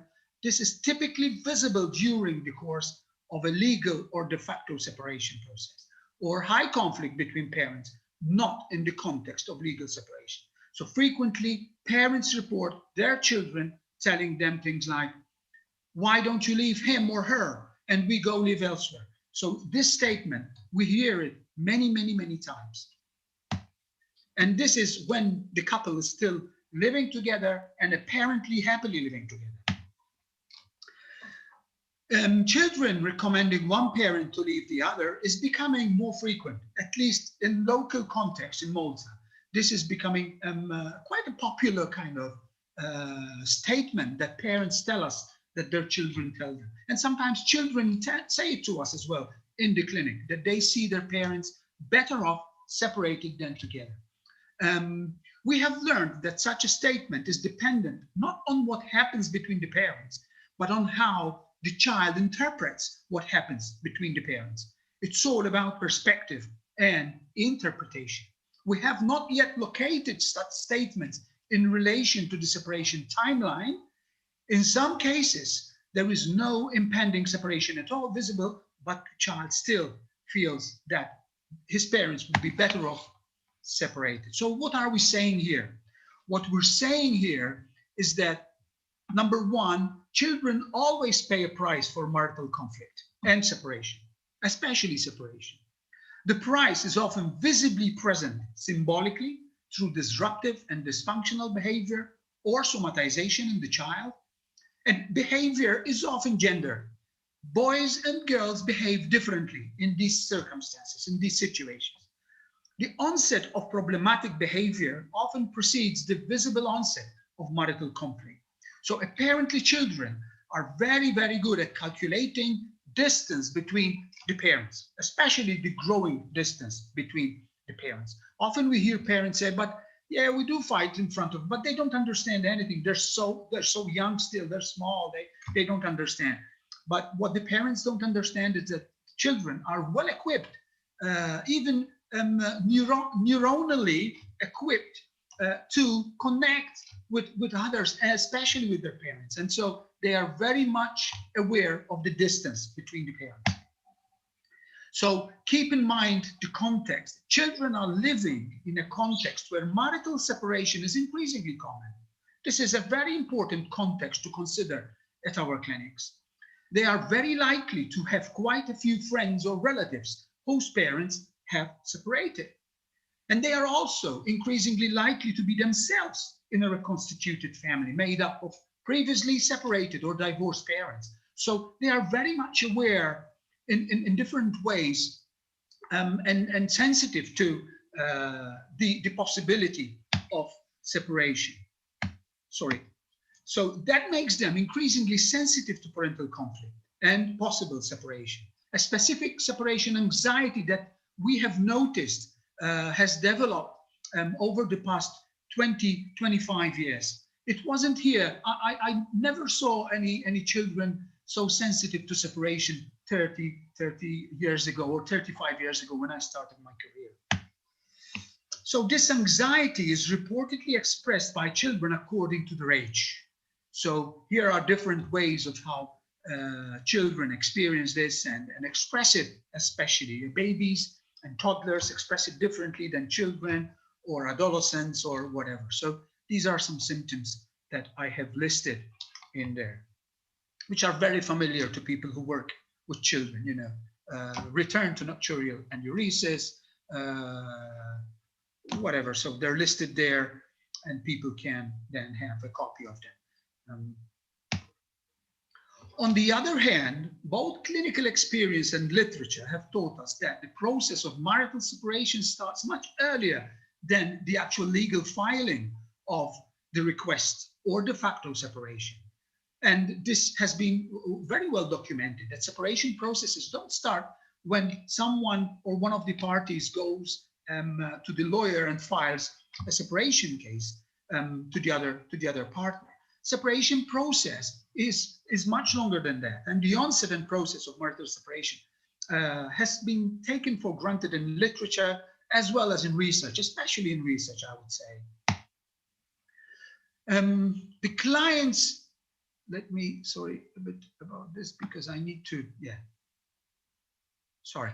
So the clients report that from inception to actually declaring I want to leave, there is something around 2 to 3 years before people actually commit themselves to separating. So people wait and try to make things work, try to make things better in their relationship. Some couples report much longer timeframes. When asked how long have you been struggling with these problems, couples often, well, almost always disagree on the time frame and provide event-bound answers and no time-bound answers. No partner comes and says, I think it's been 2 years. Every partner says, it's been since we had our last baby, or it's been since my father died, or it's been since, so they never agree exactly on the time frame. Sometimes the difference is of many years. Some partners think that, you know, one partner says it's been going on for, say, 8 years, and the other says 3 years. So this difference is very significant for us because that difference means that it's the leverage we can use in our work of risk assessment. In these 2 years, the couple attempts various solutions which often end up making things worse rather than better. For example, staying silent to avoid conflict, which often makes the relationship worse rather than better. Evidence suggests that marital breakdown can be predicted as far as 14 years before the actual breakdown through specific interactions studied in the couple. And Gottman has written amply about this for those of you who are interested in this. So this is a very important. We have a lot of time to work to prevent parental alienation. This is what that means to me. So most of the children, sorry about that. Most of the children's problems we see at our clinics are often systemic metaphorical representations of the child's worries and concerns about this impending doom. The child's behavior is therefore a homeostatic function and carries within it also signs of impending parental alienation. Early detection of these signs can help identify and predict PA and work then towards proving ourselves wrong in the sense of working to mitigate the risk, of course. Examples of behavior presentations presented in the referral form and by parents: a child sleeping in bed with one parent, metaphorically taking the other parent's protective role; adult-like behavior like listening to parents sharing problems or giving advice to parents. And Claire has also mentioned a bit of this before in her speech. Problems at school, particularly with schooling itself, somatic problems like headaches, intestinal and stomach issues, for which there is no organic cause, of course, and wanting to return home to mom and dad during visits with the other parent when the couple is separated, and throwing tantrums for it as well, isolating themselves in rooms, a 13-year-old hanging around with a 45-year-old friend. We had all these children as our clients at the clinic. Sleep problems, eating problems, and many more presentations. Signs, initial signs, possible initial signs of eventual parental alienation. So it is very likely that children sense couple relationship deterioration in real time as it is progressing, as it is developing.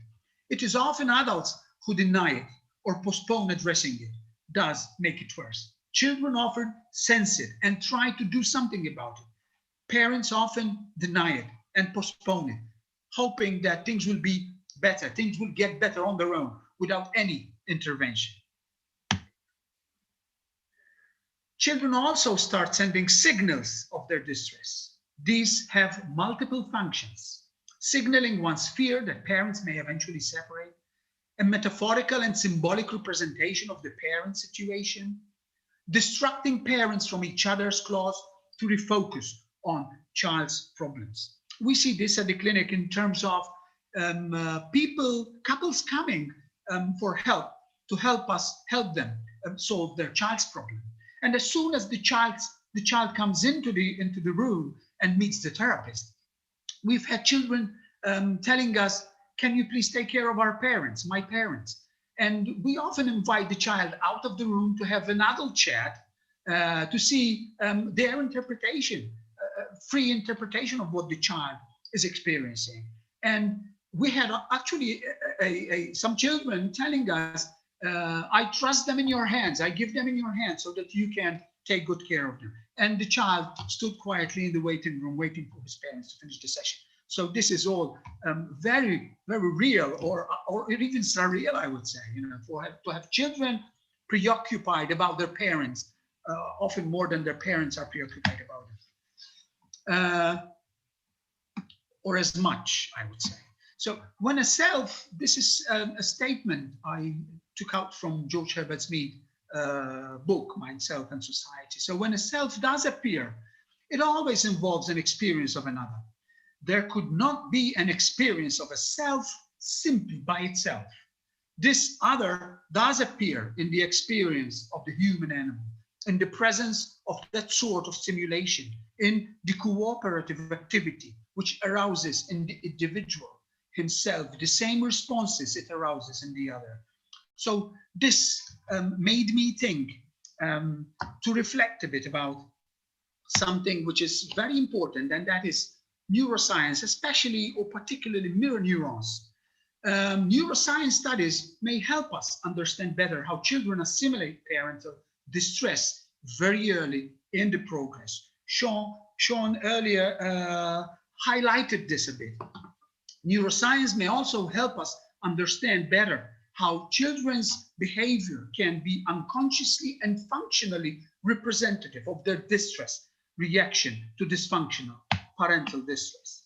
A mirror neuron is a neuron that fires both when an animal acts and when the animal observes the same action performed by another.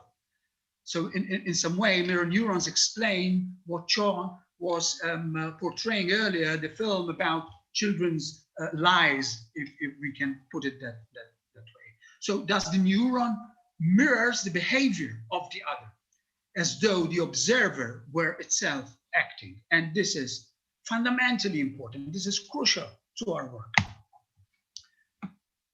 Mirror neurons are involved in imitation. One key function of mirror neurons is to allow for imitation.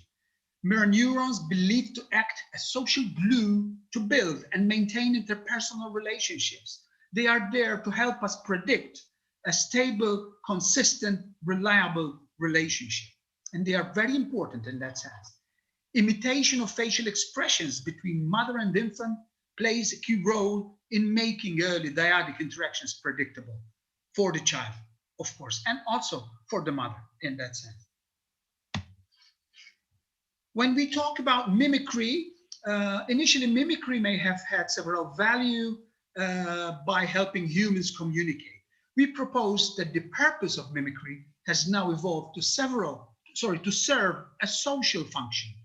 Non-conscious behavioral mimicry increases affiliation, which serves to foster relationships with others. So the child mimics the parent for survival and acceptance, consistency, patterns, and therefore stability. And that is about dependency, the child's dependency on the adult parents. The activations of mirror neurons were also found when hearing action sounds. Example, learning about the attitude of others by hearing action, stamping of feet, and slamming door. And this is about the meta-communicative aspect and the analogical communicative aspect, about the sounds we make when we talk and when we don't talk and whatever. So, and just imagine a child with an alienating parent, or with a parent who started slowly, gradually grooming the child towards alienating themselves from the other parent. And what she talks on the phone and her gestures and the tone of voice the child senses while the parent is talking to someone else, for example. So activations are also linked to language and gestural perspective. I don't want to spend a lot of time on these, but this is also very important. So observation of touch leads to activation in the somatosensory regions of the brain. Pain perception is also mirrored. So when someone is seeing someone in pain, they also tend to feel the pain themselves. You know, you see someone falling, and it's that experience that we're talking about here. So it's about empathic understanding and empathy. Also evidence for sensory motor empathy for pain. Numerous studies have shown that regions of the nervous system active in association with first-hand pain are also active in response to the pain of others. Neural mirroring of emotions has also been seen for disgust, happiness, fear. This is a good basis to believe that mirror neurons provide the neural mechanism for emotional contagion. So how one person contaminates the other with one's feelings. Children feel what parents feel. This has been noted even at a fetal level, that is, when the child is still in his mother's womb. Emotion mirroring is also seen in facial mimicry. This is very interesting. I can be more sensitive to people I mistrust. Obviously, a self-protective mechanism there. Research on vicarious mentalization or mentalizing experienced in the imagination through the feelings or actions of another person. So this is also something related to what Sean was speaking about earlier. Co-mentalizing we mode, that is, present in extremis in PA cases where the child's mind is indistinguishable from that of his alienating parent. Humans are motivated to share the inner world, the inner states and understandings. The convergence of mentalizing enables more confidence, adjusting communication, and also fosters social bonds as well. So mother and son, he is the only one I talk to. I don't have friends. These are statements we've heard mothers saying about their children and fathers saying about their children, that they are the only person they can talk to because they are the only persons they trust. And this is very sad. Yes, vicarious mentalizing experience in imagination through the feelings or actions of another person. Yeah, I can actually, these are examples. I can actually skip this and move on. So imagining or representing something activates the areas of our brain linked to the related experience. When the imagined becomes the truth, this is what we're saying here, or when lies become truth, or when truth become lies? No, the other way, when lies become truth, yes. So these cerebral circuits that inhibit real actions and those that actually block their performance when imagining are partly the same. So this is very interesting as a neural phenomenon as well.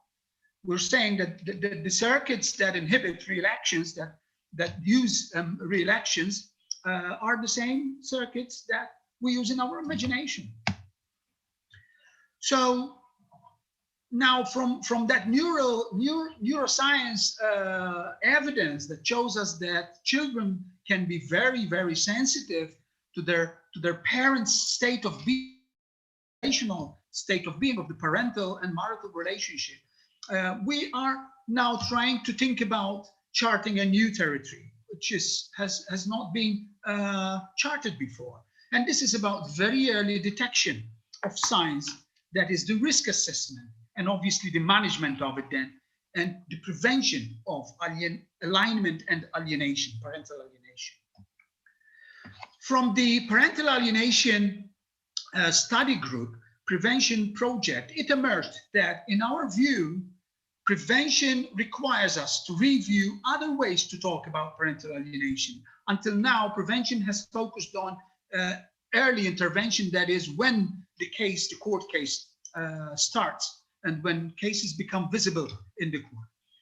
So in our view, prevention requires us to review other ways to talk about parental alienation, to focus on how PA is child maltreatment like other abuses, to imagine a world where we don't turn to family law as the primary place to go.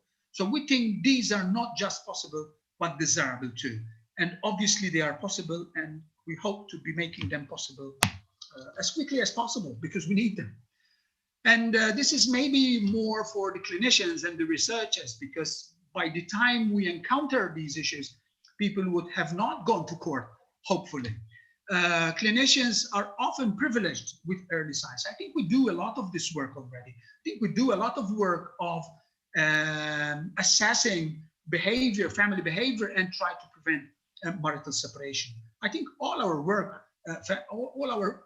as family therapists or relationship psychologists or whatever aims at that at the end of the day, because we know separation is a big cost to everyone involved: emotional cost, psychological cost, not only financial cost. So clinicians are often privileged with the early signs, because clinicians meet families when families are willing to make something good for their families. And the PA study group prevention project, the preliminary report published also by Marcus, who Judge Emeritus Marcus, who spoke earlier as well, identified 3 stages of prevention: early prevention, late prevention, and early intervention.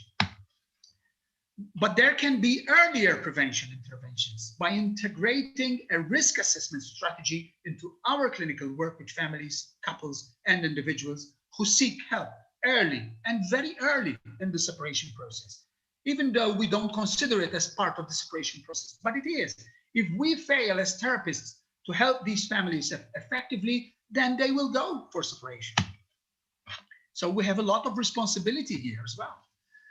So what about risk assessment, very early intervention for PA and other alienation-related problems? This is a conceptual framework I'm presenting for the development of a scale for early detection and intervention. It's just a proposal I am making here, and the meat obviously will come later.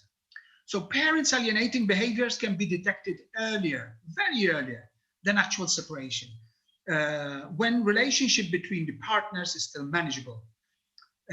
Literature suggests its onset can be detected in both alienating and alienated parents, and in children as well. When the child says to the parent, to one parent, "Oh, you should leave him or you should leave her, and we go live by ourselves," that's an alienating behavior.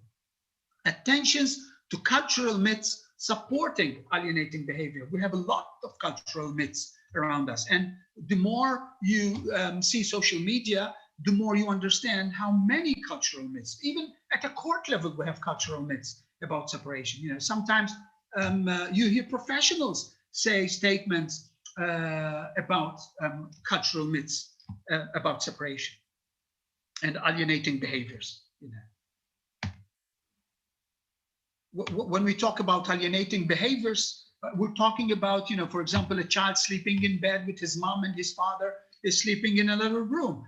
The reason is because daddy snores, so mommy got rid of him in the other room and I'm taking his place. So that's very metaphorically strong as an issue. Just to mention one little example. These have to be stopped immediately.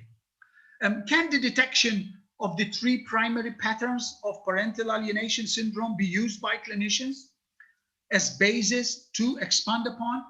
Yes, of course. We can use many factors. Narcissistic or cluster B personality disorder, mothers in divorced families alienating children from the father. This is a typical case scenario described by Baker and as well as by Fiedler later, and has been currently reconfirmed as a typical scenario where the alienating parent is someone who is suffering from a personality disorder, typically cluster B personality disorder. So narcissistic mothers in intact families alienating the children from the father.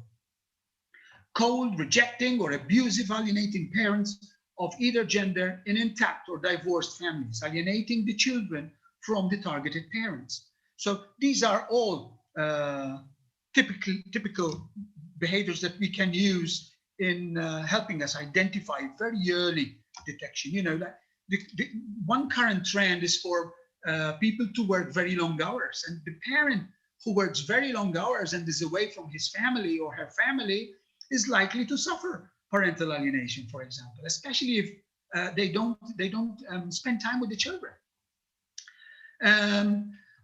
We also taught about the 17 strategies for identifying parental alienation that have been proposed by Baker and others. We also have taught about including them as part of our risk assessment, maybe in a different way, useful. Bad-mouthing, limiting contact, interfering with communication, interfering with symbolic communication, withdrawal of love, telling child targeted parent does not love him or her, and worse sometimes, forcing child to choose, creating impression that the targeted parent is dangerous sometimes. We've heard stories also mentioned by Sean about these 17 alienating behaviors. So you can also look them up individually, one by one. So how can the 3 main messages used by Baker as well, proposed by Baker as well, alienating parents convey to alienate their child from the other parent be detectable early? Can we detect these early? Can we identify these behaviors and early? Very early, I would say, rather than early, in the relationship at our clinic when parents come because they want to help their child solve their problems. I am the only parent who loves you, and you need me to feel good about yourself. Sometimes we do get this message at our clinic, especially when one partner complains about the other in front of the child that they're working too long. They don't spend enough time with the family. They don't spend enough time with their children. They only love their children by buying them toys and gifts. So this is also very crucial. It's also number 2, the other parent is dangerous and unavailable. This is another message, important message. So take care. Don't tell your dad that or don't tell your mom that we did this because he'll be angry or she'll be angry. So, or he'll hurt you, or he'll smack you, or he'll punish you. Don't tell him anything. Don't tell her anything. Pursuing a relationship with that parent jeopardizes your relationship with me. So if you go out with dad, or if you go out with mom, I'll be sad, and I will probably not love you as much as I used to love you anymore. So these are subtle messages or aggressive messages sometimes that parents pass on. And also we talked about Miller's general diagnostic actions, which are very important, the 12 of them, and in thinking about using them to help us design a risk assessment procedure tool. So considering the total clinic picture, gathering adequate evidence, use proper reasoning, consider the natural history of the condition, have a high index of suspicion, develop an adequate differential diagnosis, very important. They're all very important. Consider the severity of the problem, analyze the evidence, determine this is a very powerful therapeutic tool, especially when it comes to parental alienation, because treating parental alienation is not like treating any other problem in any family. It's completely different.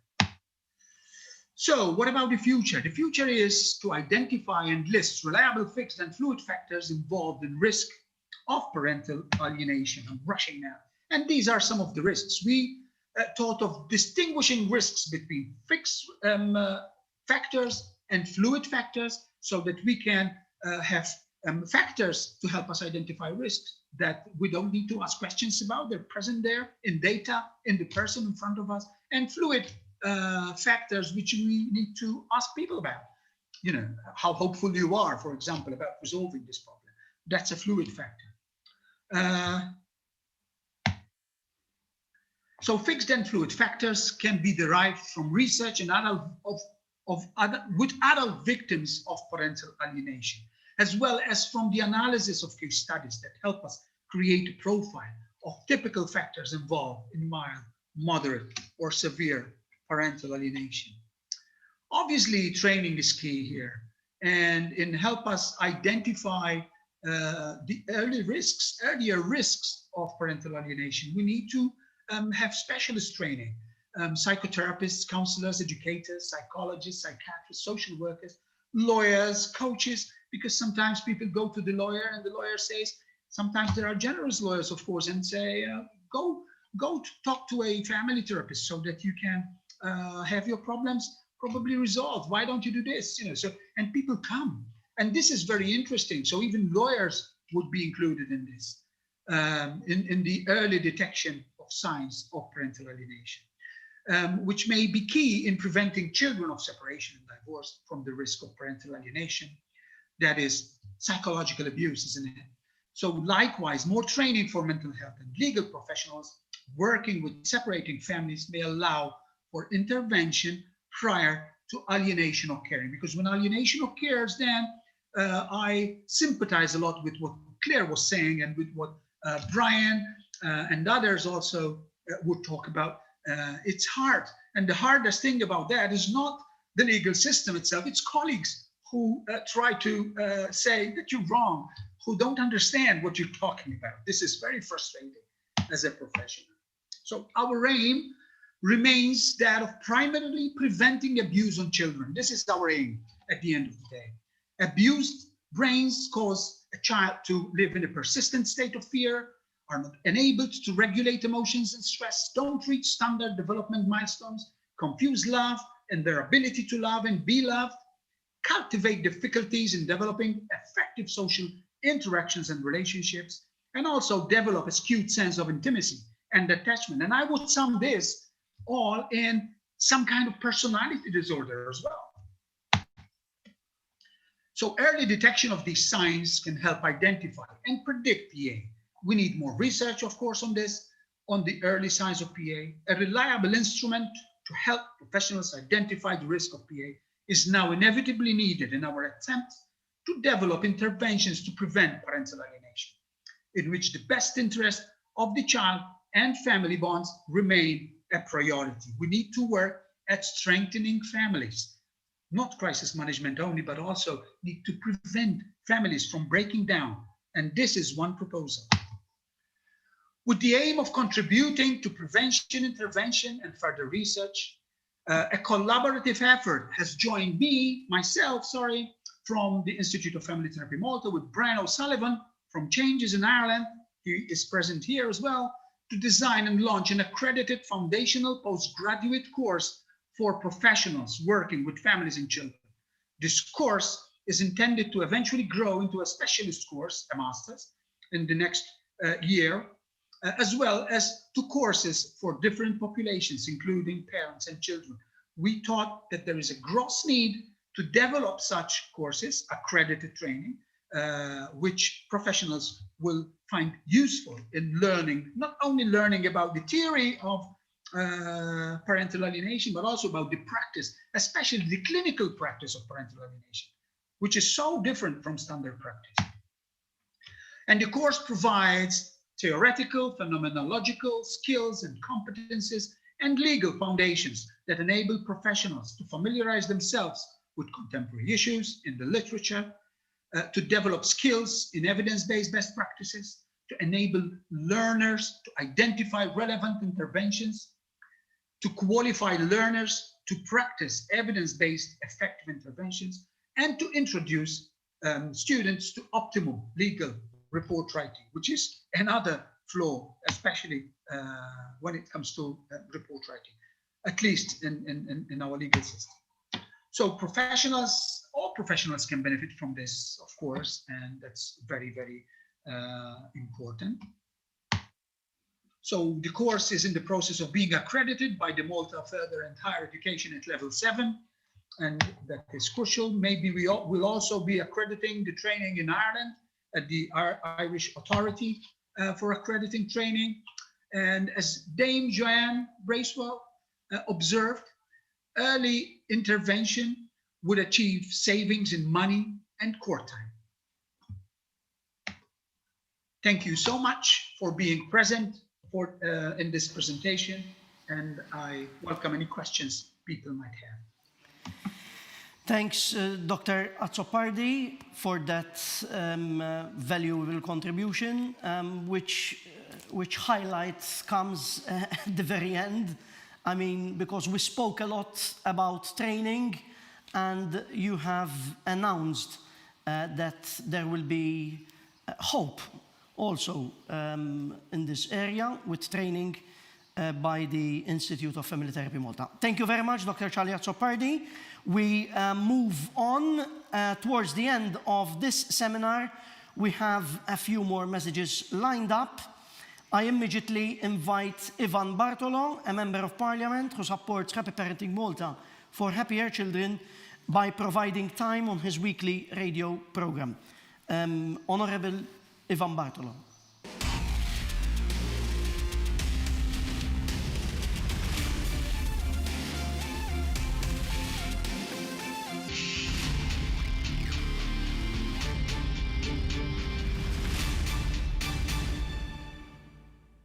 Good day, and thanks the organizers for having me for this conference. Thanks for the invitation.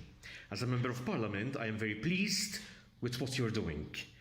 Thank you for showing us children, victims of parental alienation, caught up in a conflict of loyalties between the parents and choose to side with the alienator as a form of coping mechanism.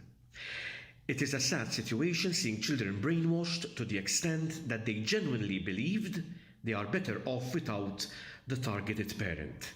In any case, these are children that are also victims of abuse, with their well-being constantly hindered. During the pandemic, this problem increased for the obvious reason. My message is same as yours. Parents should always respect the best interest of their child. Separating parents should learn more about co-parenting. Children should never be used as pawns to hurt others. Once again, thank you, Happy Parenting for Happier Children Malta, for helping these parents who feel powerless in the way the alienators manipulate the justice system around them. Thanks and well done.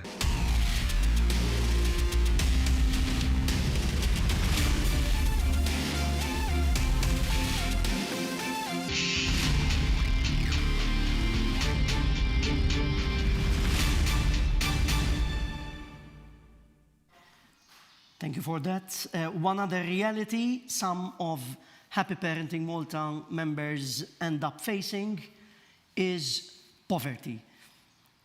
These members get supported in different ways, including through food supplies. And this brings me to invite a short message from Irene Schembri, representing the Malta Food Bank Foundation.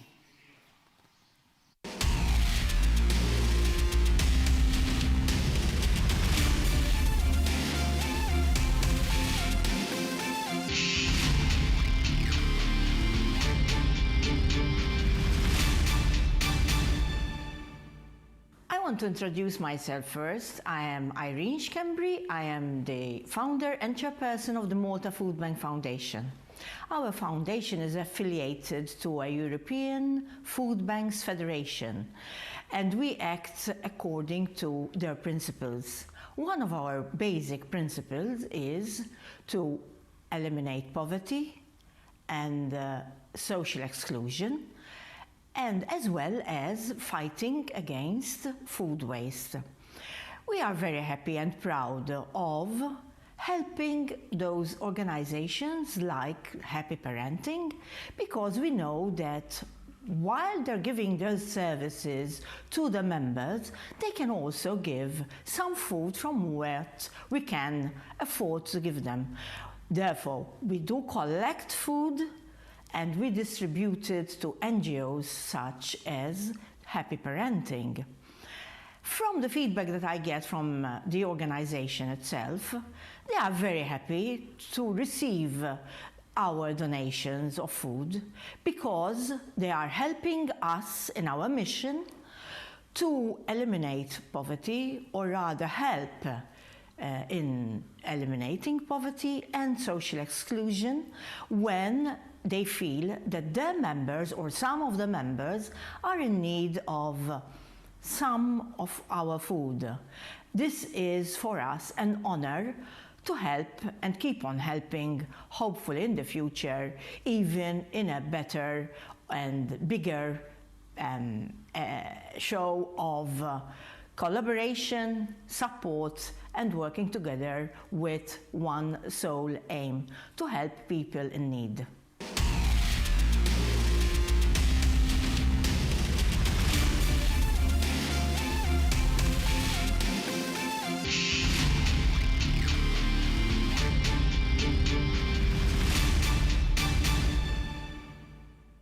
Thanks, Irene. Another active volunteer within Happy Parenting Malta for Happier Children is Maria Pia Gauci, who is an advisor to youth and children. Let's listen to her message very shortly.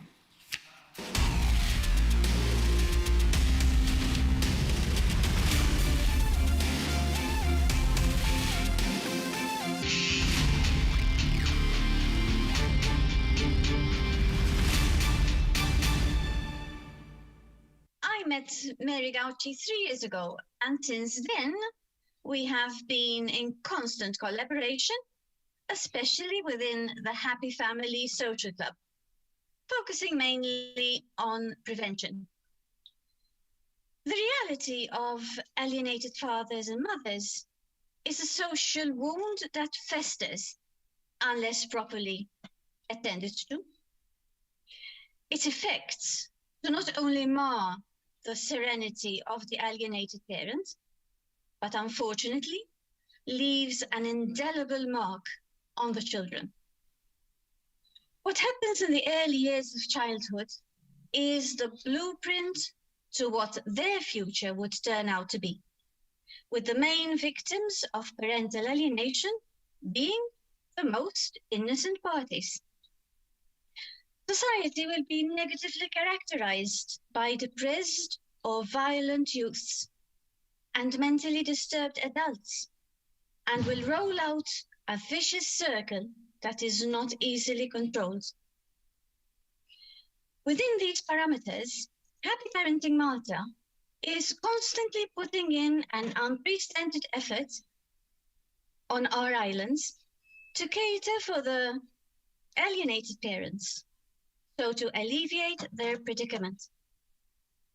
It also reaches out to children and young adults, providing the support and the encouraging empowerment deemed necessary to, at least partially, heal the wound inflicted on them, while attempting to foster a more positive attitude to life. In dealing with the numerous cases that landed on its agenda, Happy Parenting Malta is fully aware that, in most cases, the family environment was initially a healthy one. The growing child would have experienced the warmth of loving and doting parents, who would have probably built their own version of the dream future of their offspring. countless reasons of litigation developing over a number of years conspire to produce a totally different version of the actual future of the children. Schemes already created or in the process of development within the active task force bank on that optimistic past, or fragments thereof. We seek to regenerate any remaining scraps of positivity in the young victims, so to enkindle the edge, weak as it might be, towards a promising future. Thus, it is our mission to strive to reorientate the deprived spirits within our reach towards success and happiness, starting from today, from now. The raison d'être and subsequent planning within the task force, focusing on growing child victims, has led us to formulate a schedule of activities specifically targeted. It is with regret that we recognize the increasing numbers of adolescents tending towards disillusion. Regrettably, separations, single parenting, and family discord have almost acquired the status of being the norm, while just as undesirably, society has not moved on a par with this negative development. The goal of our scheme is to bridge this gap, allowing our youth to recognize their potential and move forward along that track. Our social club, which brings together victims and professionals in an informal atmosphere, as we strive to empower sufferers to seek help. Simultaneously, professionals are granted a platform from which to project their existence. Despite the relatively limited time of existence, coupled with restrictions imposed on it by a COVID-19 pandemic, the number of regular or sporadic participants has steadily increased. Several professionals joined our journey towards a goal of happier children, resulting from happier parenting. Hidden or stifled talents in youth cry out to be recognized and enhanced. Consequently, Happy Parenting Malta embarked on launching a youth social club branching out of the family social club. There, opportunities are sought for victimized children and youngsters to develop and sustain their artistic skills. Concurrently, the seeds for socialization are sowed with the aim of combating depression and bullying. Funds are being sought for a program of specific preventive strategies. What may be lacking in happy parenting in the nuclear alienated families would be tentatively offered within the framework of the Youth Social Club. Constructive schemes are aimed to enhance holistic development and affirmative relationships, thus activating motivated members of society. All schemes are aimed at strengthening spirits ready to face life squarely, allowing nothing and nobody to ruin or deter our youth from successful careers.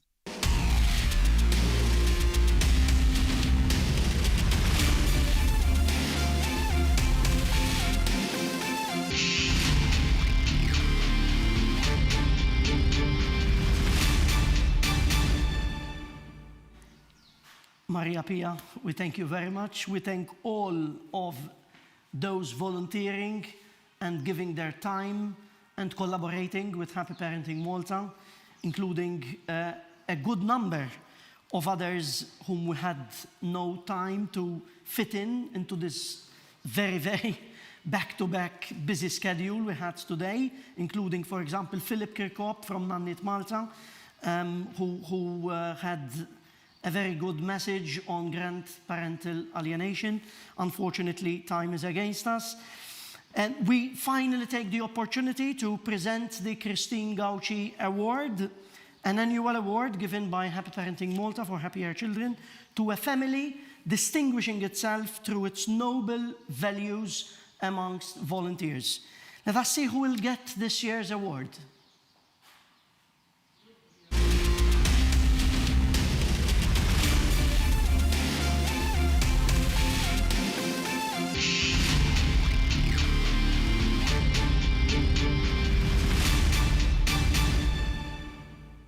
I wish to thank Happy Parenting for Happier Children for this award given to myself and my wife Anna for our support given to the organization. It was sincerely our pleasure to give this support for the setting up of the organization, as well as the initial works and the organization itself, which we are sure and convinced that you are doing very good work, and with the clients, beneficiaries who needed the support, which was lacking, an area which was lacking and now is being supported by this organization. Okay. It was also our pleasure to attend regularly and here and there the activities you set up, even visiting some of your centers, mainly the one in Gozo, which is an excellent idea, which is needed, especially in an area which is missing, which is lacking. So that is being addressed not only in the area it is supporting, but also being in Gozo as well, which is as well in the issue of regionality is needed to support as well the sister island. So that is something that the organization has thought of, and we wish you luck to actually be in a position to expand your operation in both Malta and Gozo. Between us, we try to support.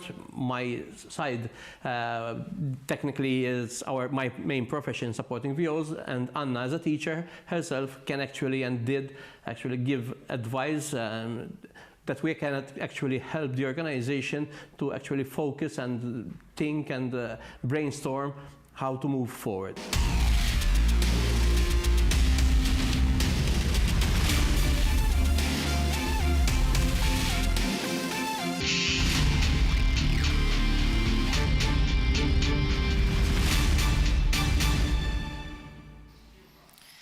Well done, Mauro and Anna Parascandolo, for the award you have been awarded with, the Christine Gauci Award. Very, very much deserved.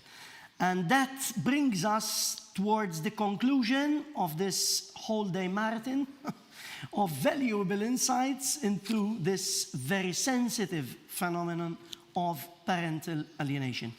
As you can now confirm, we have a lot to reflect upon.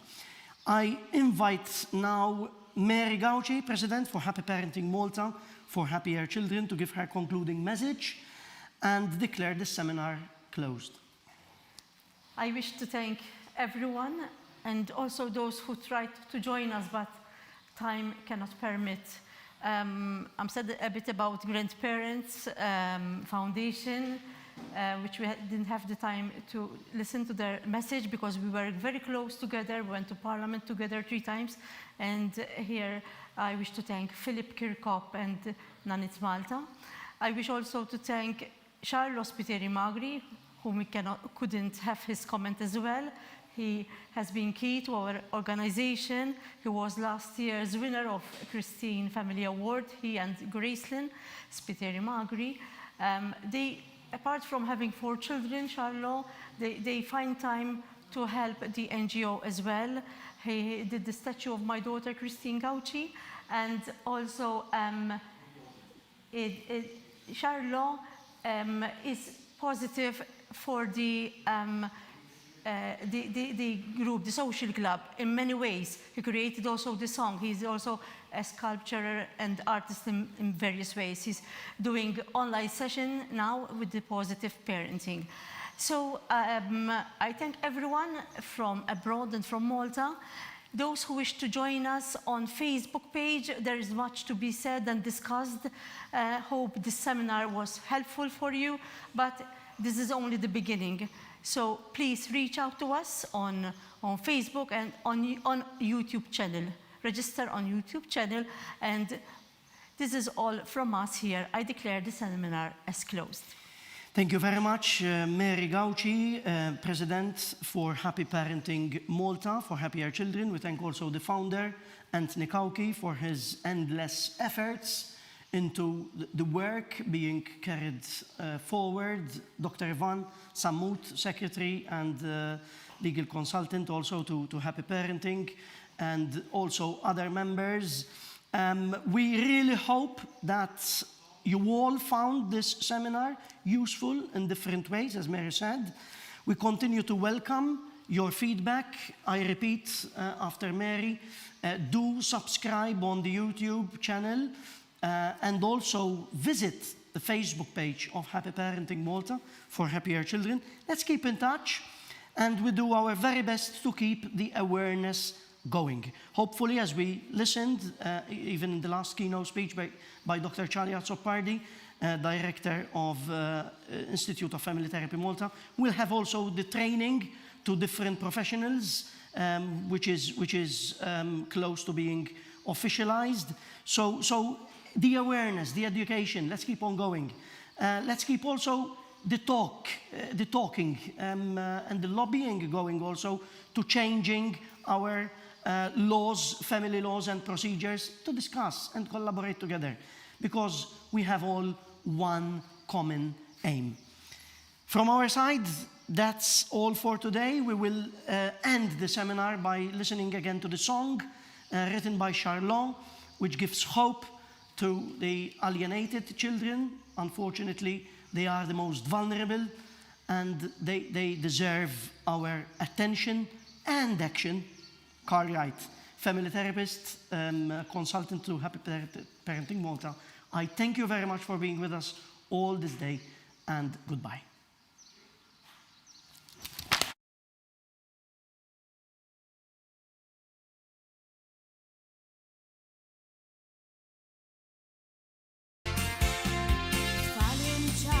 Tfalin warba u imnek ta' fiskiet l-irwal tagħna il-bżonn tagħhom l-ommu l-missirijiet ejjew naħdmu flimkien mod ġenwin ħalli nagħmlu tibdil fl-iqsar ħin dawn uliedna l-Maltin u l-Awċin qed inkunu l-kol ferħanin.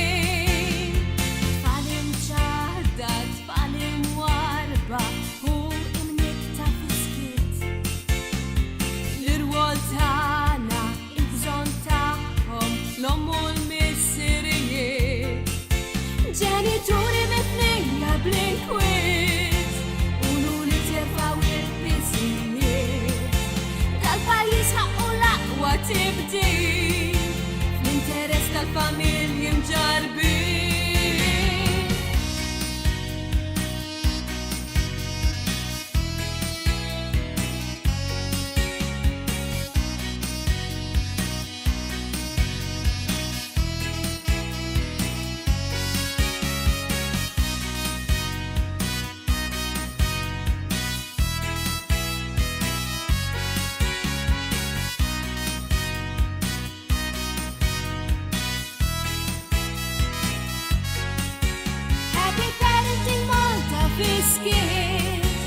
Edha taħdem għal dawn l-għanijiet ħalli nirranġaw il-liġi